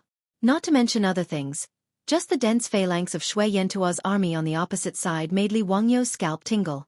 As the saying went, 1,000 men could connect the earth to the sky. 10,000 men could be boundless. At this moment, the battlefield in front of Li Wangyu was such a boundless scene, and he could not help but feel nervous. After all, it was his first time facing such a big battle. Last time in Jiolong County of Shu Commandery, there were only a few thousand people causing trouble. Compared with the tens of thousands of people now, it was simply child's play and was not worth mentioning. Standing on the observation tower carriage, Li Wangyu was nervous and excited, plus a little bit of expectation and uneasiness, which was contradictory to the extreme. It was understandable that he was nervous and excited, but he was uneasy because he was worried that the Tang army would suffer heavy casualties.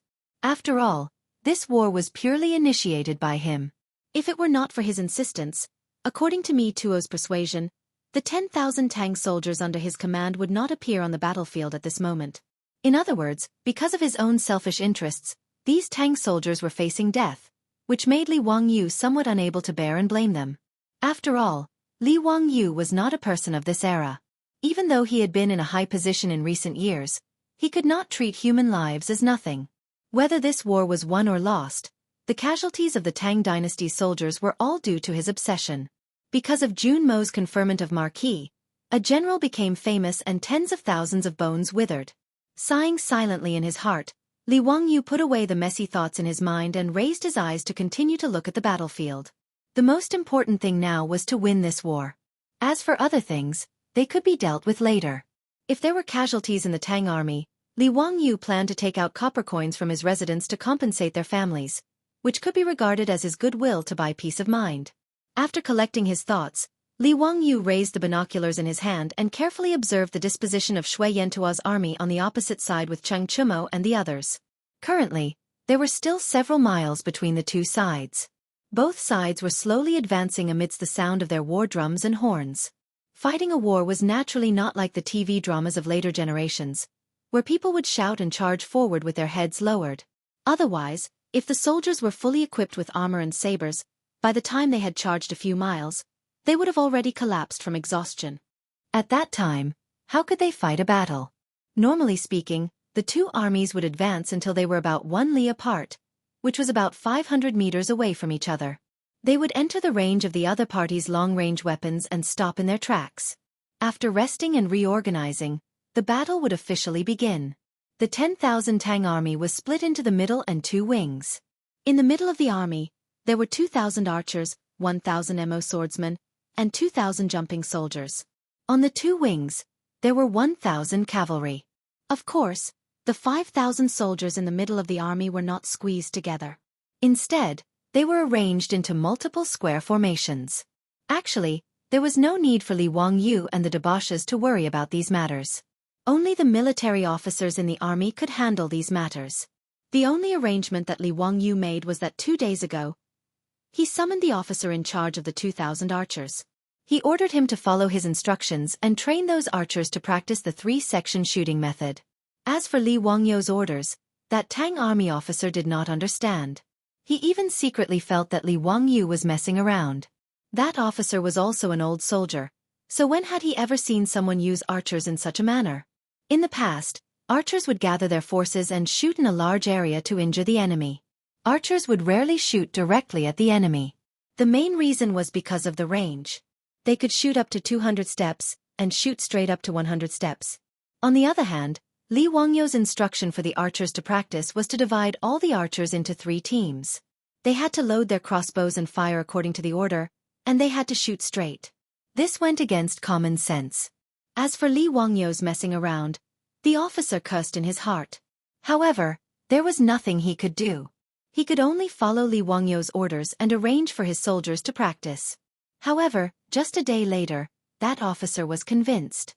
How could an old soldier like him not see the benefits of the 3-section shooting method? Facing the 50,000 Shui Yantua cavalry today, everyone was nervous. Only this officer in charge of the archers was filled with confidence. He rubbed his palms and was ready to start a massacre. The war drums continued to beat. The carriage that Li Wangyu and the other rich kids were in was pulled by horses and oxen. They followed the footsteps of the soldiers and slowly moved forward in the middle of the army. The distance between the two sides was getting closer and closer. Only when they were 500 steps away from Shui Yantua's army did Li Wangyu order the army to stop. Immediately, the various officers, captains, and colonels started to order the soldiers under them to get into formation. This caused the formation that was a little messy due to the march to be in order once again. At the front of the Tang army formation were the jumping soldiers who held swords and shields. The jumping soldiers were equipped with round shields and short swords. They wore light armor and were in charge of close combat to make up for the lack of agility of their comrades who used long weapons. The round shields in their hands were mainly used to defend against the arrow rain. Behind the jumping soldiers were the Mo swordsmen. The Mo swordsmen of the Tang Dynasty could be said to be the strongest infantry in the cold weapon era. In history, during the Tianbao era, the Tang army used 20,000 men to fight against the 200,000 Arab army. Even when they were attacked by the rebel army, the Tang army still managed to wipe out 70,000 Arab army and had 10,000 people successfully retreat. Although the Tang army lost the battle in the end, it made the Arab army feel the terror of the Tang Dynasty's Mo swordsmen. Like a wall, men and horses were crushed. This was how the Arabs were shocked by the Mo swordsmen. Behind the 1,000 Mo swordsmen were the 2,000 archers. They were the key to Li Wangyu winning this battle. As for the cavalry on the two wings, Li Wangyu did not give them any important tasks this time. They just needed to hold the line. When Shui Yantuo's army collapsed, they would chase and clean up the mess. After all, with Shui Yantuo's brainless tactics, Li Wangyu was not worried that his two wings would be attacked by cavalry. Just as he had expected, Shui Yantuo's 50,000 cavalry did not ride horses. Like the Tang army, they lined up in a grandiose formation and pressed down like a dark cloud. The Tang army did not have many soldiers, so they naturally would not take the initiative to attack. Shelley was also clear on this point. He did not expect the Tang army to be so brainless as to take the initiative to attack. After stabilizing their footing, Shui Yantuo's army made some adjustments. Shelley waved his hand, and the bugle horns sounded. The 20,000 troops at the front began to march in an orderly manner, pressing down on the Tang army. The 20,000 soldiers moved in unison and gave off a shocking aura. Even from the watchtower at the back, Li Wangyu could feel the ground trembling. At this moment, 80 was following behind Li Wangyu. He was just a herdsman of a small tribe and had never seen such a scene. He could not help but clench his fists nervously as he stared at Shui Yantuo's army. With the battle about to break out, Li Wangyu was not nervous. He turned his head and smiled at 80. "Dalang, let's see how I take revenge for the Hu Root tribe. Believe me, the blood of the Hu Root tribe will not be shed in vain." 80 nodded his head and squinted his eyes as he looked at the rear of Shui Yantuo's army. That was where Shelley was. The 20,000 Shui Yantuo's vanguard continued to move forward. The distance between the two sides shortened bit by bit. 500 steps. 400 steps. Chapter 1038. At this moment, they had already entered the shooting range of the Tang archers. After changing to the mighty sky crossbow, the shooting range was 400 steps away. The lieutenant commanding the archers could not help but turn to look at the observation tower, but he saw that Li Wangyu did not say anything at all. He just looked at the approaching Shui Yantuo's army expressionlessly. 300 steps. 200 steps. The archers of Shui Yantuo's vanguard were the first to attack. They raised the bows in their hands and began to shoot arrows at the Tang army. The Tang army's jumping soldiers immediately raised the round shields in their hands to block the arrow rain. Shui Yantuo's vanguard had a total of 20,000 people. Among them, there were more than 5,000 archers. For a moment, the black mass of arrows poured down like raindrops. It was a terrifying sight. 200 steps or 300 meters was actually the maximum shooting distance of a bow and arrow. Although the arrow rain of Shui Yantuo's vanguard was very dense, the damage to the Tang army was pitifully small. Not to mention that the round shields in the hands of the jumping soldiers could block the arrows. Even if the Mo swordsmen did not have shields, the Mo swordsmen of the Tang dynasty were all wearing thick and heavy Mingguang armor with amazing defensive power. These arrows that were shot from the maximum shooting range did not have much kinetic energy. How could they penetrate their armor? However, when the arrows fell from the sky and hit the armor, the tinkling sounds were terrifying. But the Tang army could be said to be experienced in battle. Even in such a passive situation, the army did not have the slightest commotion. Except for the occasional unlucky person who was hit by the falling arrows and whose body was not protected by the shield and armor, the Tang army was like a reef in a torrent, motionless. Cheng Chumo and the others were anxious. "Zio, why don't you fight back? The shooting range of the mighty sky crossbow is much higher than the arrows of Shui Yantuo's men. Why are you taking the hit so passively?" Li Wangyu laughed. "Brother Chumo, don't worry. Let them come closer so that it will not be too tiring to chase them later." Chasing, is too tiring. Cheng Chumo, Fang Yai, and the others looked at each other and did not know what to say. Everyone was worried. Even Mi Tuo had secretly gestured to his subordinates to protect Li Wangyu. If something went wrong, they should pull him away immediately. In the end, he was thinking about how to chase after the enemy. Wasn't he looking down on his opponent too much? They were facing 50,000 Shui Yantuo's army, not 50,000 pigs. Although Cheng Chumo and the other debauches had never been on the battlefield before, they were still considered to be the sons of a military family. They were very clear about the battlefield. Just as they were about to speak again, they saw Li Wangyu suddenly wave his hand, and the messenger beside him immediately blew the bugle horn in his hand. With the sound of the bugle horn, the leapers and Mo swordsmen who were originally at the vanguard of the Tang army suddenly moved. They all squatted down at the sound of the bugle horn, revealing the 2,000 archers behind them. The lieutenant commanding the archers shouted, "Fire!" A buzzing sound that made one's scalp go numb resounded through the sky. It was the sound of the composite steel crossbow's bowstring piercing through the air. 500 to 600 armor-piercing arrows, gleaming with cold light, broke through the air from the Tang army formation and shot toward Shui Yantuo's vanguard, who was 200 paces away. The reason why Li Wangyu dared to place Shui Yantuo's vanguard at such a close distance was because the composite crossbow had a big enough advantage compared to Shui Yantuo's bow and arrow. A distance of 200 paces, 300 meters, Shui Yantuo's bow and arrow could barely shoot to its maximum range. At this distance, it was not so easy to pierce through the armor. But at the same distance, the composite steel crossbow in the hands of the Tang army could shoot straight and had enough power to pierce through the armor on Shui Yantuo's men. The bowstring rang.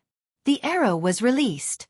In the next second, the armor-piercing arrows flew across the distance of 300 meters, ignoring the obstruction of the armor and directly piercing into the bodies of the men, bringing out a cloud of blood.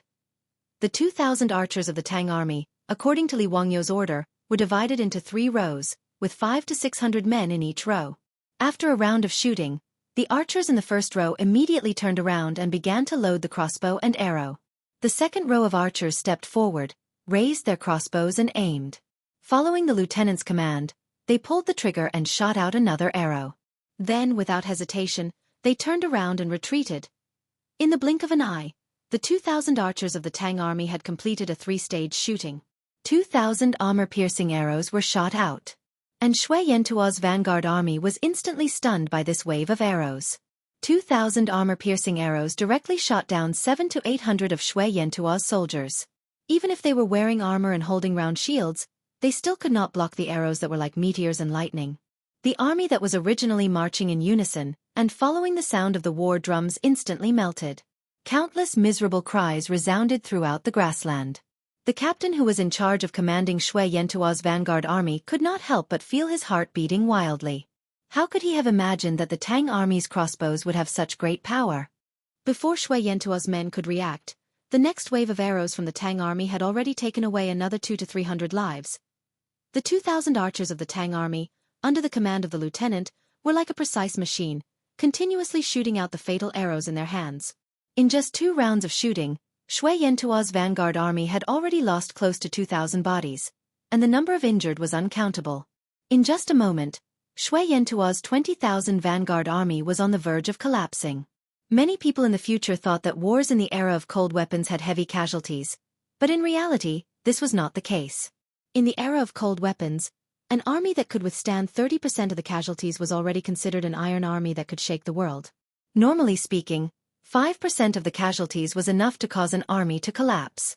After all, in the era of cold weapons, it was not an easy thing to use a knife to kill people. The best way to show the advancement of human technology was to increase the efficiency of killing people with weapons.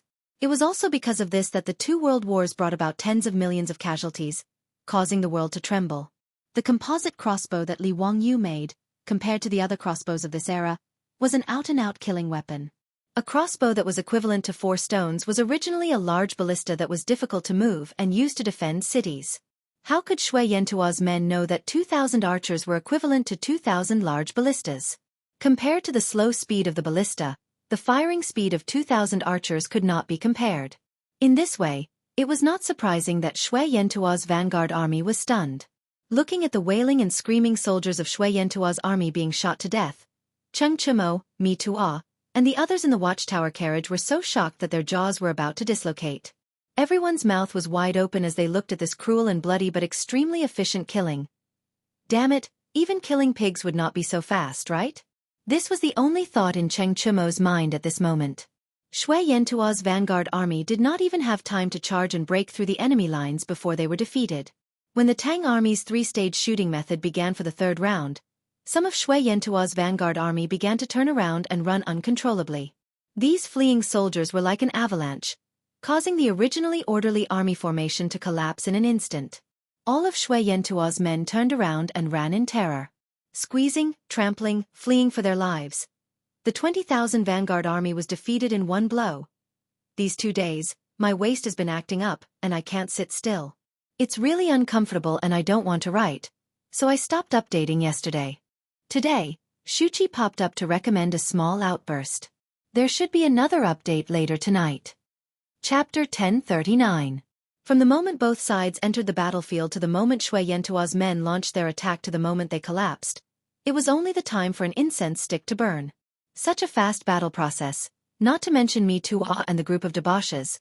Even Xiao's jaw was about to be dislocated. He never thought that his 20,000 vanguard troops would be shot into hedgehogs by the Tang army in just one exchange. He also never thought that the 20,000 troops would collapse so quickly. What was worse was that when the 20,000 soldiers who were scared out of their wits threw away their armor and ran for their lives, Xiao's 30,000 troops were the first to bear the brunt of the attack. Even though Xiao shouted himself hoarse and ordered his subordinates to stop the defeated vanguard troops, how could these soldiers who were scared out of their wits care about orders or not? All of them ran for their lives without thinking. The so-called defeat of an army like a landslide was the scene in front of Xiao's eyes. In fact, even Li Wangyu himself did not think that victory would come so quickly. Even if he was sure that the three-stage shooting method of the composite steel crossbow could defeat the enemy, he did not expect that with just 3 rounds of shooting, it would defeat the 20,000 vanguard troops and cause the enemy to collapse. Li Wangyu, Cheng Chumo and the others looked at each other. Their eyes could not hide the excitement.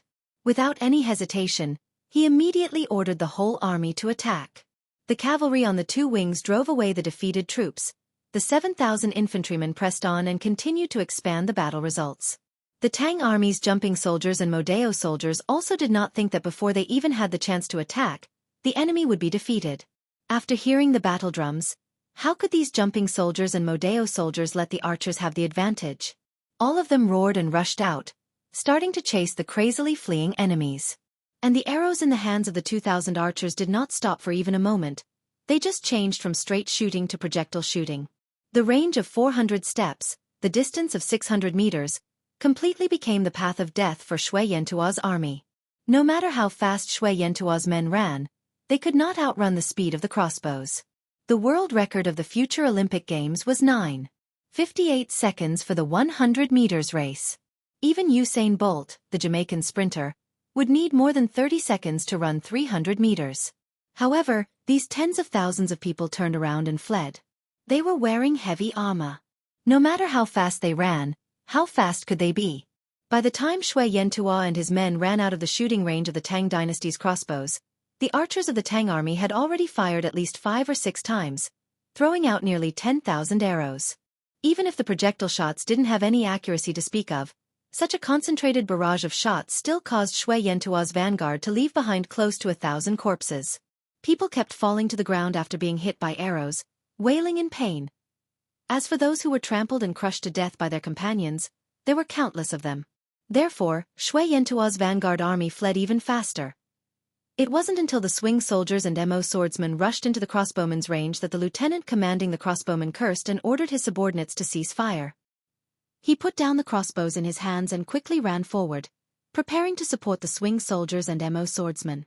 However, it was clear that the current situation on the battlefield did not allow the crossbowmen to show their power again. Even the leapers and Mo sabers of the Tang army could not get any results.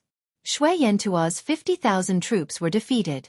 Shui Yantua's men hated the fact that they were born with 2 more legs when the 2,000 cavalrymen from the 2 flanks pressed forward.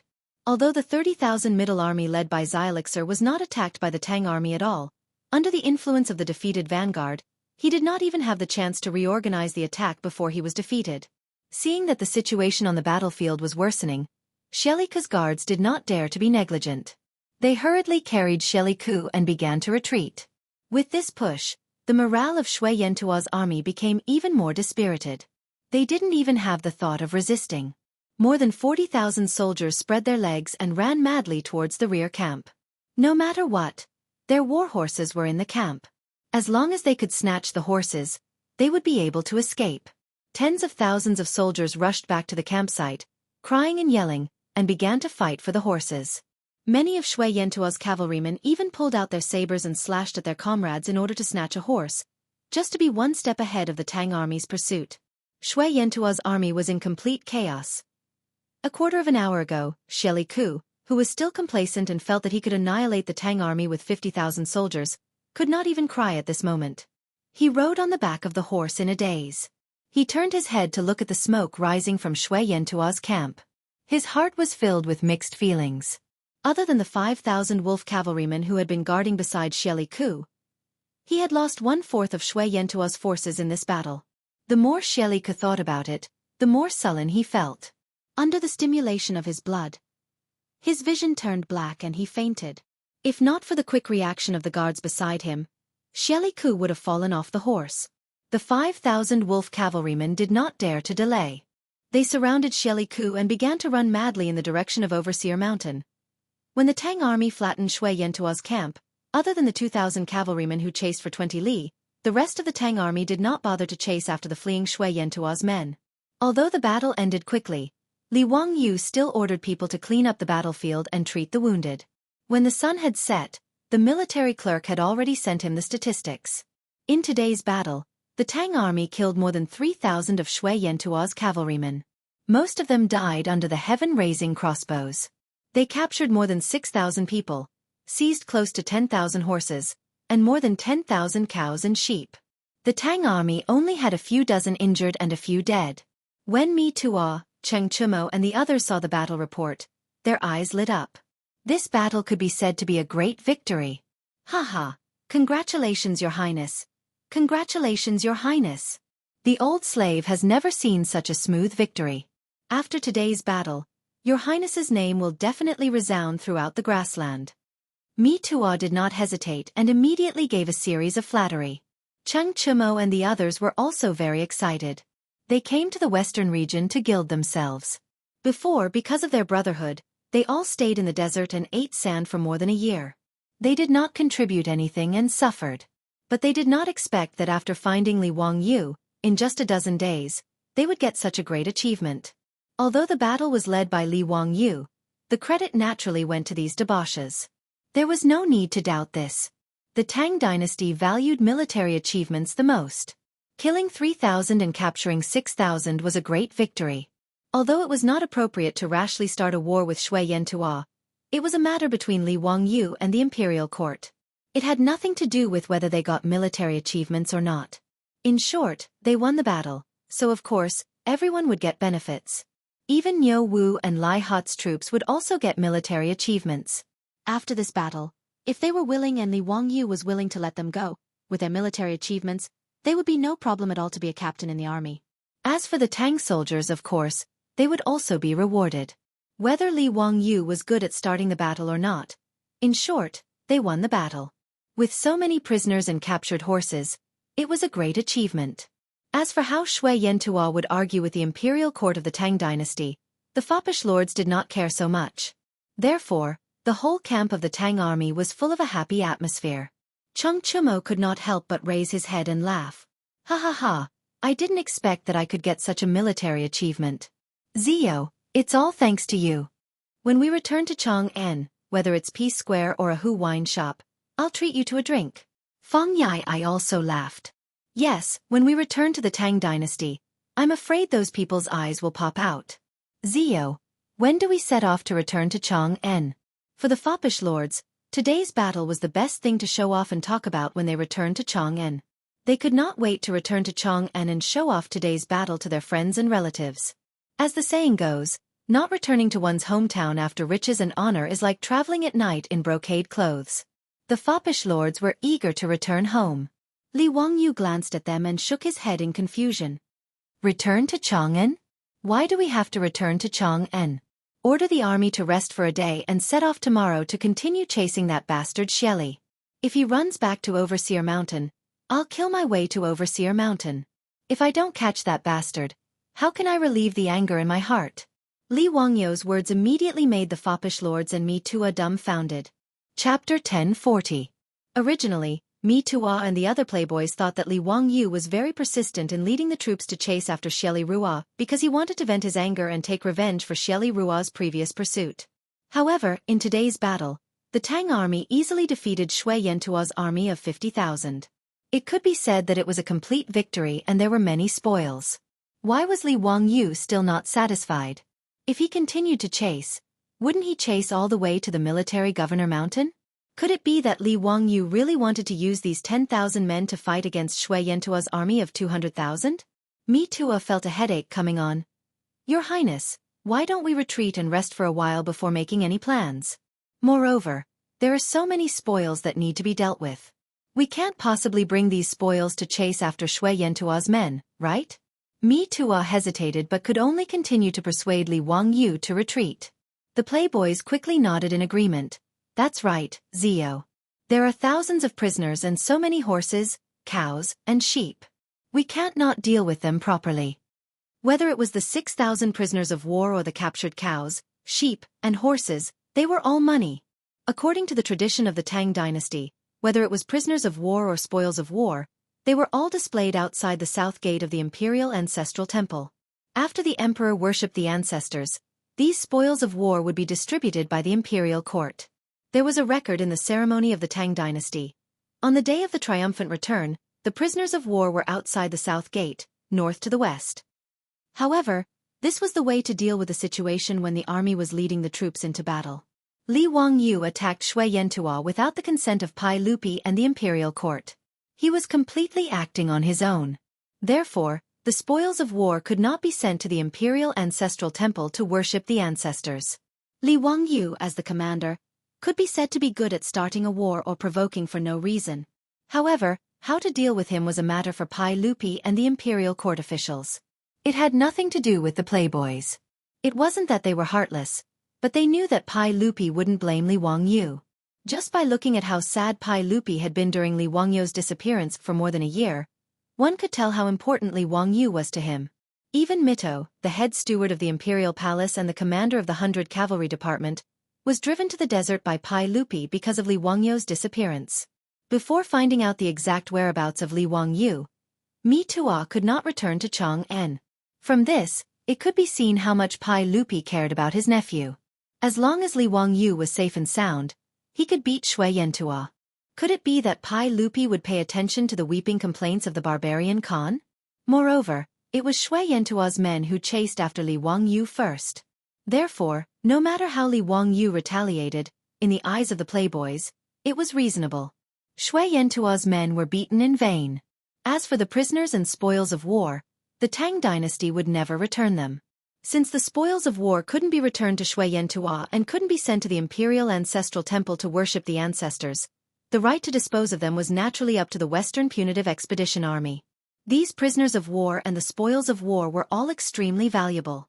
Needless to say, the spoils of war could be sold directly, whether it was war horses or cattle. As for the prisoners of war, they would be listed as slaves and sold.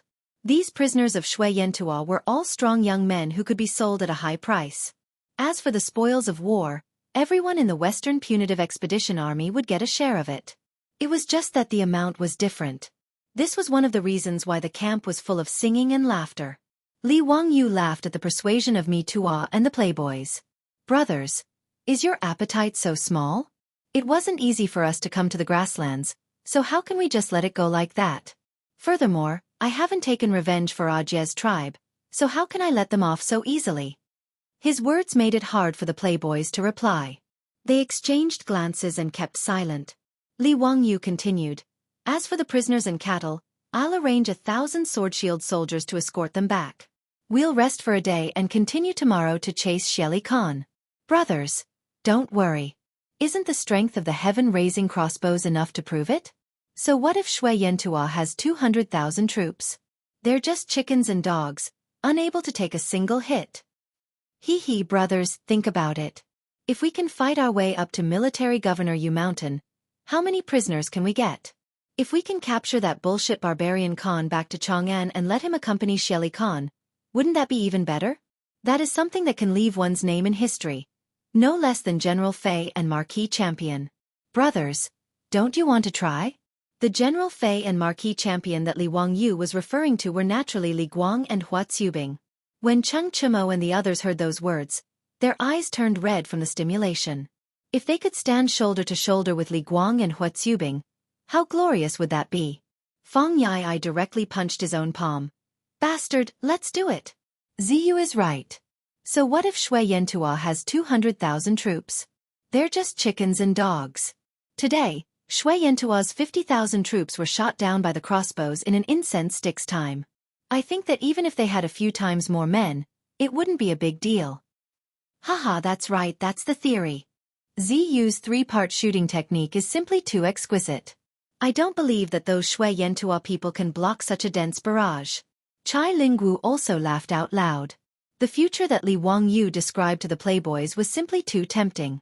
If they could really conquer Mo Bay with just 10,000 Tang cavalry, then when they returned to Chang'an, wouldn't they be too arrogant?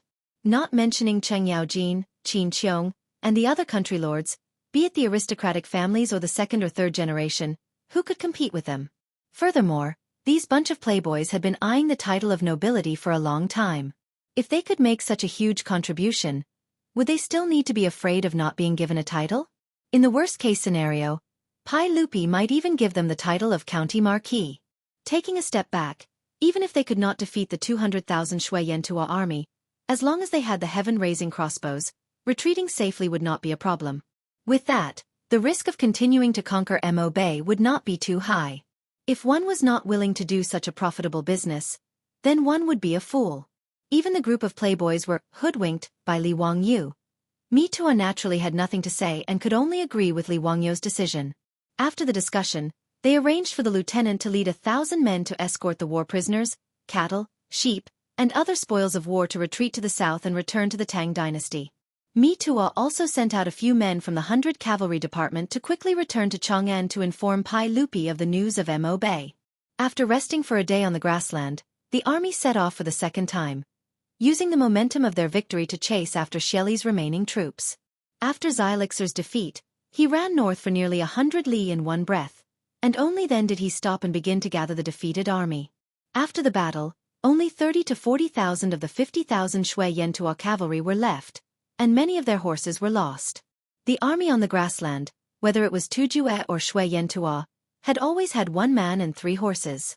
But Shelly was defeated too quickly this time. Tens of thousands of people were running all over the place. How could they care about those horses? The 30 to 40,000 troops were now short of men and horses, and they were in an even more difficult situation.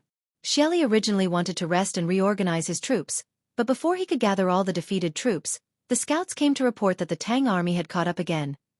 Shelly had now lost all his confidence after being killed by the Tang army.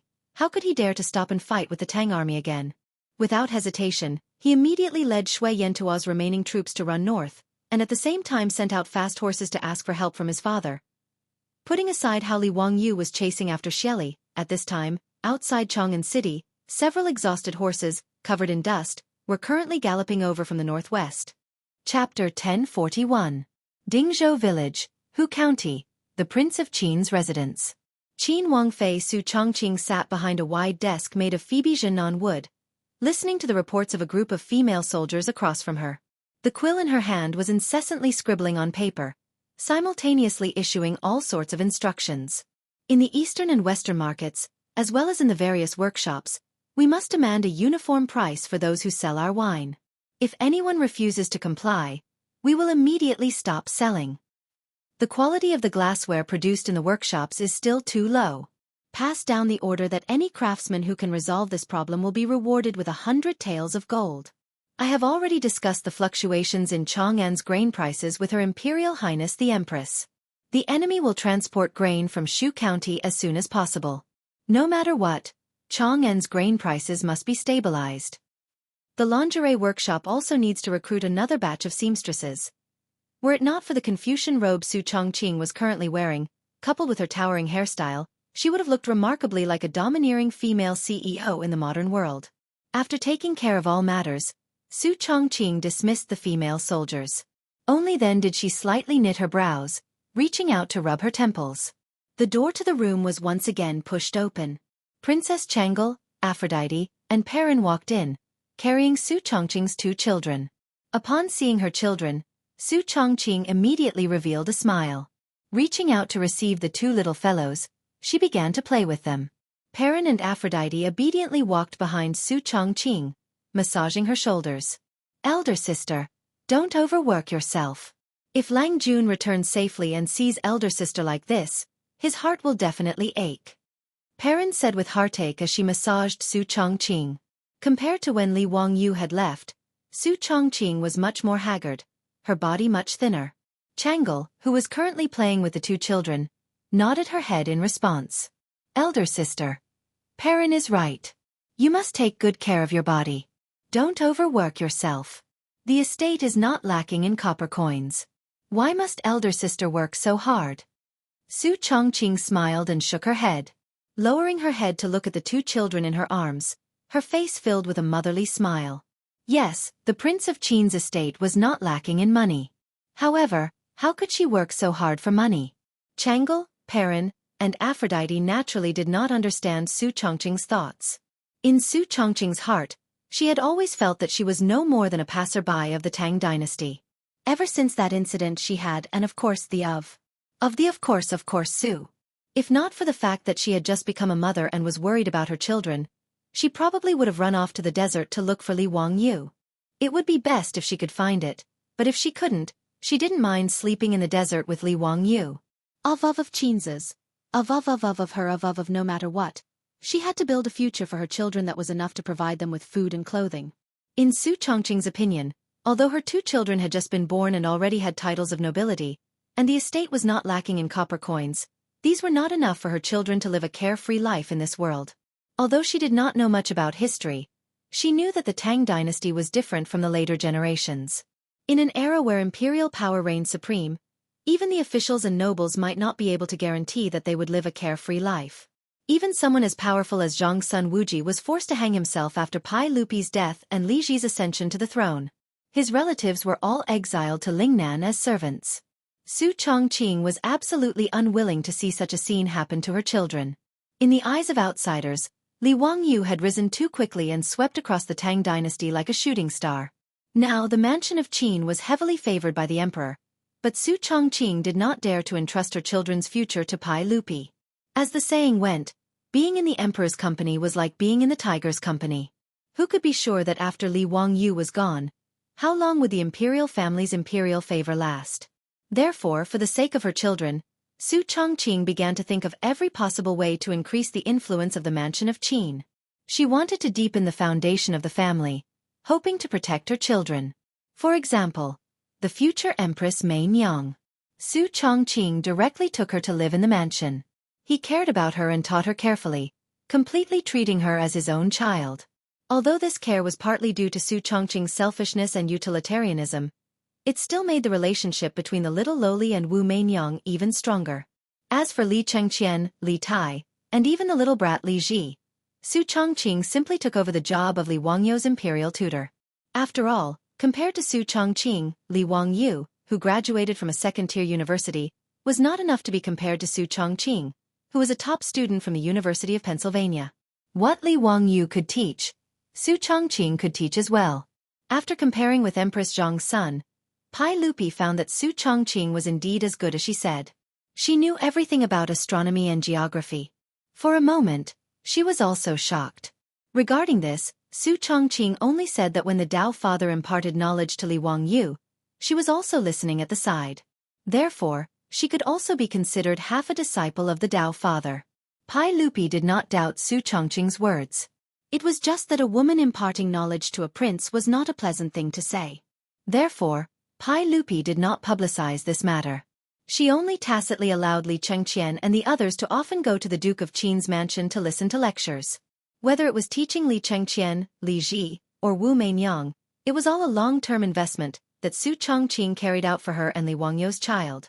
In the future, no matter who ascended the throne, they would at least have a relationship with the Duke of Qin's mansion.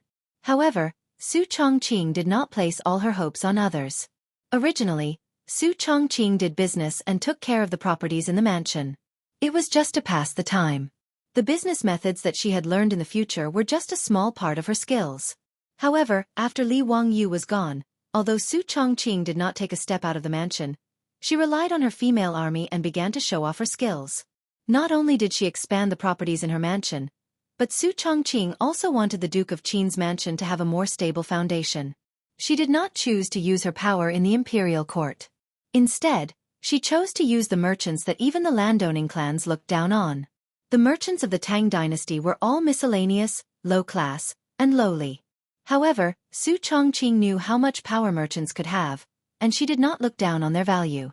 Over the past year, Su Chongqing had borrowed the power of various factions to fight against others. With her business mind and management strategies that surpassed the times, she had established a huge business network in the east and west of Chong'an.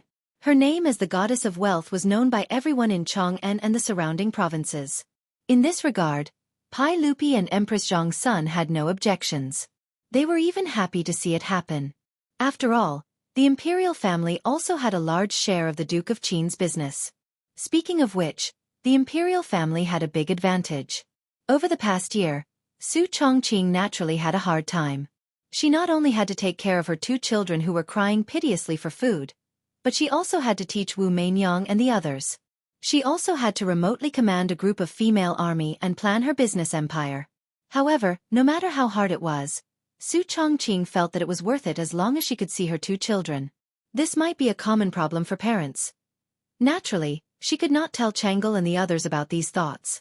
Even though Chang'e and the others were Li Wangyu's wives and concubines in name, these things could not be announced.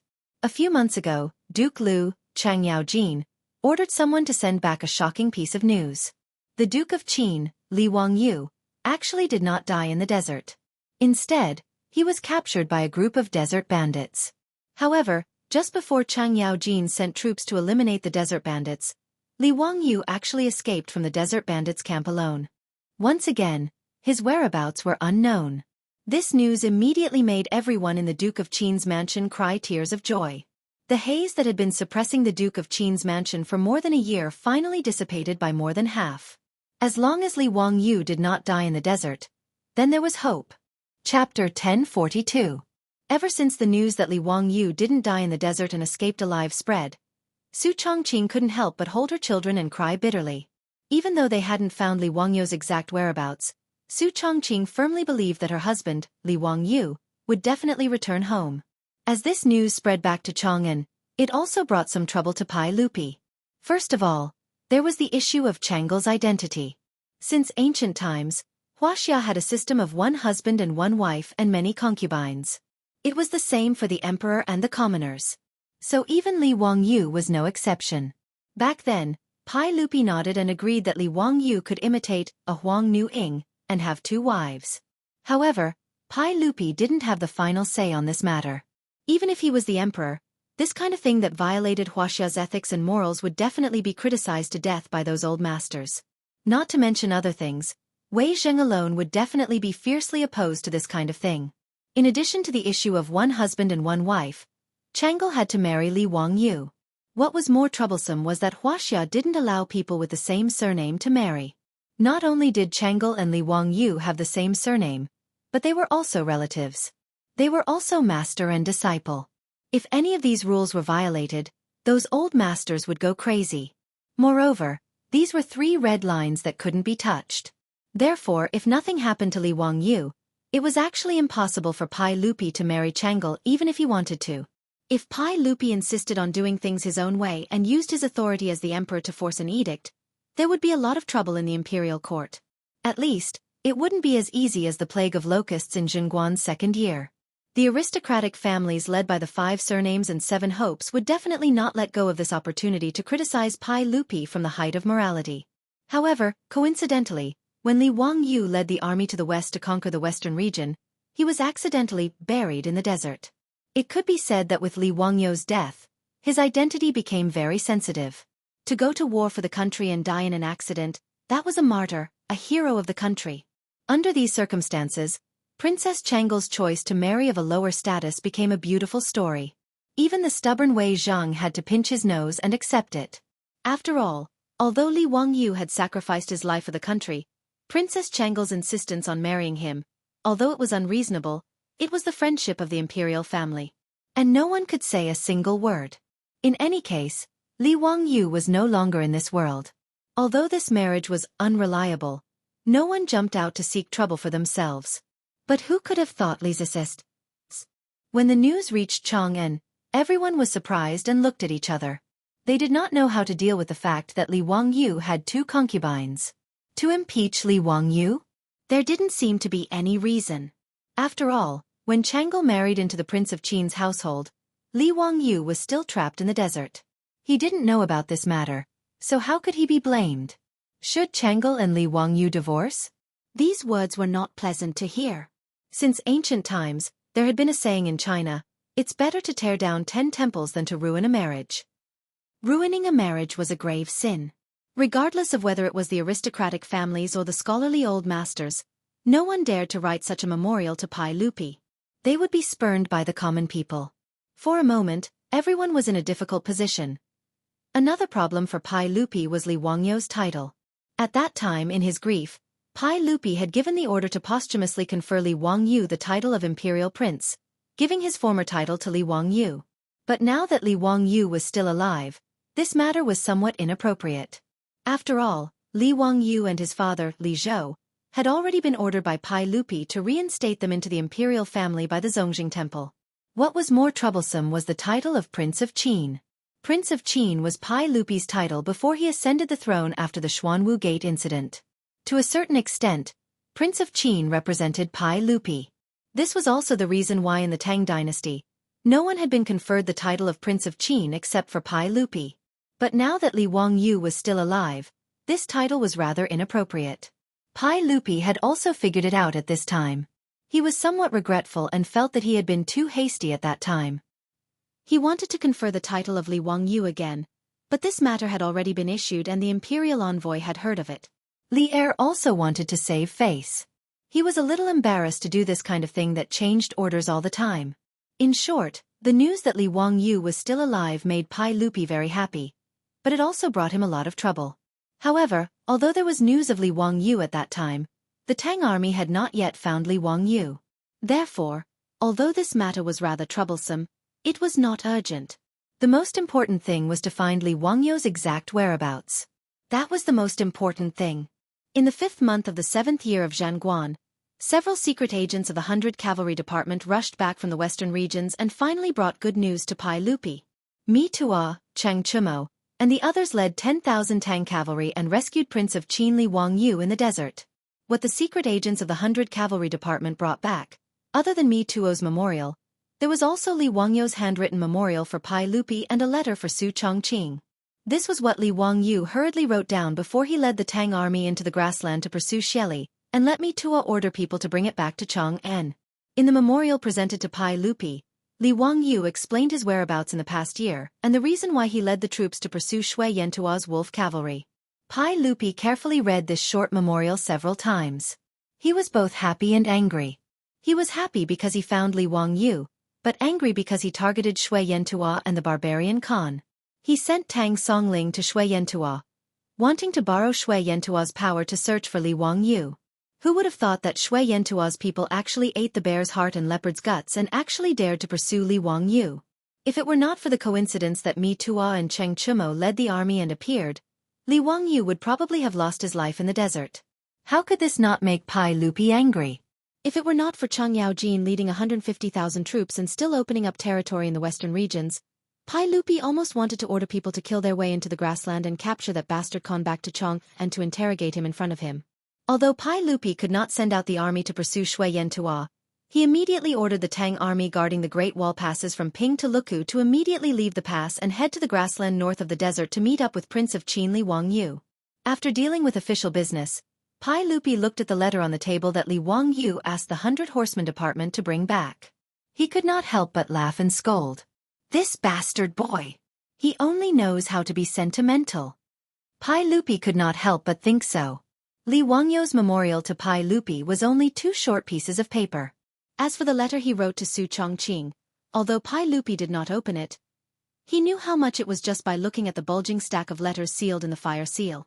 Empress Zhang's son also received the news and hurried to the legislative hall. Erlang, I heard that there is news from the western regions? Zio, he has been found? Pai Lupi smiled and nodded. Yes, Mi Tuo and Cheng Chumo found that bastard in the desert.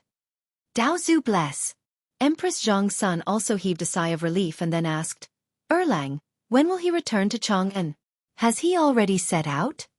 Ever since Chang'e married into the Duke of Qin's residence, the relationship between Li Wangyu and Empress Zhang's son changed from uncle and nephew to mother-in-law and son-in-law. Li Wangyu was originally liked by Empress Zhang's son. Moreover, the more a mother-in-law looks at a son-in-law, the more she likes him. Set out my ass.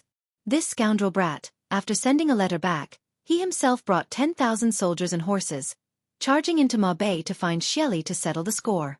Li Er replied exasperatedly, then handed Li Wangyu's memorial to Empress Zhang's son. Empress Zhang's son hurriedly finished reading the memorial but also frowned. This child is really mischievous. Shui Yantua has 200,000 armored soldiers. How can he be so reckless? Erlang, quickly send troops to Ma Bei to meet up with Zio. Don't let anything happen again. Empress Zhang's son didn't care about her habit of never getting involved in politics.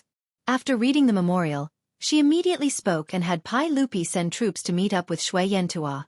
Pai Lupi didn't know whether to laugh or cry at his wife's behavior. He even felt a bit of jealousy in his heart. Humph, Guanyin maid, don't worry about that bastard. I have my own arrangements for these matters. Alright, since there's nothing going on today, how about we make a trip to Hu County? We will personally deliver the letter to that bastard, Pai Lupi said and waved the letter that Li Wangyu had written to Su Chongqing. Empress Zhang's son smiled and nodded, naturally not objecting. Ever since Chang'e married into the Duke of Qin's residence, as a mother, she couldn't often see Chang'e, so she naturally missed her. Adding on the great news that came today, she had long wanted to make a trip to Dingzhou village in Hu County. Chapter 1043. Pai Lupi's imperial entourage and Empress Zhangxuan's phoenix carriage, escorted by numerous bodyguards, suddenly arrived at Dingzhou village. Naturally, this caused the entire Duke of Qin's household to fall into chaos. Su Chongqing did not dare to be negligent. Leading Princess Chang'e, Aphrodite, and Perrin, he hurriedly went to the gates to receive them. Without waiting for Su Chongqing and company to greet them, Pai Lupi smiled and waved his hand. Dispense with the formalities. Dispense with the formalities. Today, we and Guanyin have come to visit. This is an extremely joyous occasion. Su Chongqing's beautiful eyes could not help but brighten. Raising his eyes, he looked at Pai Lupi. Filled with anticipation, he was also worried that he had guessed incorrectly. Very conflicted, he asked, Your Imperial Majesty, is there news of Wangyu? Haha, worthy of being the goddess of wealth of my Tang Dynasty. Truly intelligent. You guessed correctly. Pai Lupi laughed heartily and nodded his head. Hearing these words, Su Chongqing's body could not help but sway. Empress Zhang's son walked forward with a smile, extending an arm to support Su Chongqing. Chongqing, Mi Tuo, Cheng Chumo, and the others have already found Zio in the desert. He is currently safe and sound. You can be at ease. Ai, over this past year, it has been hard on you. Today, the clouds have finally parted and the moon has seen the light of day. It can be considered that the faithful are not disappointed. Her words caused Su Chongqing to be unable to restrain his tears from streaming down his cheeks. Everyone from the Duke of Qin's household, including Princess Chang'e, also began to shed tears.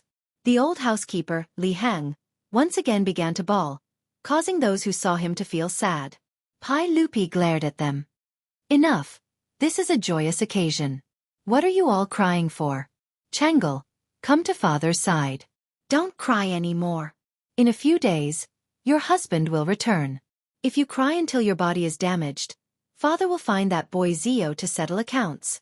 Chang'e promptly used her sleeve to wipe away the tears at the corners of her eyes. With reddened eyes, she acted spoiled towards Pai Lupi. Father, how can you blame husband? What does this matter have to do with husband? Haha, it's really the case of a girl speaking for an outsider. Are you speaking for your husband? All right.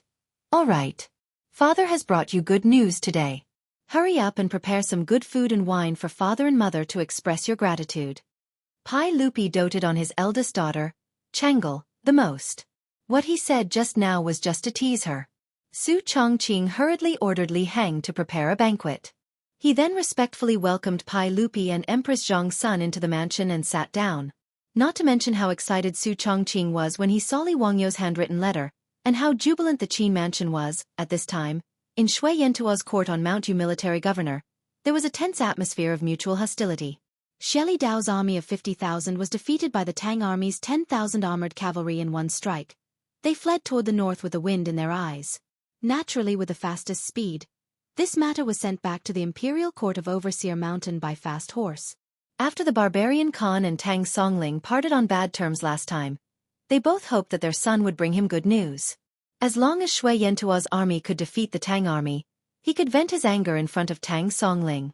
However, no matter how much the barbarian Khan calculated, he did not expect that his army of 50,000 would not be able to defeat the Tang army's 10,000 cavalry.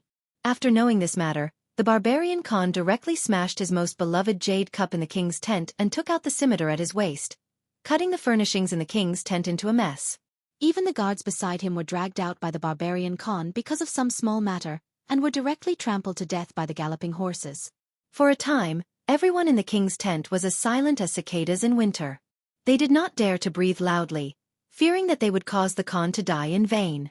After venting for a while, the barbarian Khan once again ordered people to summon Tang Songling. Assistant Minister Tang, that Tang Dynasty's king of Qin has gone too far. Does the Tang Dynasty really want to make me, Shui Yantua, an enemy? I, Shui Yantua, respect the Tang Dynasty, but that does not mean that I, Shui Yantua, am weak. Tang Songling was at Overseer Mountain and had lost contact with the outside world. He did not know what had happened in the grassland.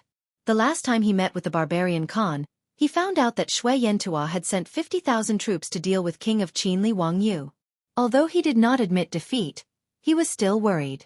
These days, he had sent out people to gather information in Shui Yantua's palace but to no avail. It would be a lie to say that Tang Songling was not worried about this. He could only pray in his heart that King of Qin Li Wangyu would retreat and lead 10,000 Tang troops out of Mo Bay safely. Otherwise, it would be difficult for him to complete his task. Who would have thought that the barbarian Khan would suddenly summon him and spit at him furiously the moment they met? Tang Songling was surprised, but he was also overjoyed. Without a doubt, Shui Yantua and his men must have suffered a great loss for the barbarian Khan to lose his composure. He did not know what the King of Qin had done with the 10,000 troops, but there was no doubt that they must have taught Shui Yantua a lesson. That was why the barbarian Khan was so angry. Tang Songling could not help but laugh. Haha, barbarian Khan, I have already said this. Have you forgotten your identity? As a subject of His Majesty, how dare you say such disgraceful words? Making an enemy of the Tang Dynasty? Is Shui Yantua worthy? How dare you? The barbarian Khan was like an enraged bull. His eyes were red as he pulled out a machete from his waist and placed it on Tang Songling's neck. If you want to die, I will fulfill your wish. Haha, barbarian Khan, if you are willing to bury Shui Yantua with me, just cut off the machete in your hand. If I blink, I will give my head to barbarian Khan to kick like a ball. Tang Songling was not afraid. Instead, he stretched his neck forward. It had to be said that the officials of the early Tang dynasty were all martial artists and had a sense of pride in their bones. It was even more so when they faced the barbarians of the grassland. The Tang dynasty was their strongest backing. Those who offend the emissary of the Tang dynasty will be killed. If you are disrespectful, I will destroy your country. Tang Songling's father, Tang Jian, used himself as bait to lure the Turks. He made great contributions to the Tang dynasty by defeating the Turks and capturing Sheli Khan alive. In history, Wang Xuanxia, who single-handedly destroyed a country, single-handedly destroyed central India and wrote the legend of the Tang dynasty. The barbarian Khan wanted to threaten the emissary of the Tang dynasty, but he had made a mistake. Tang Songling's words put the barbarian Khan in an awkward position. He panted heavily and the veins on his hand that was holding the machete bulged. He did not care about anything else and directly cut down the Tang emissary. In the end, the barbarian Khan's fear of the Tang dynasty stopped him from cutting down with his machete. Good. Since Assistant Minister Tang is not afraid of death, I will fulfill your wish. I will show you how I defeat the Tang dynasty. Men. gather all the troops and I will personally lead the troops to battle. Assistant Minister Tang, you will go with me. The barbarian Khan finally put away his machete, but he did not plan to let Tang Songling go. Tang Songling shrugged indifferently. He did not care about the barbarian Khan's anger. He was just curious about what the Qin king Li Wangyu had done. Why did he feel like he had pierced through the sky of the northern desert grassland? It was not a secret that Shui Yantua had a total of 200,000 soldiers. It was unbelievable that the barbarian Khan had gathered all of Shui Yantua's soldiers just to deal with Li Wangyu's 10,000 soldiers. Could it be? Could it be that Shui Yantua's 50,000 soldiers were annihilated by the Qin king? This sudden thought shocked Tang Songling himself, but he also felt that it was too unrealistic. Tang Songling naturally did not expect that although his guess was not correct, it was not far from the truth. After Li Wangyu defeated Sheli Luo's army of 50,000, he pursued relentlessly. Sheli only had 30,000 to 40,000 soldiers and he was already scared out of his wits. He did not dare to go against the Tang army and could only escape to the north. However, when Shui Yantua's army was defeated, most of the horses were seized by the Tang army during the chaos. This caused Shui Yantua's army to not have enough horses. At least half of Shui Yantua's cavalry only had one man and one horse. Under such circumstances, how could they outrun the Tang army on the grassland? Therefore, after more than 10 days of pursuit, Shelley's 30,000 to 40,000 soldiers were left with less than 20,000 soldiers. The rest of the cavalry were left behind due to the lack of horses. They were either captured by the Tang army or killed by the blades of the Tang army. Li Wangyu led 9,000 cavalry and pursued all the way. They were about to reach Shui Yantua's palace, Overseer Mountain. At this time, the remaining 150,000 soldiers of Shui Yantua had already gathered at Overseer Mountain. They had already set up camp and were waiting for the Tang army to arrive. Chapter 1044. Pai Lupi ordered the Tang army stationed along the Great Wall to leave the pass and enter the desert to meet the king of Qin. Naturally, the generals did not dare to delay. After receiving the order, the Tang army stationed at several passes left the pass and entered the Mabe grassland. The Tang dynasty did not attach importance to the Great Wall. Unlike the Qin and Han dynasties, the Tang dynasty did not rely on the Great Wall to defend the grassland tribes. If the nomads from the north came to invade, the Tang dynasty would just mount their horses and charge into the grassland, killing the nomads until their faces turned pale. Therefore, the Tang army stationed at several passes along the Great Wall did not have many soldiers. Their main task was to patrol and warn, not to defend. The Tang army stationed at several passes totaled only 5,000 to 6,000 men. Compared to Shui Yantua's army of 200,000, it was just a drop in the ocean. However, the Tang army did not take Shui Yantua's threat seriously. After receiving Pai Lupi's order, the 5,000 to 6,000 Tang cavalry immediately charged into the grassland. It was not that the Tang army was muddle-headed and thought that they were supermen who could fight 100 men. It was because they were like Tang Songling, who had the solid support of the Tang dynasty. Therefore, they did not take Shui Yantua seriously. Unlike the 10,000 Tang cavalry led by Li Wangyu, they were attacking Shui Yantua privately under the order of Li Wangyu. However, the several thousand Tang army stationed at the Great Wall came out under the order of the emperor. The meaning was different, so was the morale. They did not believe that Shui Yantua dared to fight with them. The Tang flag in their hands was the embodiment of Pai Lupi's will in the Mabe grassland. The boundary between the Tang dynasty and Shui Yantua was the Great Wall. In addition to the Tang army stationed by the Tang dynasty, Shui Yantua also had several thousand cavalry stationed here. When the Tang army swarmed out of the pass, Shui Yantua's people were shocked. They quickly formed a formation to stop the Tang army from entering the grassland. However, the 5,000 to 6,000 Tang army did not care about the Shui Yantua cavalry stationed outside the Great Wall. They rode their horses directly into the grassland and headed north. Shui Yantua's cavalry looked at each other, but they did not dare to wave their swords and spears at the Tang army. A few of Shui Yantua's kiliarchs discussed for a while and did not know how to deal with it. They could only lead their subordinates to catch up with the Tang army and follow behind them from a distance. At the same time, they sent someone to send a message and ask for countermeasures. The 5,000 to 6,000 Tang soldiers did not even bother to pay attention to Shui Yantua's men who were following them. They just went north to look for King of Qin. However, they did not expect that a few days later, they would encounter the 1,000 men that Li Wangyu had ordered to escort the captives and spoils of war. After a brief communication, the two sides figured out what had happened. The Tang army that was ordered to come out of the pass to receive the king of Qin was surprised, happy, and envious. He was shocked because Qin Huang was so bold. With only 9,000 men, he dared to go straight to Overseer Mountain and cause trouble for Shui Yantua's people. They were happy that they had the exact whereabouts of the Duke of Qin, Li Wangyu. At least they didn't have to wander around the grasslands. As for the envy, it was naturally because of the thousands of prisoners and the many spoils of war in front of him. As for the Shui Yantua's cavalry that was following the Tang army from afar, they naturally saw this scene and were both shocked and angry. How could they not be angry when they saw that thousands of their fellow soldiers were captured by the Tang army? Moreover, the Tang army's purpose of escorting them south was self-evident. Naturally, they were preparing to escort them back to the Tang dynasty. How could these Shui Yantua's cavalry let this happen? Now that things had come to this, even if these Shui Yantua's cavalry were unwilling to have a conflict with the Tang army, they could not bear it anymore. If they really watched as the Tang army escorted their fellow soldiers back to the Tang dynasty, then they would not be able to stay in the North Desert grasslands anymore. They would definitely be beheaded by the furious barbarian Khan. Therefore a small-scale battle broke out. Thousands of Tang army against the same number of Shui Yantua's cavalry. The prosperity of the Tang dynasty first came from the strength of its military. In a situation of the same scale, the Tang army could be said to be invincible. Therefore, the outcome of this small-scale battle was self-evident.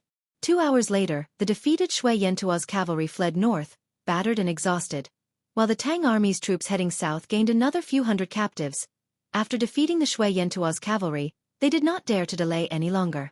After handing over the captive Shui Yantua's cavalry to the Tang army's cavalry heading south, they galloped in the direction of the military governor mountain. These Tang army soldiers were ordered to come out of the mountain pass. No matter what, they had to meet up with Li Wangyu. Otherwise, they would not dare to return like this. When they heard that His Highness King of Qin only commanded 9,000 men and horses to head straight to the military governor mountain to challenge Shui Yantua's army of 200,000, these Tang army soldiers felt a chill down their spines. They did not think that the King of Qin could win. Even if they had a few thousand men, compared to Shui Yantua's army of 200,000, it was still a drop in the bucket. Now that they were heading straight to the military governor mountain, they might just be sending themselves to their deaths. However, even if the road ahead was bleak, these Tang army soldiers did not dare to turn their horses around and head south to return to the Great Wall. Whether it was because of Pai Lupi's order or because they wanted to rescue the King of Qin, they could only brace themselves and continue forward. As soldiers, even if there was a mountain of blades and a sea of flames in front of them, they had to give it a try. If they did not succeed, they would die trying. Li Wangyu, who was thousands of miles away, naturally did not know about this small battle that happened on the grassland. At this time, he had already led 9,000 men and horses to chase after the frightened Xieli all the way to the military governor mountain. Only then did he stop his footsteps. The scouts in the army reported that Shui Yantua's army's camp was located 20 miles ahead. According to the banners on the camp, it was certain that Shui Yantua's barbarian Khan had personally set out to battle and was currently in that camp. Li Wangyu was not so arrogant as to directly go head-to-head with Shui Yantua's army of 100,000. After ordering people to set up camp, he led Tua and a group of silk pants up a small hill nearby, preparing to personally observe the situation of the enemy. However, when they climbed up the hill and used binoculars to look at Shui Yantua's camp under the protection of his personal guards and troops, their faces became quite ugly. Even if Li Wangyu knew how stupid Shui Yantua's dismounted cavalry formation was and where its fatal weakness was, when he saw Shui Yantua's camp not far away, he could not help but feel his heart tighten. With an army of 100,000, its camp area stretched for several miles. As far as the eye could see, Shui Yantua's banners were fluttering in the wind and countless cavalry were galloping around the camp as a warning. In Shui Yantua's camp, there were even more people moving about and the neighing of horses could be heard incessantly. Even if Li Wangyu's psychological quality was not bad, when he saw this camp of 100,000 people, he still felt shocked. In fact, Li Wangyu was not unaware of what a camp of 100,000 soldiers looked like. The army he had led to the west previously had 150,000 people, which was not inferior to Shui Yantua's army in front of him at all, or even better. However, he had never looked at the camp of the Tang army from a high place. Being in the camp, he did not realize that looking at the camp of 100,000 soldiers would be so shocking. Cheng Chumo and the others also had ugly expressions at this moment. Chai Lingwu could not help but swallow his saliva. Zio, are we really going to throw a few thousand people to attack Shui Yantua's army? Shouldn't we reconsider? Mi Tua also quickly advised, Your Highness, you have already taught Shui Yantua's people a lesson. Why don't we immediately go south and return to the Tang Dynasty? I think that if we travel light, Shui Yantua's army will not be able to catch up with us even if they want to. The group of foppish young masters also began to persuade him, and even Ague had the same attitude. Although he wanted to avenge the Hurut tribe, it was simply crazy to use a few thousand people to attack 100,000 people.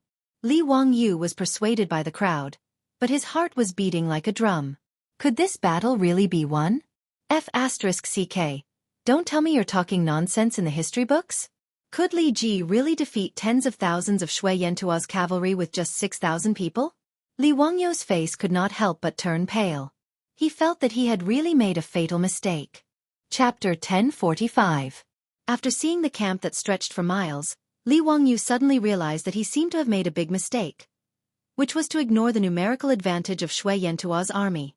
Although he knew the fatal weakness of Shui Yantua's dismounted cavalry, in the face of an absolute advantage, it was as difficult as ascending to the heavens to break this weakness. The barbarian Khan had hundreds of thousands of troops. It was impossible for him to send all of his troops to fight him. Thus, even if he defeated tens of thousands of Shui Yantua's army, it would be meaningless. The barbarian Khan still had hundreds of thousands of troops in his hands. He would not give him a second chance to send out cavalry to attack the cavalry at the rear. Even if the barbarian Khan was extremely stupid and ordered all of his troops to dismount and fight the Tang Dynasty, Li Wangyu would not stand a chance. Shui Yantua's army had 5 people in a team. During the battle, 4 people would dismount and 1 person would guard the horses at the rear. Among the hundreds of thousands of troops, there were nearly 30,000 people guarding the horses at the rear. On the other hand, Li Wangyu only had 2,000 cavalrymen. Unless he could conjure up a few thousand more cavalry, it would be impossible for him to defeat 30,000 people with only 2,000 cavalry. Another way to defeat Shui Yantua's army was to use the composite steel crossbows to shoot in 3 stages. Li Wangyu believed that as long as he had enough crossbows, he would not be afraid even if there were thousands of soldiers and horses on the opposite side. However, the problem was that the 2,000 crossbowmen had a limited number of arrows in their quiver. This was not a real-time strategy game where as long as there were soldiers, there would be an endless stream of arrows to shoot out. The standard configuration of the Tang army was that each crossbowman carried 75 arrows, the same as the Mongolian cavalry in the future. This was because the Tang dynasty did not lack horses and could provide enough horses for the crossbowmen to carry supplies and other supplies. Otherwise, they would not have been able to carry so many arrows. European longbowmen in the Middle Ages usually carried only 50 arrows with them when fully loaded. As for the 2,000 crossbowmen under Li Wangyu, they had used up some of the arrows in their quiver during the chase. Now, each of them only had 50 to 60 arrows left. It was wishful thinking to rely on these crossbow bolts to defeat the 100,000-strong Shui Yantua cavalry. Without the crossbows, the composite steel crossbows in the hands of the 2,000 archers were no different from firearms without bullets. They were even worse than fire sticks. If the barbarian male Khan did not care, and the 100,000 soldiers surrounded him from all sides, then even if he, Li Wangyu, had great ability, he would not be able to escape even if he grew wings. After understanding all this, Li Wangyu's back couldn't help but break out in cold sweat. Although Li Wangyu was unwilling to accept the persuasion of the foppish young masters and Mito, he could only nod silently. All right. Let's withdraw. Mother Fastris Kerr, Enan and Shelly Luo, those 2 bastards, got lucky. Li Wangyu spat angrily towards the foot of the hill, then turned around and ordered everyone to descend the hill, preparing for a full retreat. Li Wangyu admitted defeat and prepared to run, but the barbarian Khan would not let him go. After Li Wangyu made the decision, the Tang army immediately abandoned the camp that they had just set up, and the rear became the front, retreating towards the south. However, the army had only run for a few dozen miles when the scouts at the back of the army quickly reported that the Shui Yantua army had also left camp, and the Super Tang army was chasing after them. Li Wangyu cursed in his heart, but there was nothing he could do.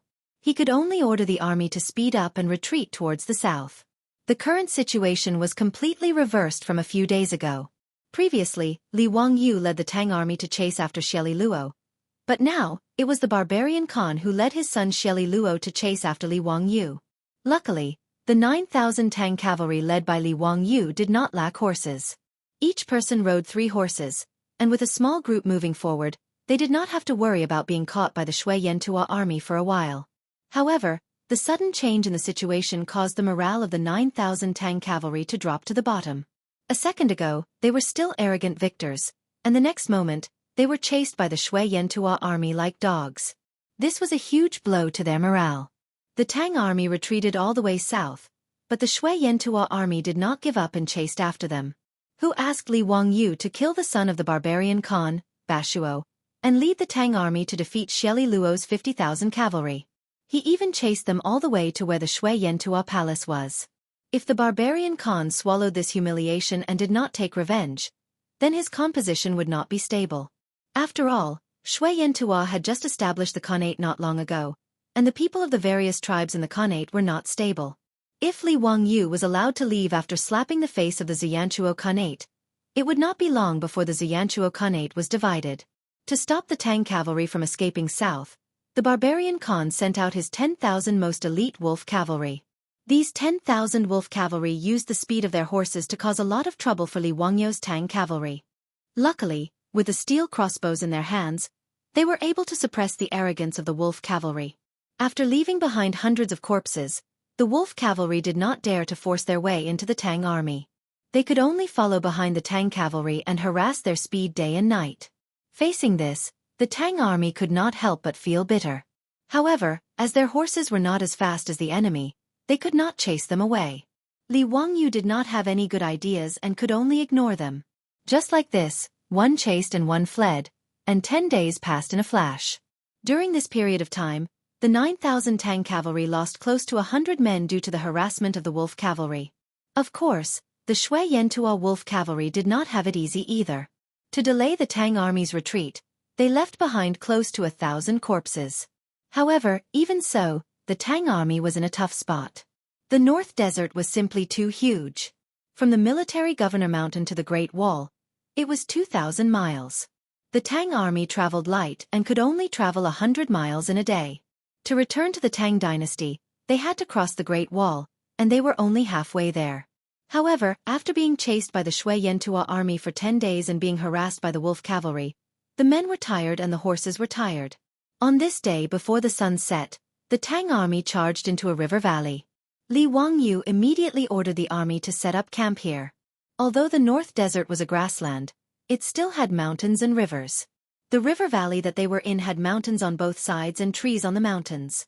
At the bottom of the valley was a meandering river that was a few meters wide. The entire river valley was less than 100 steps wide, easy to defend and hard to attack. It was a rare place for the Tang army to rest. At least they did not have to worry about being attacked by the wolf cavalry in the middle of the night. As long as they blocked the entrance of the river valley, they would not have to worry about the harassment of the wolf cavalry. The tired Tang army got off their horses. Without resting, they led their equally tired horses to the river to wash them. These horses were the most trustworthy companions of the Tang army. Therefore, taking care of the horses was the most important task of every Tang army. After Li Wangyu and the wastrels handed their horses over to their personal guards to take care of, they didn't stay idle. They led a few of their personal guards up the hill, and prepared to observe the situation of the enemy. Looking at the wolf cavalry army that had set up camp a few miles away, Li Wangyu could not help but curse in his heart. Feng Ai immediately cursed out, "Damn bastards, these damn wolf riders are really like ghosts that won't go away. Zio, what should we do now? If we continue to run like this, our horses might not be able to last much longer. I'm afraid we won't be able to outrun those wolf cubs that grew up on the grassland." Li Wangyu nodded silently. Everyone knew what Feng Yai said, but they did not have a way to break out of this situation. For a moment, everyone was silent. After a long time, Mitua suddenly said, "Your Highness, old slave dares to say that this place is easy to defend and hard to attack. Why don't your Highness hand over the army to the old slave? Your Highness should not care about this matter and quickly return to Chang'an.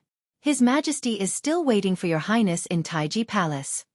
Mi Tuo's words stunned Li Wangyu and the others.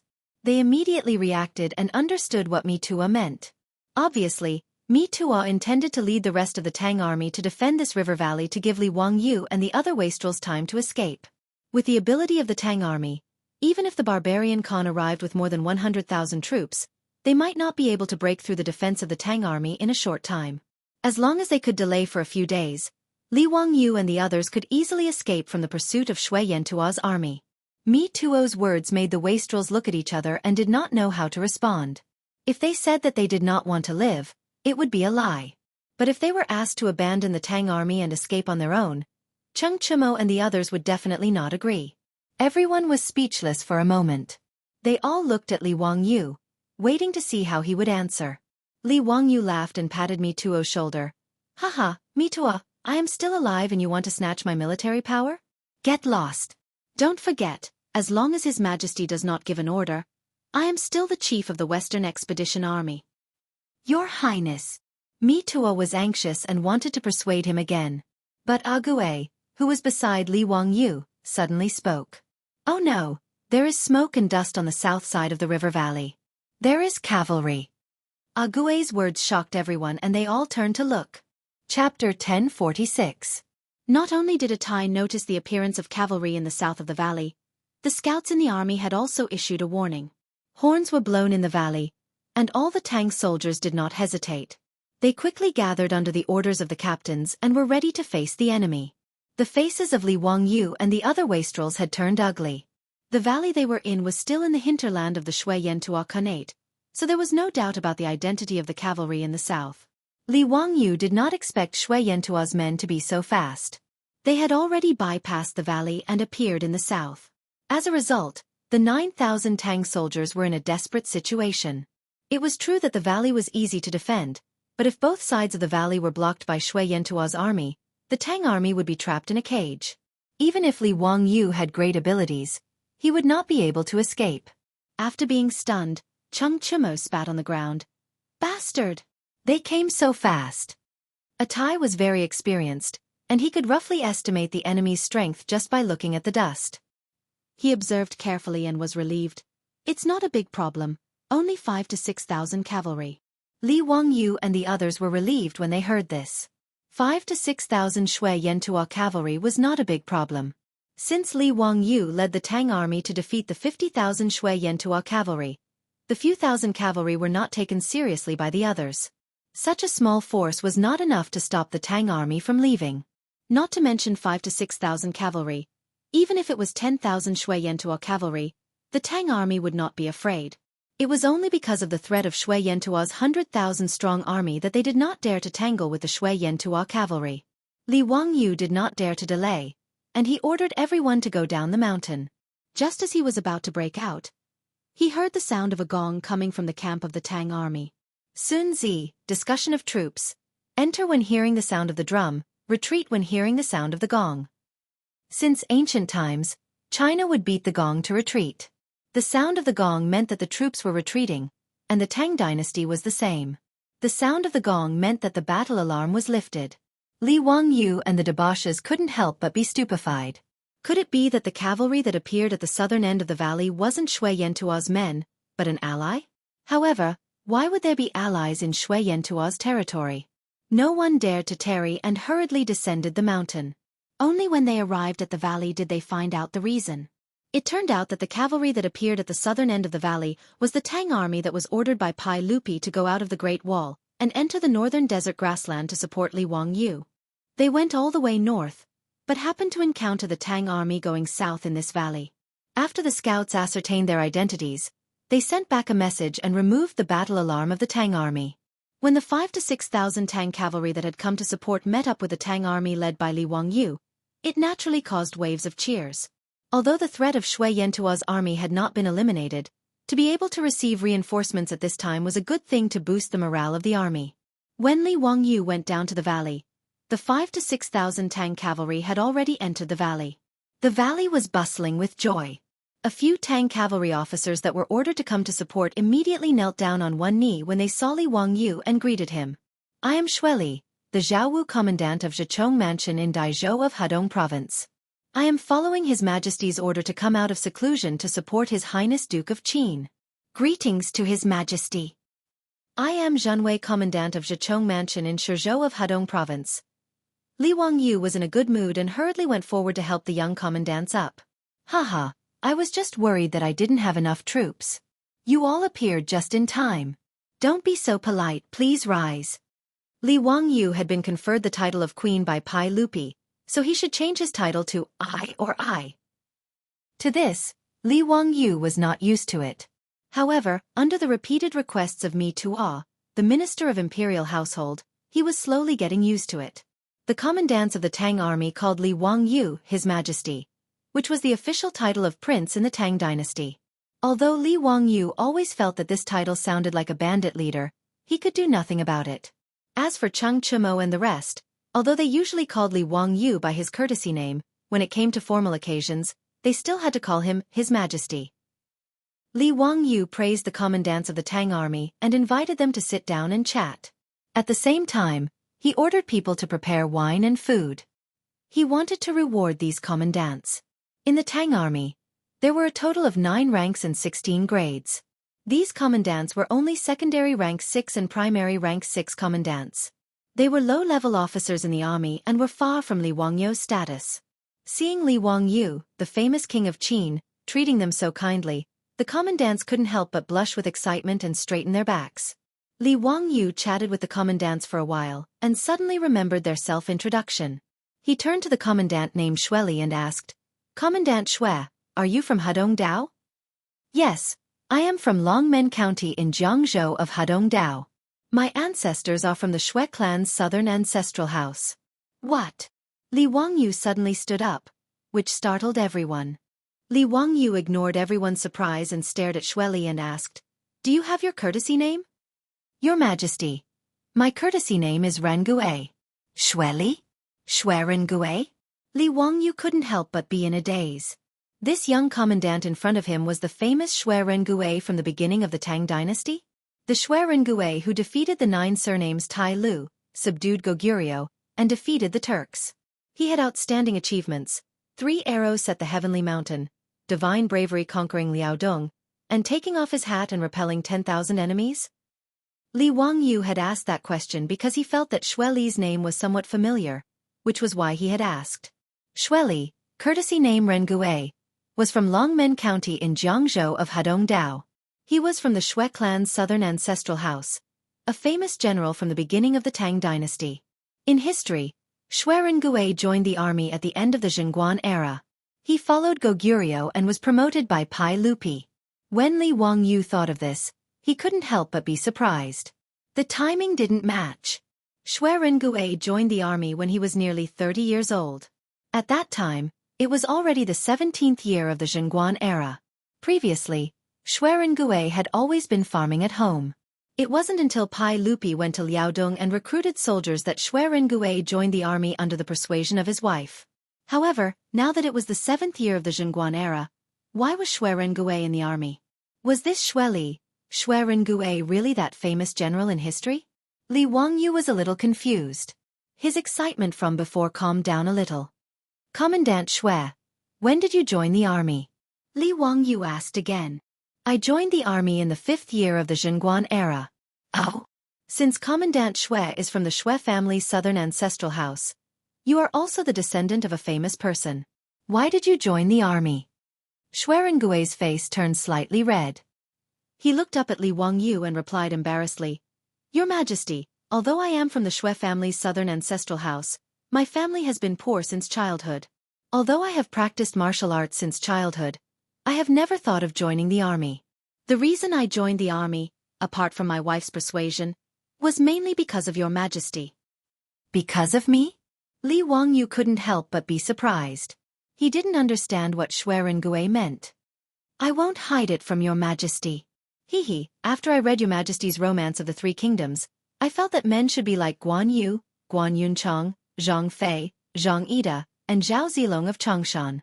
They should rely on their own abilities to assist the king and support the country.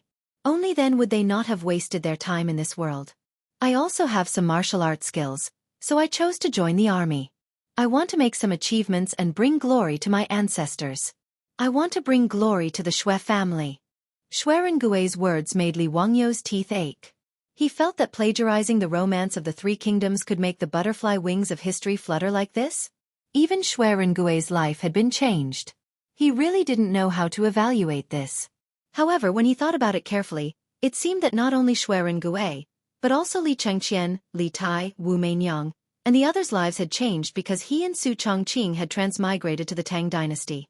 When Li Wangyu thought about these things, he couldn't help but feel happy. It wasn't a bad thing. Regardless of whether Xue Rengui had joined the army more than 10 years in advance, now that he was in trouble, the heavens sent Xue Rengui to him. It was really interesting. Cheng Chimo and the others didn't know that Li Wangyu's heart was full of twists and turns. Seeing that reinforcements had arrived, they were also happy. Feng Yai raised his head and drank a cup of wine. He shouted, "Zio, it's naturally a good thing that Officer Xue and the others have come to help. Today, we will rest and reorganize for the night. Tomorrow, we will continue to march and return to the pass as soon as possible." The dandy and me Tuan nodded. Although the 5,000 to 6,000 soldiers brought by Xue Rengui wouldn't be of much use, they could raise the morale of the army. With this motivation, the soldiers could continue to hold on. If they held on for another 10 days, as long as there were no accidents, they would be able to return to the Great Wall. When Li Wangyu heard this, his eyes flashed. He shook his head and smiled.